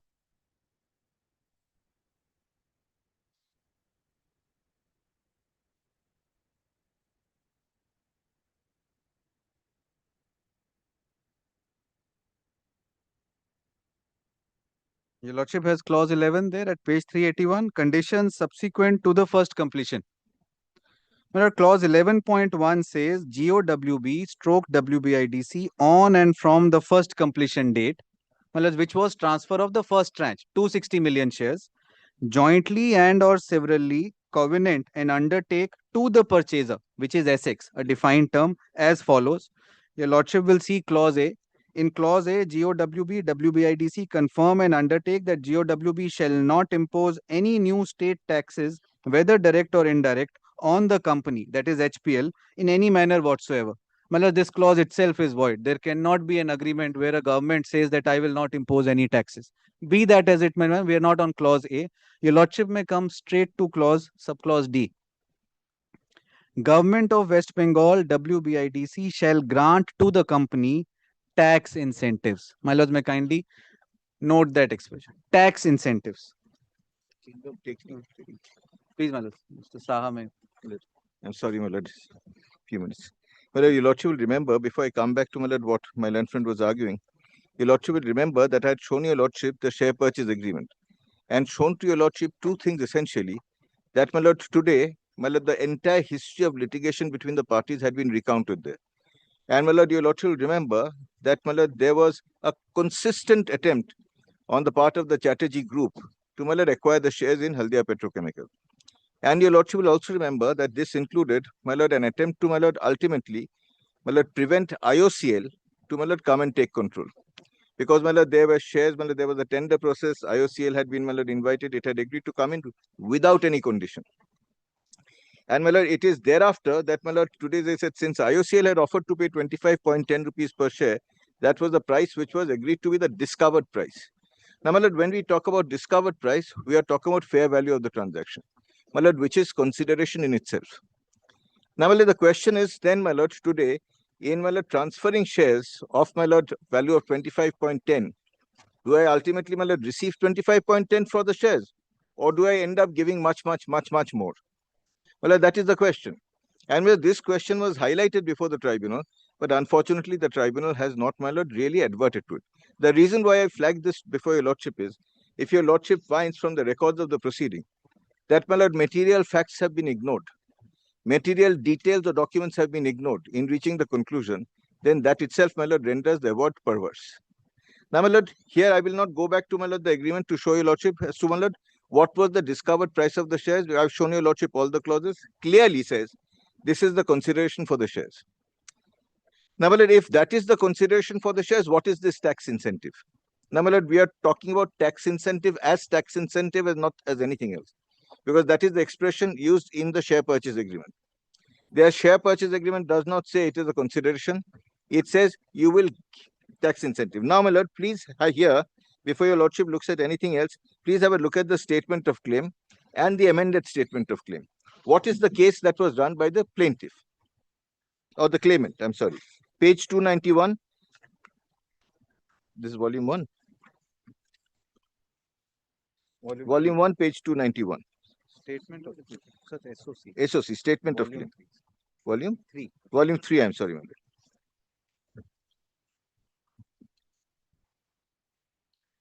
Now, let here your lordship will straight away come to paragraph 4, or my lord, paragraph 3, I'm sorry.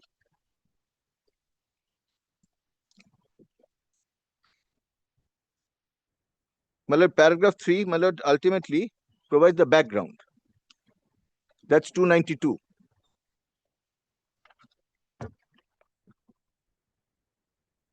My lord, please have a look at the background.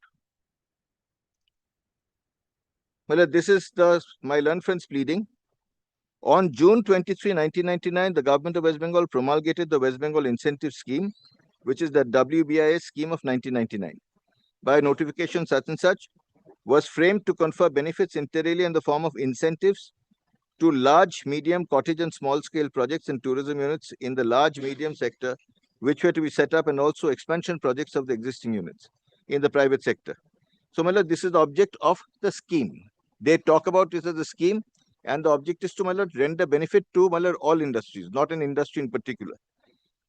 Then, my lord, different parts and portions of, my lord, the agreement is, my lord, set of the WBIS 1999 are reproduced. Well, I will not trouble your lordship with that. Then, my lord, your lordship will find that, my lord, after reproducing all of that, my lord, this is what they say at paragraph 4. The instant dispute concerns disbursement of incentives to HPL, which owns and runs modern naphtha-based petrochemical such and such private company. So, my lord, they are claiming incentives under the WBIS 1999, not as a consideration or not as a, my lord, obligation under a contract. Then, in the year 1999, HPL was considered eligible and granted incentives under WBIS 1999, with a certificate of registration such and such. A copy of it's annexed. Then, my lord, next paragraph. Incentives were granted to HPL for a period of 12 years with effect from 30th July 2000 to May 19, 2012, or upon HPL reaching a cap of 125% of the gross value of fixed assets. HPL plant was ultimately commissioned in August 2001. Under the WBIS 1999, HPL was entitled to receive. So, my lord, entitlement is under the WBIS 1999. My lord, waiver of tax paid on purchase of raw materials. That's A, and B is exemption from paying central sales tax payable on the sales of its finished products. Then C is remission of sales tax payable under the West Bengal Sales Tax Act. So, my lord, these are their entitlements under the scheme. Said incentives extended to HPL under the WBIS 1999 were implemented in consonance with Chapter 6 of the WBST Act, etc., etc. Then 9. During the subsistence of the incentive period under the WBIS 1999 on and from April 1, 2005, sales tax under the WBST Act was substituted by West Bengal value-added tax. Then paragraph 10. The effect of introduction of value-added tax regime on the incentives payable to HPL as per WBIS 1999 was that HPL would now have to pay full tax on its purchases. Well, let kindly mark the words.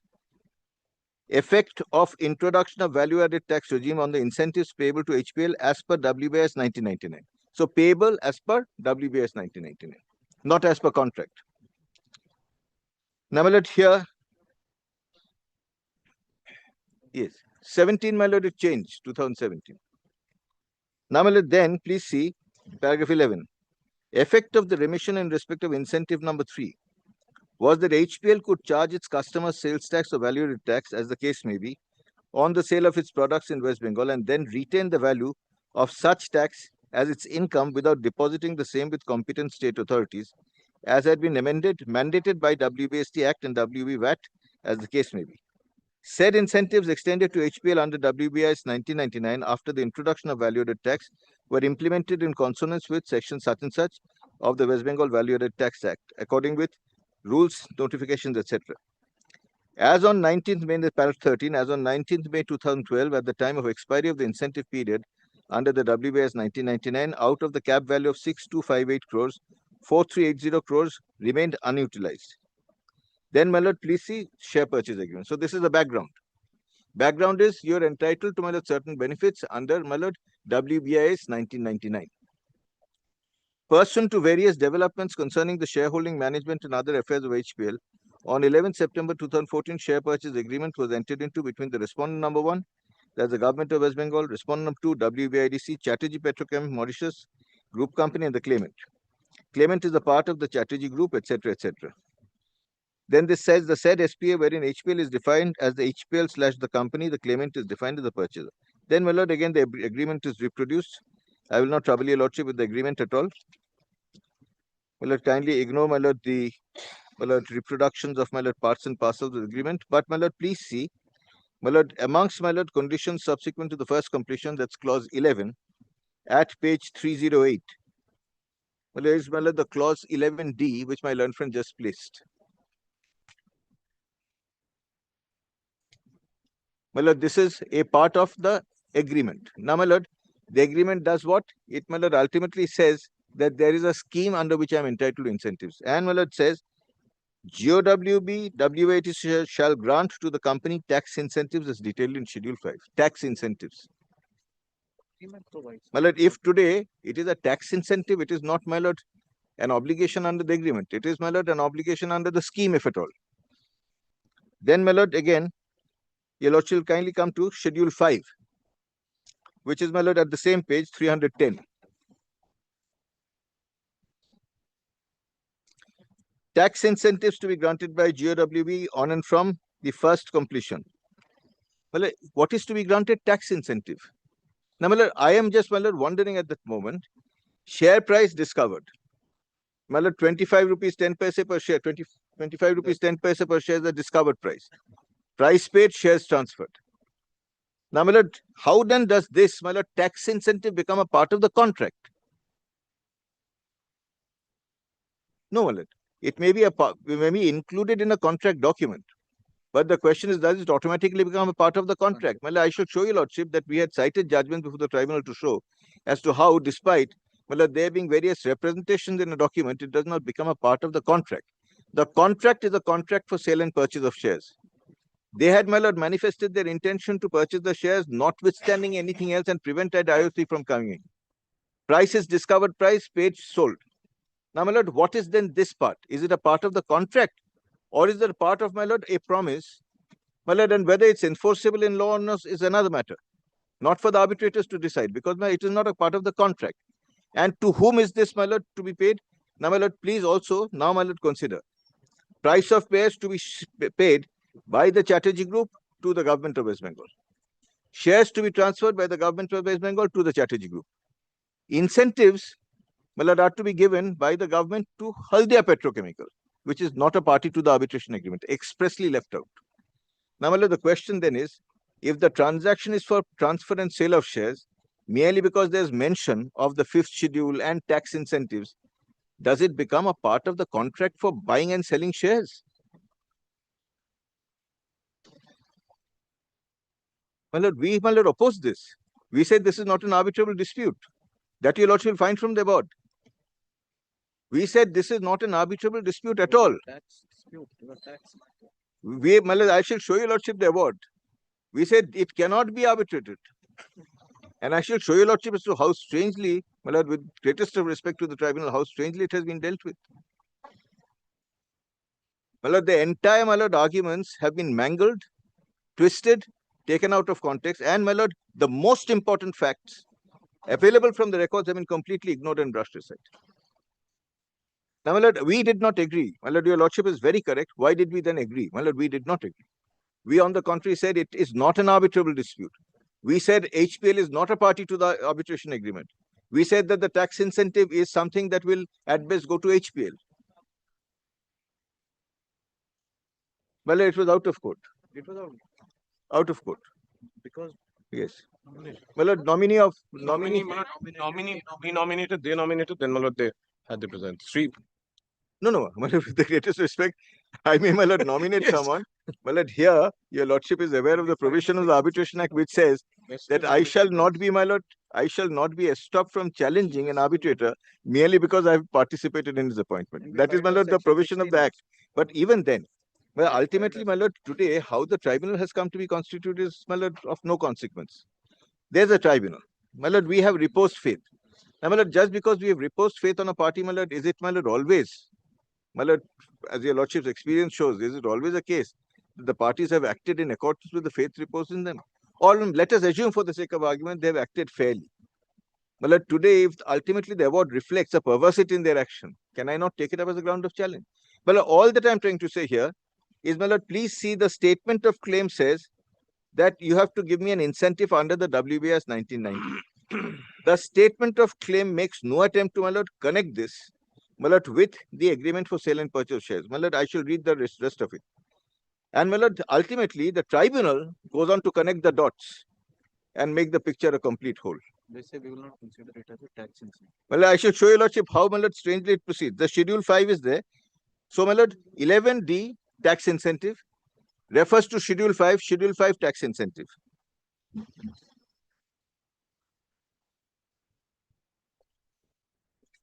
Then, my lord, will kindly see paragraph 15.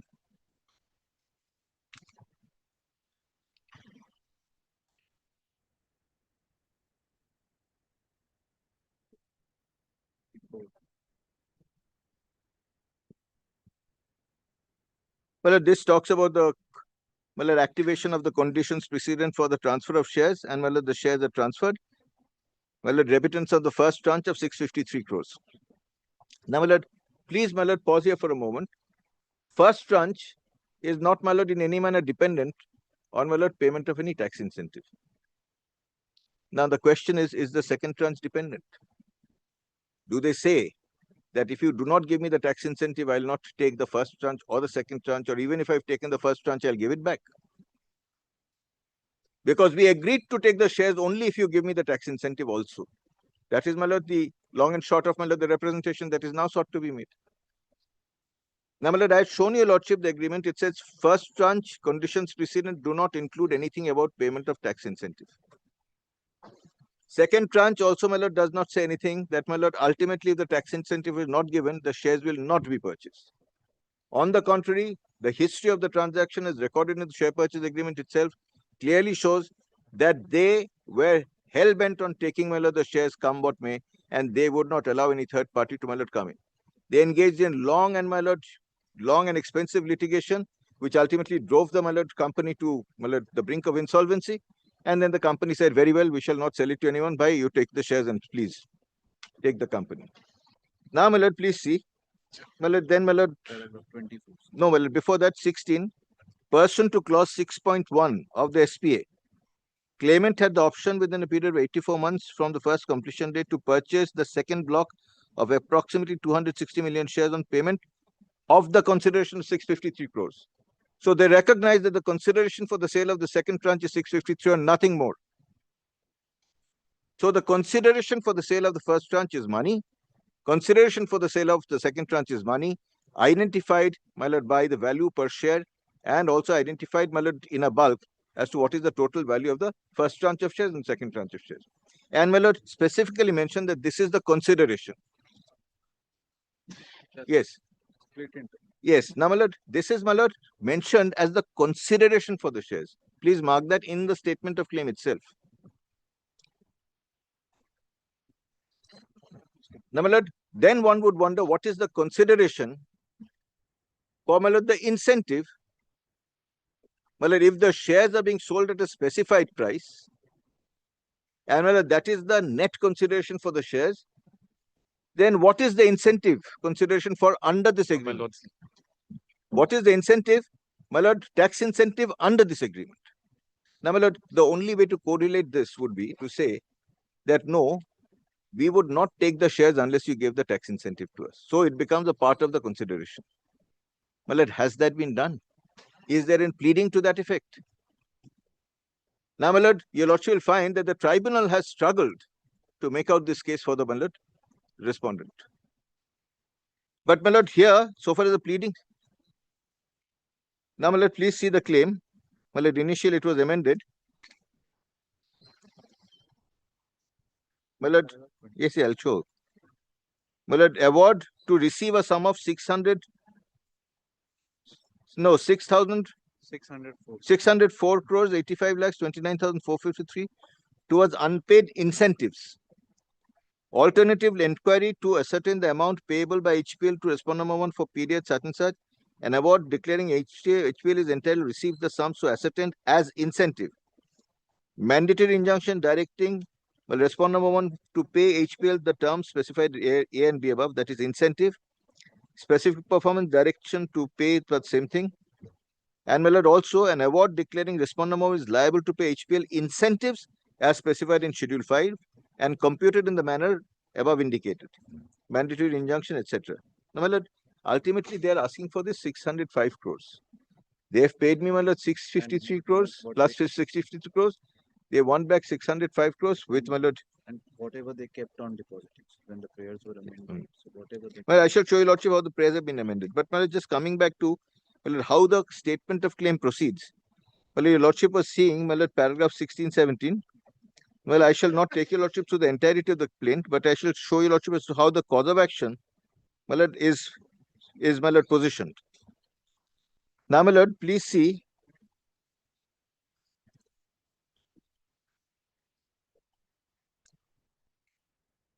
paragraph 20, paragraphs 19, 20, they say funds were transferred and shares were acquired. And 21, my lord, please see now, subsequent to the exposition of the aforesaid shares, Chatterjee Group holding in HPL went up to 72.66%.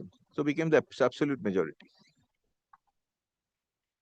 Now, my lord, we'll straight away come to paragraph 24.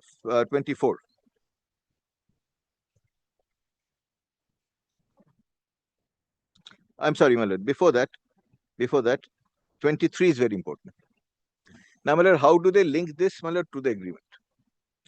As will be apparent from a perusal of the terms of the said SPA, the respondents made certain specific representations and warranties to the claimant, including that the respondents had requisite capacity, instruction, and authority to enter into the SPA and perform all its obligations thereunder. Respondents further represented and warranted that the SPA would constitute a legal, valid, and binding obligation enforceable against the respondents. Such representations and warranties are and were at all material times representations and warranties of fact and were intended to be acted upon by the claimant. The claimant, honestly and reasonably believing the said representations and warranties to be true and correct, acted upon the same and altered its position inter alia by making payment of the sum specified for acquisition of the shares as stated above and exercising its option under clause A of the SPA and causing the company nominated by to acquire such and such shares of HPL from the respondent 2 by making payment. Now, my lord, what is the case? They say I have acquired the shares. I have done so on the basis of certain representations and warranties. Now, my lord, what is a representation in a contract? What is a warranty in a contract? My lord, to the extent, my lord, the expression warranty is concerned, my lord, warranty always applies to, my lord, goods or, my lord, to equipment. My lord, for example, I'm supplying a crane. It has, my lord, a warranty for a period of life years. So 5 years, if there's any problem, repaired free of cost, replacement free of cost. Well, what is the warranty here? And my lord, the representation is not a consideration for the sale of the shares. It says it is a representation and a warranty. Well, there's a huge difference. Now, my lord, today you are basically saying that no, it is not a consideration for the sale of shares because that's 26 rupees 10%. But, my lord, you have made certain representations and warranties and I've acted upon them and altered my position, which is to say that had you not made the representations and warranties, I would not have acquired the shares. Did they ever offer to give back the shares? Or, my lord, to unwind the transaction? Or to say that that consideration for the contract has failed because you have failed to perform your obligation in the contract?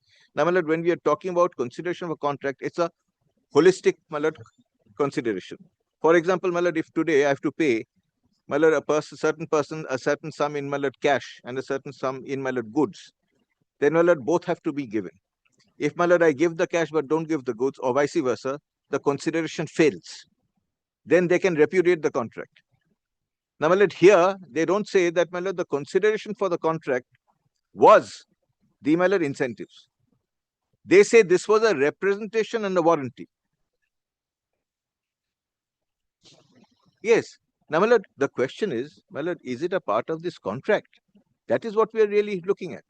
Because, my lord, when we talk about contract, we talk about consideration. There can be no contract without consideration. The contract is a contract for sale and purchase of shares, nothing more. The consideration is fixed. Then what is this? And, my lord, this is the question that we asked over and over again. And this was never, my lord, answered by the tribunal or answered, my lord, in a fashion which, my lord, is a conclusion no reasonable person can reach. And, my lord, very important is, my lord, they don't say that the consideration for us agreeing to buy the shares was that we will give you 25.10 rupees and you will give me back 600 or 600 crores. That actually 3,000 crores. And today, this amount has ultimately ballooned into 3,000 crores for the state. Because whatever Now, the state is naturally anxious because ultimately the state is trying to protect its resources, which are your lordship's resources and my resources. But at the end of the day, going back to the contract, the question is, we are trying to read and understand the contract. No doubt that the contract is only for sale and purchase of shares. No doubt that the consideration for sale or purchase of shares is specific. Yes. No. All the before GST regime. No. No, we have secured it with property. Execution? No, execution, we've taken a section 47 point also. It's being heard. And it's become inexecutable. In fact, there is now a new statute which ultimately takes back all concessions made, all undertakings given, all tax benefits given. There's a new statute. So now What is inexecutable? so far as that is concerned, that is not something I'll argue before your lordship. Whether the award can be executed, cannot be executed is another matter. But naturally, even if the award is put in execution and executed in part or in whole, if your lordship ultimately finds that the award could not have been proceeded, then it will unwind the entire exercise. Now, all that I'm trying to show to your lordship is the pleading. The pleaded case is the agreement is for sale and purchase of shares. The pleaded case is this is the amount. Right. Right. Right. I'm very grateful. That is the question. So that's now, the question is, today, if today, let us now just dissect the two. One is an agreement for sale and purchase on shares, money paid, shares transferred, finished. Now, what is then the consideration? Because we are talking not about a scheme any longer, although they say that this is our entitlement under the WBIS of 1999. The question is, what then if it is a matter of contract for which an arbitral tribunal is to pass an award, saying that it is your contractual right to get this money. Although the money is an incentive, all this to come to you under a scheme, it is a contractual right for you to get the money. The question is, what is the consideration for this contract? Why would I give you this this incentive as a part of a contractual obligation? What do I get in return? Please, kindly for the moment, please, the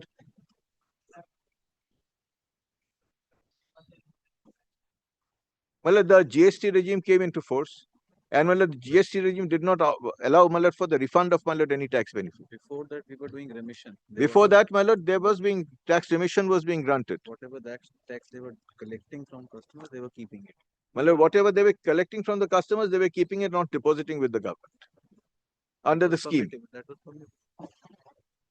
Now, all that I'm now asking to myself is that today, if we segregate the part of purchase and sale of shares, what is the consideration for which contractual consideration for which the government would agree to give this incentive as a part of a contractual right? And what they say is not that it is a contractual obligation, because contract must have a consideration. It's very fundamental. There can be no contract without a consideration. Consideration for sale and purchase shares, done and dusted. What is the consideration for this tax incentive? There's no pleading. It says it's a representation, it's a warranty. Now, a warranty can never be a tax incentive. Representation maybe. If it is representation, then your lordship will have to be satisfied that it is a representation which amounts to a promissory estoppel. You can't resile from it. If it's a promissory estoppel, it's not a part of the contract. Because if there's a promise made, which is not under a contract, it is a promise and not a contract. It becomes perhaps. Yes. So now your lordship will see that they use the word promissory, promise. Now coming back to it, what is the representation 23? They said it will be apparent from a perusal of the terms of the SPA, the respondents made certain specific representations and warranties to the claimant, including the respondents had the requisite capacity, instructions, and authority to enter into the SPA and perform all its obligations thereunder. Respondents further represented and warranted that the said SPA would constitute legal, valid, and binding obligation enforceable against the respondents. Such representations and warranties are and were at all material times representation and warranties of fact and were intended to be acted upon by the claimant. The claimant, honestly and reasonably believing in the representations and warranties to be true and correct, acted upon the same and altered its position inter alia by making payment of the sum specified above for acquisition of the shares in HPL as stated in clause 6.1. I will just pause here for a moment. So, what they are saying effectively, not directly but very indirectly, almost in the form of innuendos, that had you not promised me the incentives, I would not have bought the shares. Then, why on the earth did you oppose the acquisition of the shares by IOCL without anything beyond payment of 25.10 rupees per share? Why did you, fight in courts endlessly to say that no, I must get these shares and no one else can get these shares? Now, please see how vague this pleading is, paragraph 23. And then please see, what they say. There is no representation of any contractual obligation. Representation and warranty. Schedule 5 of the SPA contained a specific agreement between the parties that in the event of any change in law, such subsequent introduction of goods and service tax, the incentive given to HPL would only be to the extent of the said tax accrues to the government. Now, what is this? SPA contained a specific agreement between the parties that, in the event of any change in law, incentive given to HPL would be to the extent of tax accrues. Now, this is a new agreement that is being pleaded. What is the consideration for this? No consideration.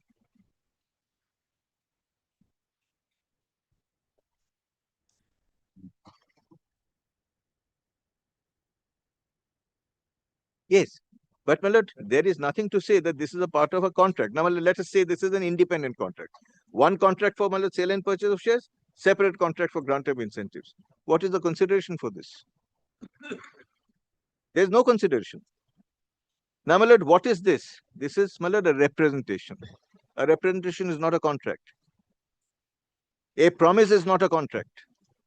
A promise, coupled with a consideration becomes a contract. Then, will please see paragraph 25.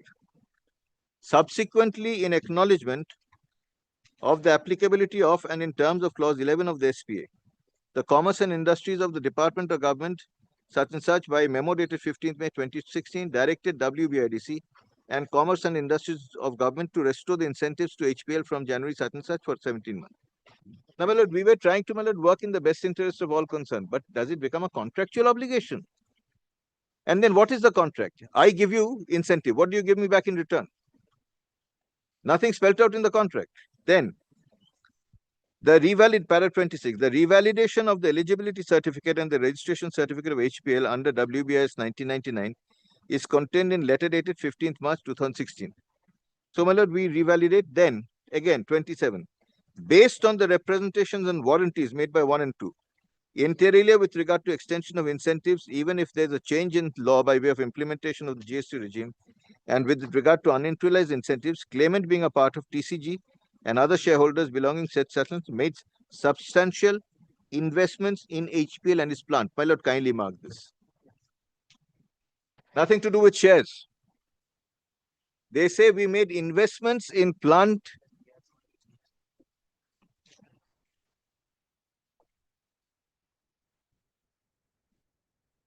Not in because of shares. They say because you promised me the incentives, I made investment in plant. My lord, kindly pause here for a moment.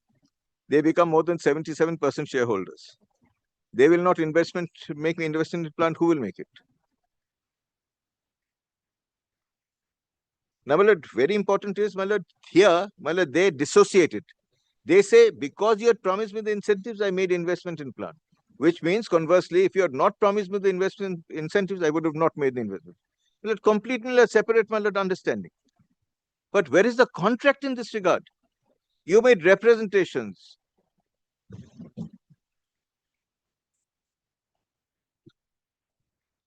Now, my lord, goods and services tax regime, I shall not trouble your lordship presently with this.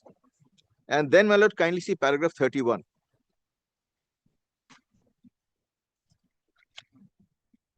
My lord, this is what they claim. VAT remittance, CST exemption. Now, my lord, very, very important, paragraph 37. my lord, may I read paragraph 37? It is important to note that the entitlement of the claimant to the incentives under the WBS 1999. So their entitlement is to incentives under a scheme, not under the contract. Important to note that the entitlement of the claimant to the incentives under WBS 1999 arises from the provisions of WBS 1999, not from the contract. Read with the various approvals and promises made in connection therewith. So, my lord, arises out of WBS 1999, and my lord, we have made promises in connection therewith. A promise, my lord, made to my lord ultimately give you the benefits, extend to you the benefits of a scheme, does not become a contract. And my lord, that is the case. 37 is, my lord, very, very important. It says, entitlement of the claimant to the incentives under WBS 1999 arises from the provisions of the WBS 1999 itself, read with various approvals and promises made in connection thereto. Where is the contract? However, SPA contains a categorical representation and warranty that incentives would continue to be disbursed with a cap on the amount being the extent to which the acceptance. Now, if your lordship looks at this, and it also has a look at paragraph 44. Read it along with paragraph 44, please. The continued non-extension of such benefits arising out of WBS 1999, read with the representations and warranties made in the SPA, is in violation of the principles of promissory estoppel and is arbitrary, illegal, unreasonable. Then how is a part of the contract? And my lord, I am, my lord, looking at their case. I'm not looking at anything beyond their pleadings. Well, if your lordship looks at paragraphs 37 and 44, well, there cannot be any element of doubt that they are not claiming this as a part of a contractual obligation. They're saying that their entitlement is under a scheme. The scheme, my lord, proceeds on a promise. And because we have made a promise, we are stopped from resigning from the promise. The doctrine of promissory estoppel is directly invoked.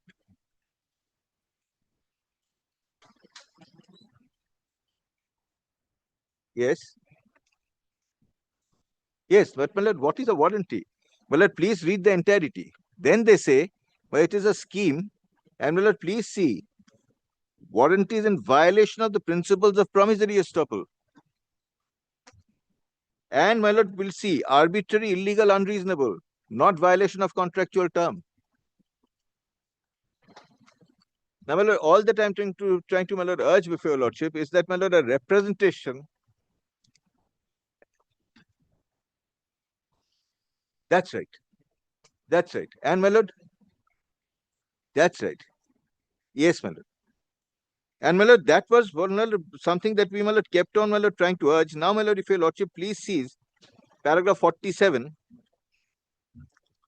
My lord, this is the dispute resolution clause, and this clearly keeps out, my dear, HPL out of the purview of arbitration. The dispute resolution clause at paragraph 47. If any dispute, controversy, or claim between the seller or government of West Bengal on the one hand and the purchaser on the other hand arises out of it in connection with this agreement, including with respect to interpretation of breach, termination, invalidity, disputing parties shall use all reasonable endeavors. In the event the concerned disputing parties are unable, then, my lord, arbitration. But disputing parties, my lord, buyer and seller, government of West Bengal and, my lord, Chatterjee Group. My lord, HPL is not a party. The tax incentive is something that goes to HPL. The tax incentive does not go to, my lord, the buyer. The buyer is the Chatterjee Group. The shares are being sold by the government of West Bengal to the Chatterjee Group. The shares are shares of HPL. The tax incentive goes to HPL, does not go to the buyer of the shares. And, my lord, HPL is kept out of the purview of arbitration, although HPL is a party to the contract. Well, the beneficiary is HPL, but HPL is not a party to the arbitration.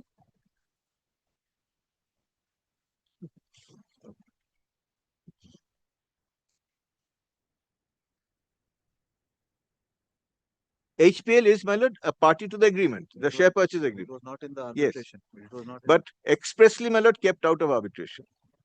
And also because, my lord, the share purchase agreement, my lord, contained, my lord, two distinct limbs. One is shares, one is incentives. So far as incentive is concerned, it is kept out of the dispute. Oh, your lordship is kept, my lord, 2 more days. No, my lord, 15th and 16th.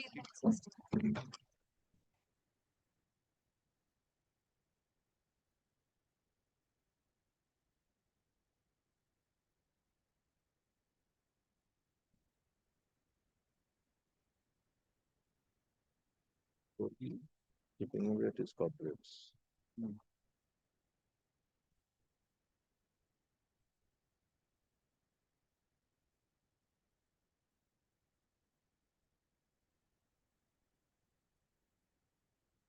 Yes.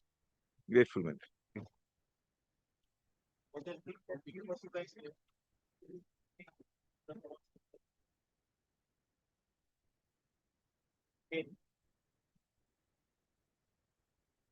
Well, I am the plaintiff.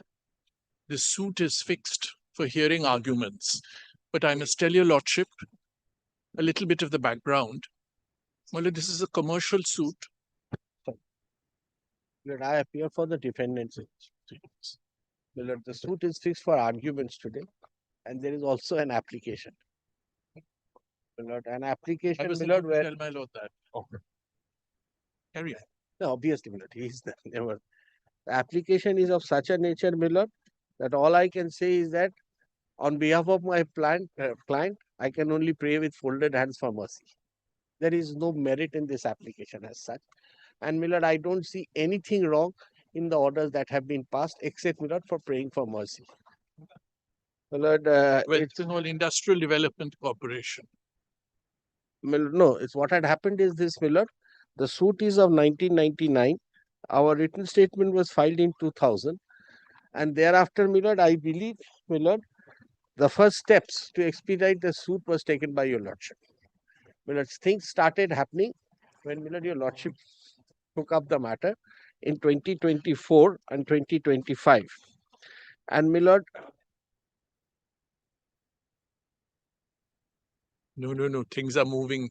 things are really moving. So, We my lord, I appreciate don't. that, my lord. Yes. The entire bar appreciates that. Absolutely. My lord, that's why, my lord, we try to come back to your lordship, my lord, and that's the reason why your lordship is so heavily burdened with. But thing is this. No, my lord, not at all. So, my lord, what had happened is this, my lord, your lordship plaintiff had finished his examination in 2024-25 this year. Time was given for us to cross-examine.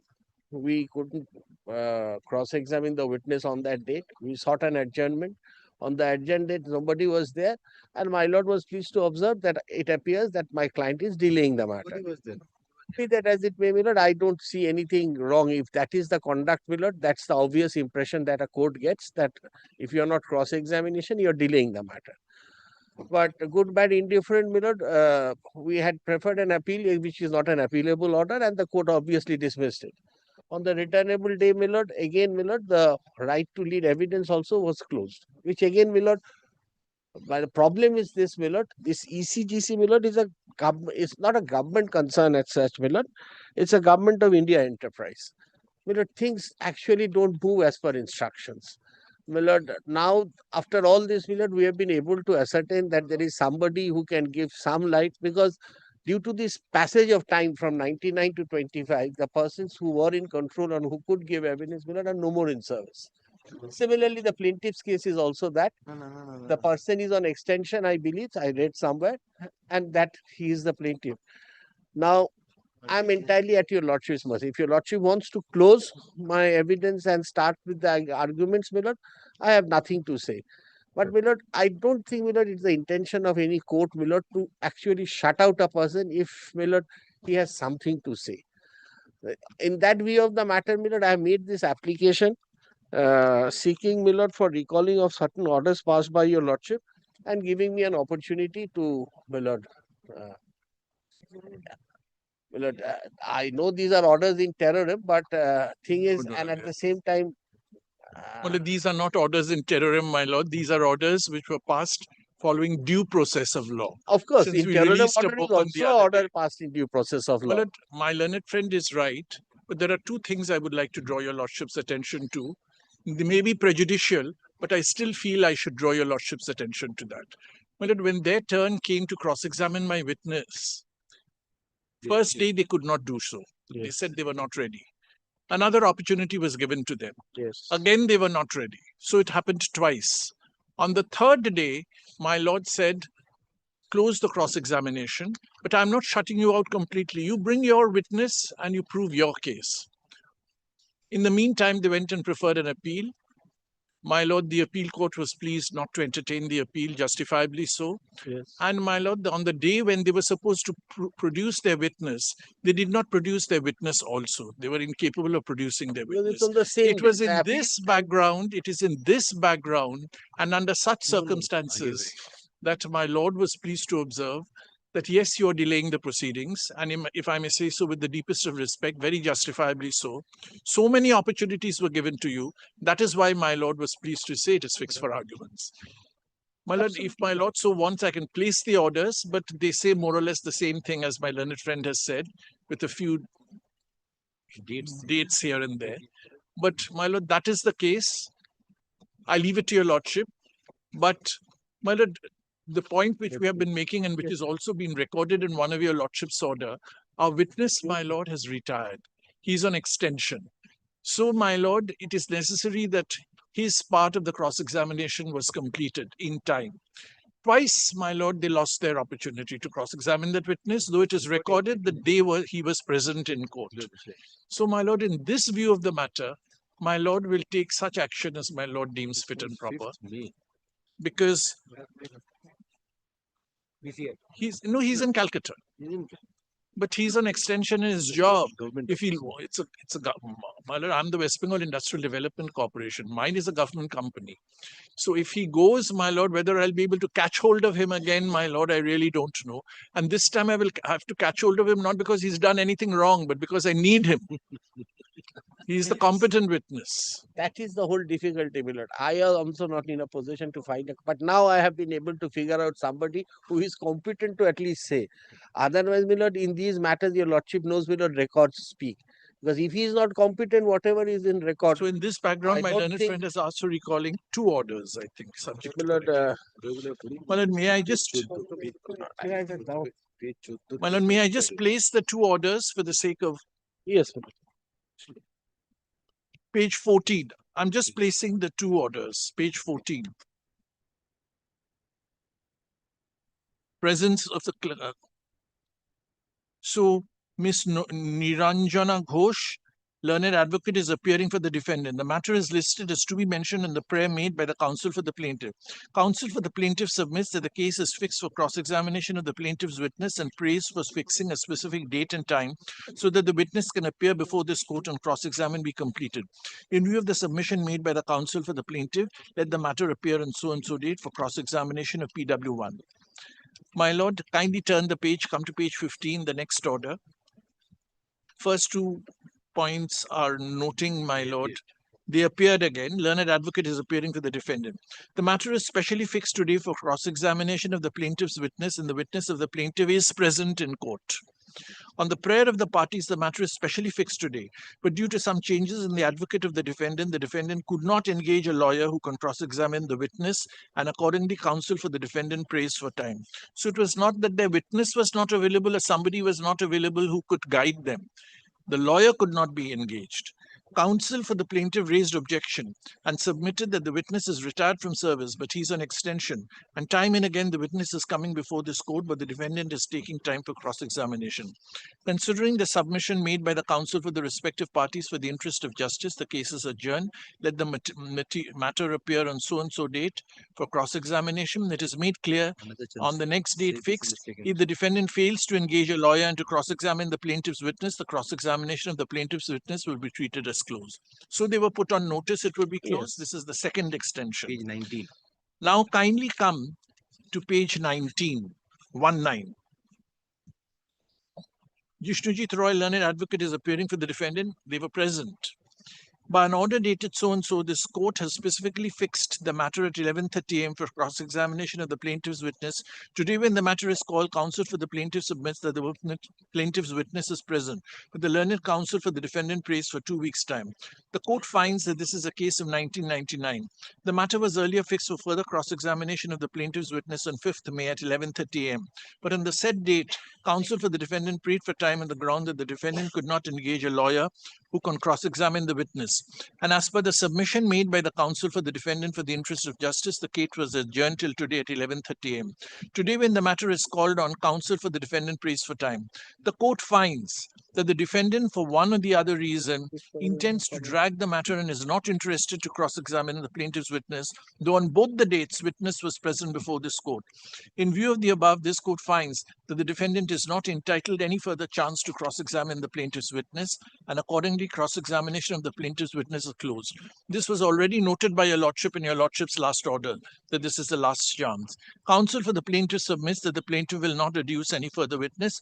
Accordingly, evidence on the side of the plaintiff is closed. Counsel for the defendant is not able to submit before this court whether the defendant will adduce any witness or not. This is a very important. However, for the interest of justice, let the matter appear on so and so date for the evidence of the defendant. 16th June and it was fixed on 25th of July. So 16th of June, this order was passed. It was fixed on 25th of July. Then, my lord, the appeal court order comes in. It is saying that it is not an appealable order. I'm not placing that order. That was on page 21. Now come to page 23. By an order dated 16th June. So now 16th June and now we are on 25th July, more than a month. This court has closed the opportunity for cross-examination of the plaintiff's witness by the defendant. This case is specially fixed today at 11:30 a.m. for examination of the defendant's witness. When the matter is called, counsel for the defendant prays for time. Considering the above, the court finds that the defendant again intends to drag the matter and is not interested to adduce evidence, and accordingly evidence on the side of the defendant is closed. Let the matter fixed so and so for argument. So that is how, my lord, we have come here before your lordship for argument. This is the fact. These are the facts of the matter. Enough opportunity was given to them. Now I leave it to your lordship. We closed on in March. But I had two things to say, my lord. So far as your lordship's order, which my learned friend has placed, my lord, at the very outset I said I have nothing to say. All I had to say is this, my lord.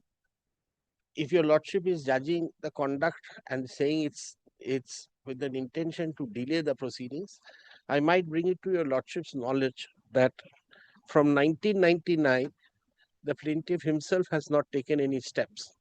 There are 3 orders which, my lord, ought to be, I just now.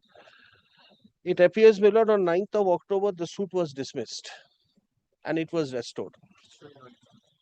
Thereafter, my lord, it appears that issues were framed in 2022, and my lord, there are orders to the extent where, my lord, the judges have recorded, one of the honorable judges have also recorded that this matter is running in the list for days together when none is appearing to represent either the plaintiff or the defendant.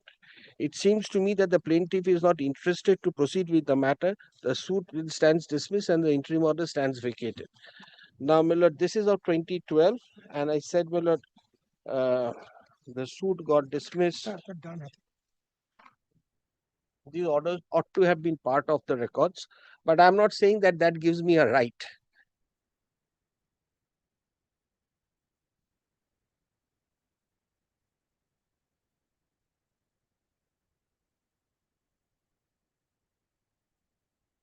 It appears that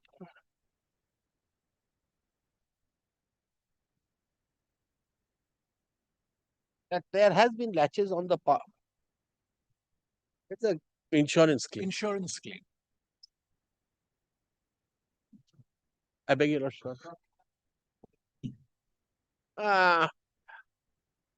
Yes. I don't know because I have not briefed in the merits of the matter, my lord. If and when. And how many witnesses you are having? One witness. Manoj continuous 2-3 date है देखो 2 date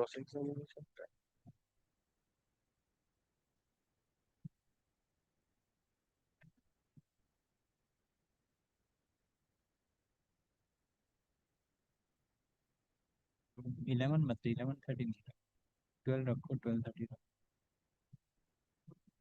What number? So I will fix continuous 3 days. You have to complete the cross examination in your video. And examination in chief at least. I must get a little time after Cross examination first. Well, so far First, as I will have to examination cross. in chief is concerned, it's a commercial suit. He will have to file an. Now, with regard to cross examination. Cross examination, let him complete. So you do one thing. I am fixing on 13 November. 13, 14 and 15. Yes. 17. 13, 15 and 17. November. Very well. For examination, cross examination, examination chief of the plaintiff and defendant witness.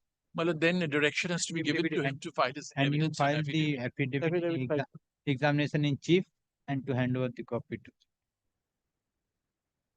Very well.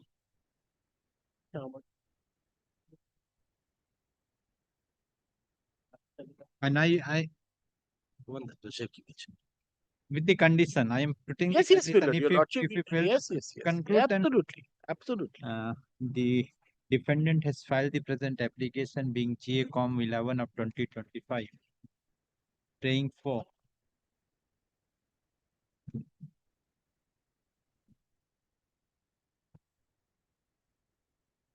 recalling / modifying the order dated 16th June 2025, 25th June 2020 and 25th and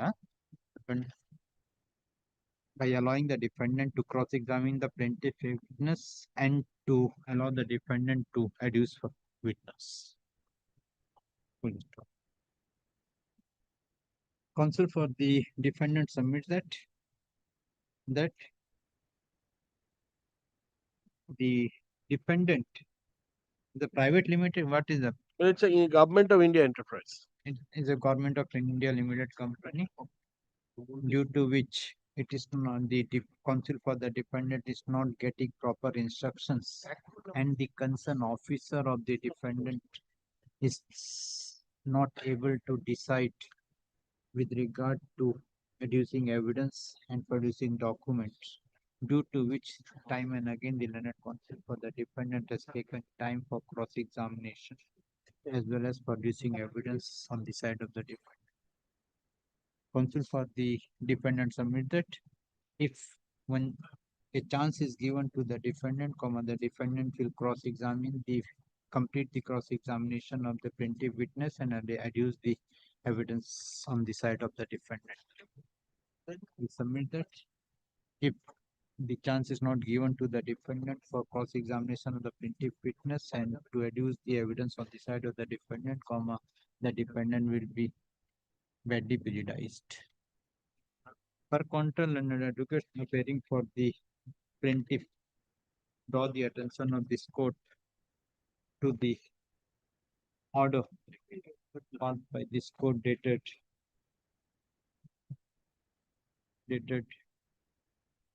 22nd April 2025, May 2nd 2025, 16 June 2025, wherein this court has given several opportunity to the defendant for cross-examination of the plaintiff witness. Even after the chance for cross-examination, the plaintiff witness is closed, this court has granted opportunity to the defendant to adduce evidence to prove their case, but in spite of the opportunity given by this court to the defendant to adduce evidence, but the defendant failed to adduce the evidence, and as such, no reason has been shown as to why the application filed by the defendant should be allowed and the defendant should be given a chance to cross-examine the plaintiff witness and to adduce the witness on behalf of the defendant. Had the learned counsel for the parties produce the application. It is fact that time and again the plaintiff witness was present before this court for cross-examination, but one or the other reason the defendant has taken time. The only reason cited by the learned advocate appearing for the defendant that the officers of the defendant are not in a position to decide whether whether which document is to be relied upon and who will appear before this court to adduce evidence. And now the defendant have identified one of the witness of the defendant who can adduce the evidence before this court on behalf of the defendant. The counsel for the defendant also submitted the defendant also engage the lawyer who can cross-examine the plaintiff witness if this court will give granted an opportunity to cross-examination. Considering this aspect and the submission made by the counsel for the defendant, this court is of the view that one opportunity should be given to the defendant to cross-examine the plaintiff witness and to adduce the witness on behalf of the defendant. Accordingly, GA 11 of 2025 is disposed of by allowing the by modifying the order dated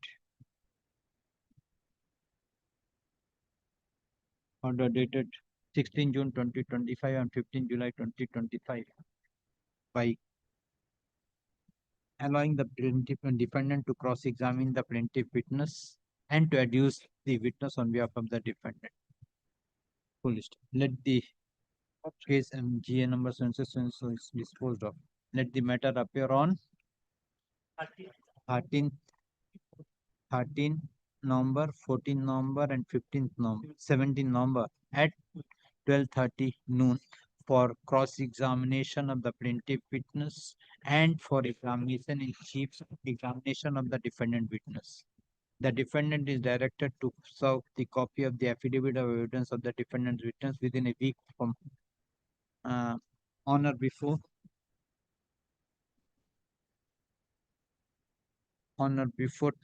11th 12th of 10th of November 2025.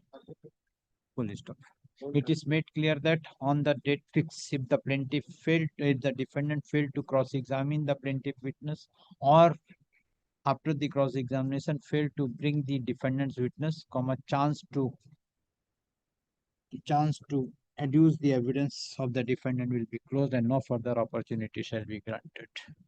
This order is passed only for the reason for giving and further opportunity to the defendant for cross-examination and the examination of the defendant witness.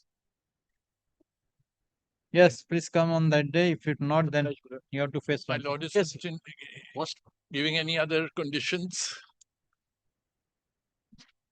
Government. I was in fact. That's why I seen both are. Yes. If the private. My lord, I was without talking. prejudice, it had struck me also, and my learned brother also points it out. My lord, earlier, in cases of conflict between two government companies, whether it was state or center, my lord, there was a high value committee, high power committee, my lord, which had been set up by the government. But I don't think that committee functions anymore. Nowhere. Even the central also, because I was in central government, there is Because nothing. the idea was that in both cases, it's public exchequer which is being wasted in litigation. So you solve it out. Don't fight among. Because I remember in my younger days, I have done many cases where disputes of this kind were referred to such committee. I had appeared. Achha. Even I went to the Delhi Achha. for because Andaman government. Yes. For the parties. Then the committees within the Delhi. But that is what I'm telling my learned called the Central Empowerment Committee and Central Adjudication Committee. Central High Value Committee. High Value Committee. Yes. There are 2-3 committees. The committees are no more there. So only the central one is central. One committee is there that is with regard to the government and that regard to the forest land. Nothing else. Covers both. That is only with regard to this forest land and this ecology balance. Water. Not with regard to the others. The rivers. Grateful, my lord. Thank you.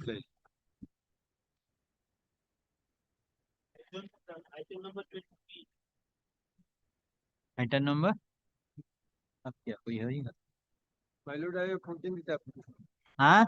I am opposing this application. Opposing? Who is for the petitioner? What is the application for? But amendment of written statement. 23.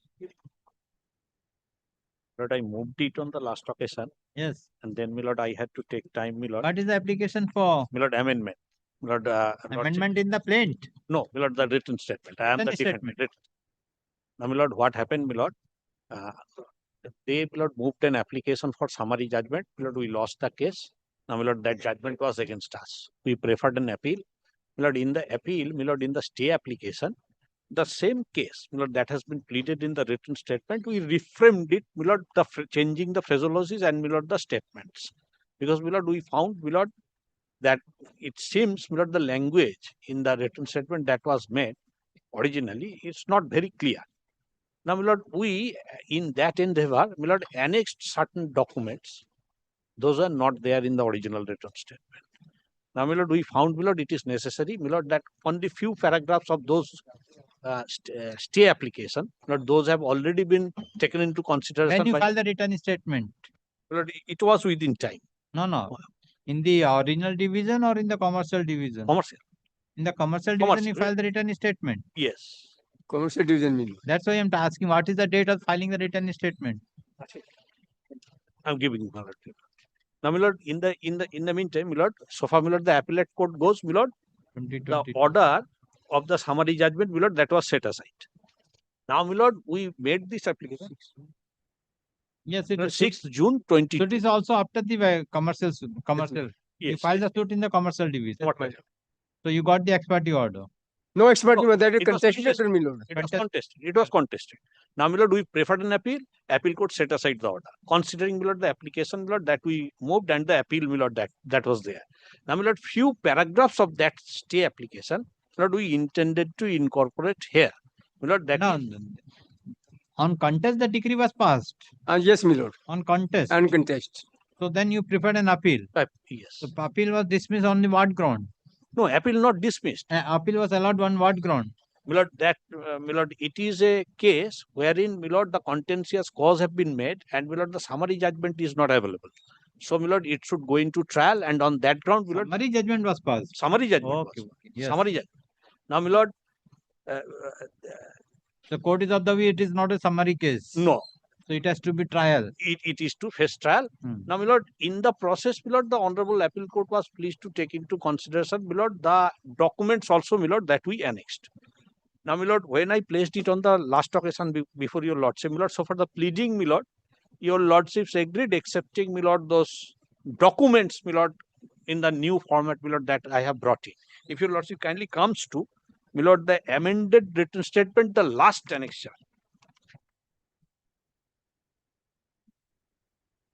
My lord, it starts from page 258, annexure E. Annexure? E. 258. I take your lordship straight away, my lord, to the. There is no change, my lord, no change of nature and character. So from, my lord, the pleading goes. 258 with regard this is amendment. Amended plaint, my lord, that I intend to bring on record. Now, my lord, if your lordship kindly comes to, my lord, paragraph 5A at page 261. Yes. Now, my lord, underlined portions, my lord, have been pleased to get it. 5A onwards. Now, my lord, these are the amendments. My lord, checking it, my lord, I found it. My lord, if your lordship kindly look at, my lord, paragraph 5F at page 564. 5F is similar to para 20 of original written statement. Now, my lord, this annexure, my lord, that I have given, my lord, these documents, my lord, are not there in the original written statement. Which one? Well, the last paragraph, my lord, collectively. photocopies of the yes. Where is annexure A? My lord, these I have not given because, my lord, this is. Where is the document? Documents, my lord, are appearing. If your lord annexure A is? Yes, my lord, that is. My lord, the stay application I have annexed. If your lordship kindly comes to, my lord, page 232 to 245.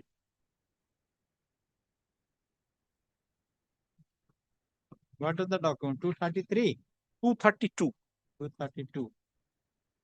These are, my lord, really, this Jyoti enterprise, my lord, was a contractor under us, my lord, through which, my lord, we executed the work, my lord. The bank statement. Yes.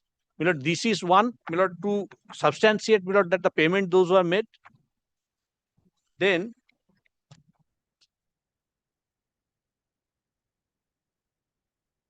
up till 230, 250, 45. 245 or 251?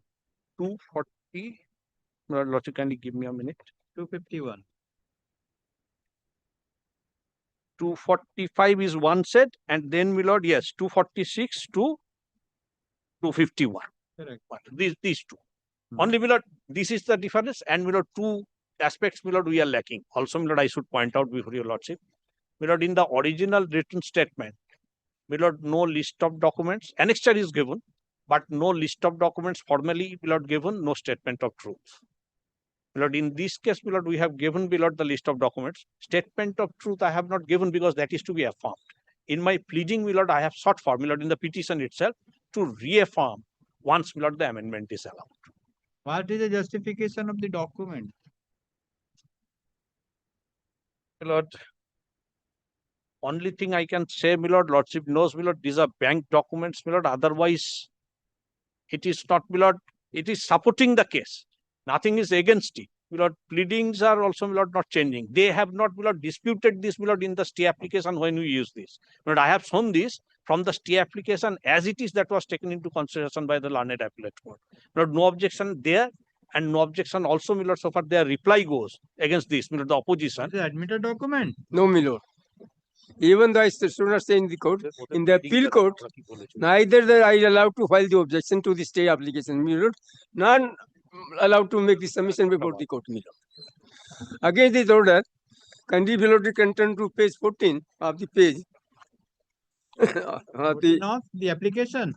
Of the application, my lord. Yes. Page 14. Page 14. My learned friend set out it on the earlier date. 14 is the annexure B. That is the plaint. That is the plaint. No, my lord, this is the stay application. Stay application I have given as an annex. Yes, stay apply, whatever it may be. Yes.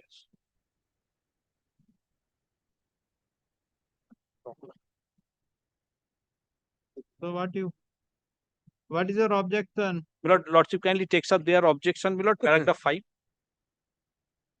page 3. Nothing, my lord, no specific denial.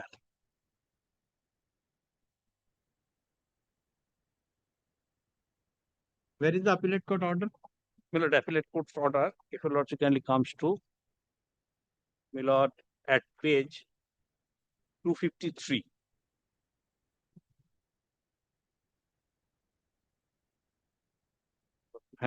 ঠিক আছে দাও।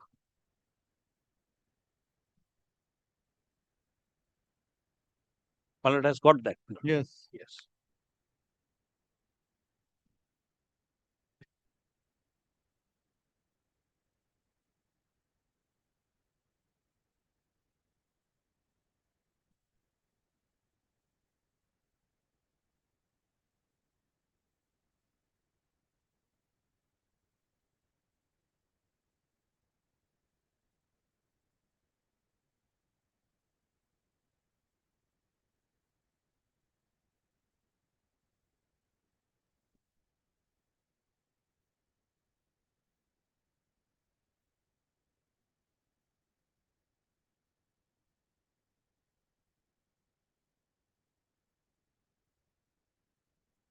Thereafter, they preferred a review. My lord, that order is at page 256. That was also dismissed.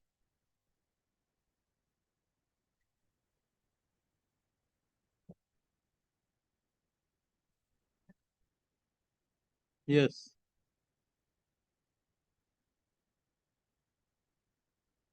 Yes, what is your contention? amendment of the either the plaint or written statement, my lord. That should be on the subsequent events, my lord. Huh? This is that try to mention here before tripartite agreement. Can you turn to page? Which page? Page I'm telling you, just a minute. Page 4, 261, original, 261. Yes. That is the most fact relevant for disposal of the case is that the defendant was engaged in a project known as TRC project IACS Compass. The defendant also engaged a subcontractor, not myself, a subcontractor in the name of Frozen Estates Private Developer Private Limited. In the original written statement, nothing is there regarding this Flosion developer, my lord. They introduced by the third party here, my lord.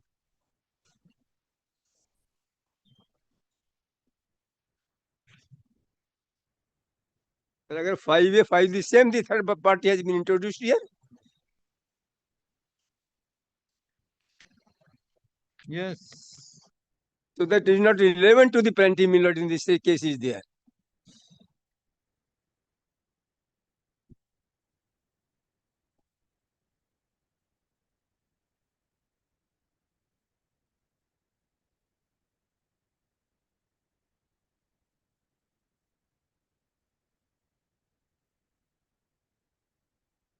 There are 19.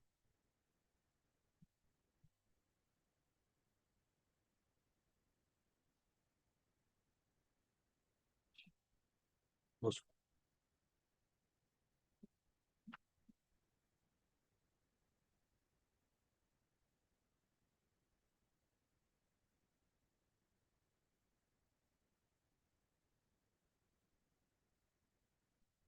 Yes. Then if you look, then give 5F, last paragraph, photocopy of the printout of the email dated 24/8/17 sent by the Flosion to the defendant.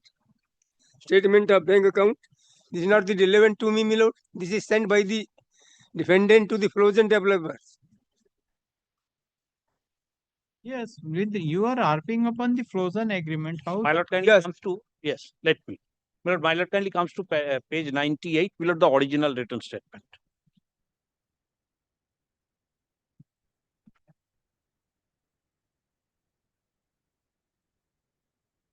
He says, my lord, that Flosion has not been mentioned. My lord, lordship kindly look at my lord, paragraph 30. As such, till February to November 2017, at the instance of the defendant, Flosion Estate Developers Private Limited looked after the said project on behalf of the defendant. During this 10-year, Flosion Estate Developer Private used the defendant's necessary papers, documents, considering that the defendant deputed Flosion Estate Developers Limited. The letterhead of the defendant was used, operated during, this is one. Then, my lord, lordship kindly comes to, my lord, paragraph 19 at page 101. My lord, they have adjusted the payment, my lord, made to the Flosion, and they will not add, my lord, our case is that, my lord, they have suppressed the fact before the court. It's not, my lord, Flosion has been brought in newly.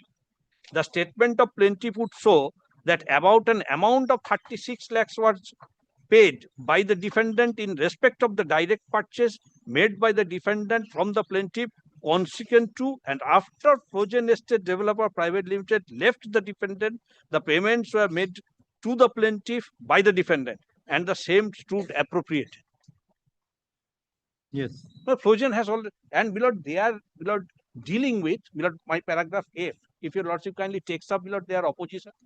So what has nothing has been said about this. They are not denying that. Usual beloved stereotype beloved dealing with the paragraphs. Yes. Now, beloved, lordship kindly sees beloved. With regard, what about the document? But document where what is the reason you have given? You have not shown any reason. So document cannot in term because it is a commercial suit. It is Lord, barred under the argument that Lord was being entertained Lord, by your lordship. Lord, it's a fact, Lord, that leave has not been sought for. Lord, I can only say, Lord, if I at all, Lord, so far the documents are concerned, but these have already been used. These are bank statements. Lord, I don't think, Lord, banker certificate, Lord, lordship knows. So, Lord, anyway, but Lord, technically, Lord, I really cannot justify that. Lord, so far, Lord, the amendment of the pleading goes, if necessary, Lord, I shall come up with seeking that leave. Lord, only with regard to Lord, those documents. And in any event, Lord, in cross-examination also, I can contrast Lord, the witness. The defendant has filed the present application being GA Com 5 of 2025. Praying for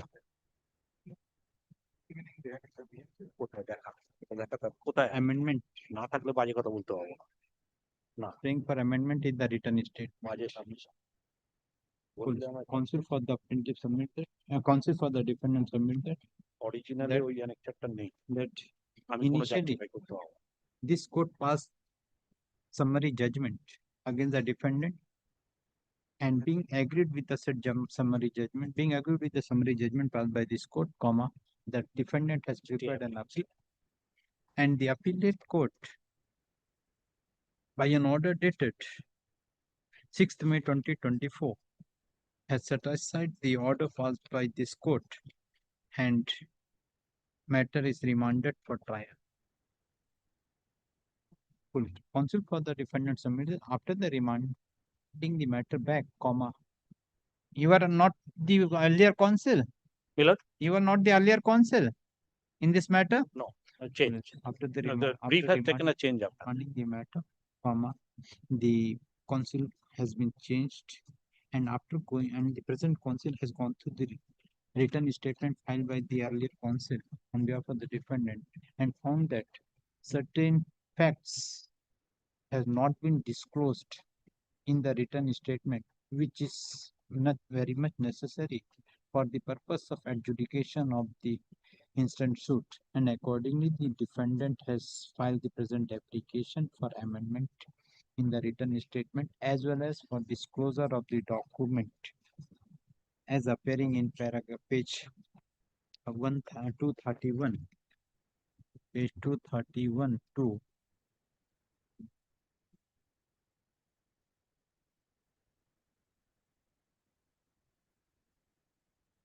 251. 250.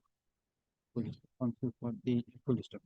Per counter, an advocate appearing for the defendant plaintiff raised objection and submits that by way of amendment, comma, the defendant intend to make out a new case which was not in the original written statement.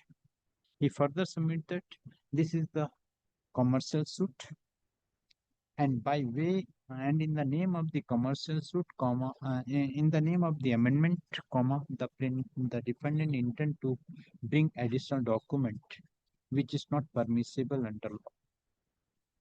Counsel for the defendant submits that if the amendment as sought for by the plaintiff and defendant is allowed, comma, the plaintiff will be badly prejudiced and the same will amount to a new case of the defendant. Heard the learned counsel for the respective parties peruse the materials on record and the amendment as sought for by the defendant. This court finds that the case, which paragraph you are referred in the written statement? The original written statement. Yes. Milord, page, Milord, paragraph 13 and paragraph 19. Counsel for Page 98 and 101. Counsel for the defendant draw the attention of this court to the paragraph made in paragraph 13 and 19. Paragraph 19 of the original at page 101. Wherein the defendant has made out a specific case with regard to one of the firm, Frozen Estate Developers Private Limited. It is is limited, full stop.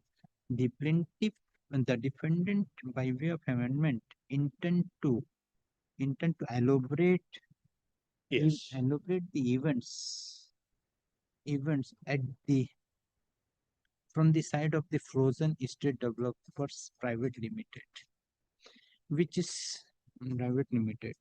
This court has perused the amendment as sought for by the defendant and paragraph 13 and paragraph 19. Full stop.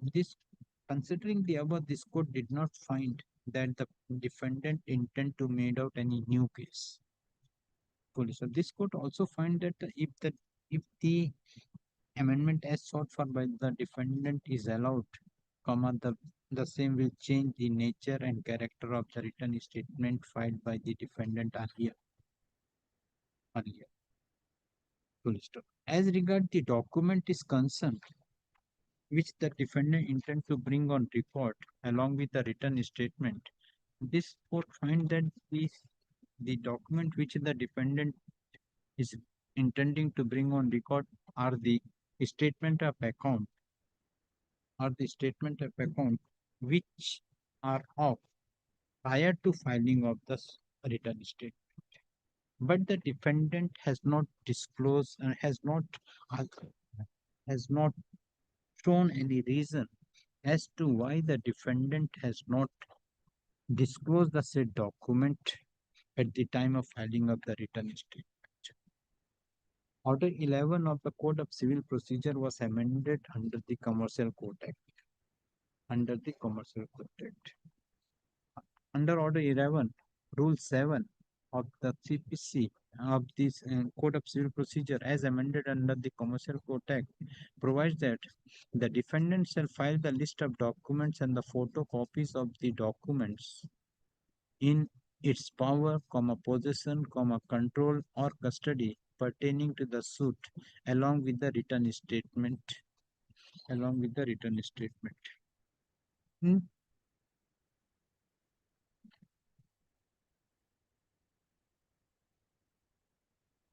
Along with the written in Order 11, Rule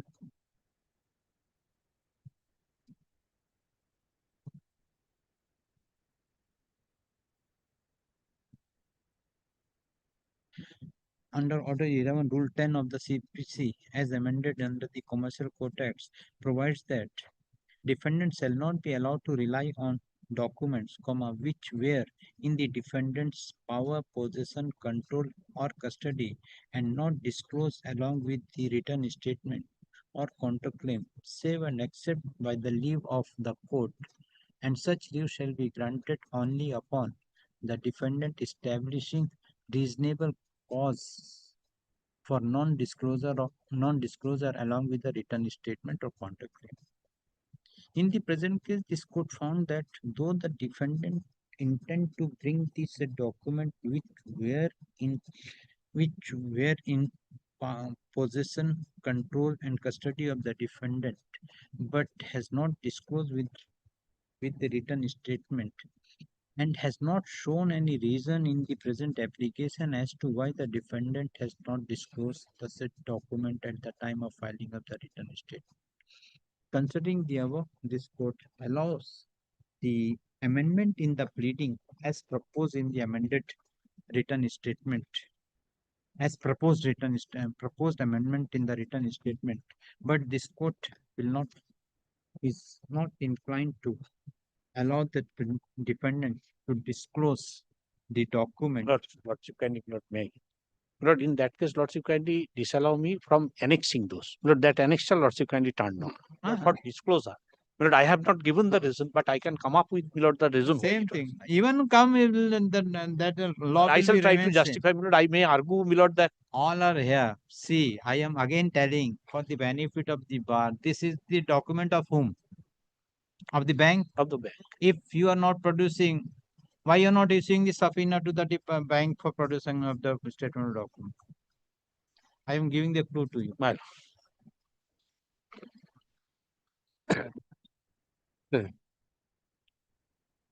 Disclose the document by annexing the said documents as mentioned in paragraph 5.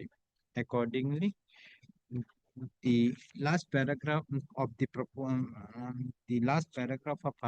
paragraph 5 of the proposed amendment already there. is not allowed, wherein the defendant has mentioned about the photocopies of the printout the emails dated 24th of August 2017 and the ledger accounts. Considering GA number 5 of 2025 disposed of, department is directed to carry out the amendment in the written statement within a period of 3 weeks. And before this, kindly turn to page 6 of the petition minute, 265. What? That is, instead of defendant, they have stated it plenty. They have changed this some typographical. No, that is changed. The entire case is to be changed, my lord. I do not know what's my land. 3 weeks from date, full stop. The defendant is directed to re-verify and reaffirm the written statement within a week thereafter, within a week after the puja vacation. Full stop. After the amendment and verification of the affidavit, the defendant is directed to supply the copy of the written statement to the defendant within a week thereafter. Lord, This the matter on on 18th of November 2020. my lord has been granted me leave to reaffirm, my lord. Yeah, I'm My lord, grateful. may I'm I be grateful. permitted to mention one matter, my lord. My lord, item number 15, my lord, was appearing for the plaintiff, my lord. My lord, the defendant had sought for time, my lord, and it's been directed it to be posted after the. Come, yes, after My lord, that. my lord, Where is the time? my lord, this is on the verge, my lord, this application is on the verge of completion, my lord. When the On, my lord. when you complete, see, 440. Yes, sir. My lord, I have a similar pressure of my lord. See, Item number now it 18. will now it will serial till 11 to 20. Lord, may I only say this, my lord? My learned friend is here. She was appearing for the defendant, my lord. My lord, may I only say this, my lord? Kindly makes it. Go, your senior will give today. Kindly makes it not today, my lord. Let it run in the list. We'll take our chances, my lord. That's all, my lord. Item number 18, and of course, my learned friend also 15. ये जिसको बोला ना जो जितना matter बोला normal जो बोला उसको रहने. Yes. May I have your lordship's leave to mention item number 134 of your lordship's list, my lords. This was fixed at 3 p.m. in terms of your lordship's cause list. Wrongly time. Lord, would it be your What's the lordship? matter? The tender matter that I was doing before your lordship the last week, my lords, last two claims are there. I'll take another 15-20 Which minutes. matter? The tender matter, your lordship will recall that tender issued by the municipal corporation for bus term for construction of residential Argued complex. yesterday. On Thursday last Thursday week, last. 4th September. My lords. Any day that your lordship's diary permits, my lords. I know, my lords, your lordship's board is really voluminous, my lords. November, any day your lordship will fix it. I don't have. दे दो कोई एक date दे. क्या 135 है ना 134 है 134. Yes, sir. The matter is fixed for final argument. Let the matter appear on 3rd November. 3rd November at 3:45 p.m. I'm so grateful, man.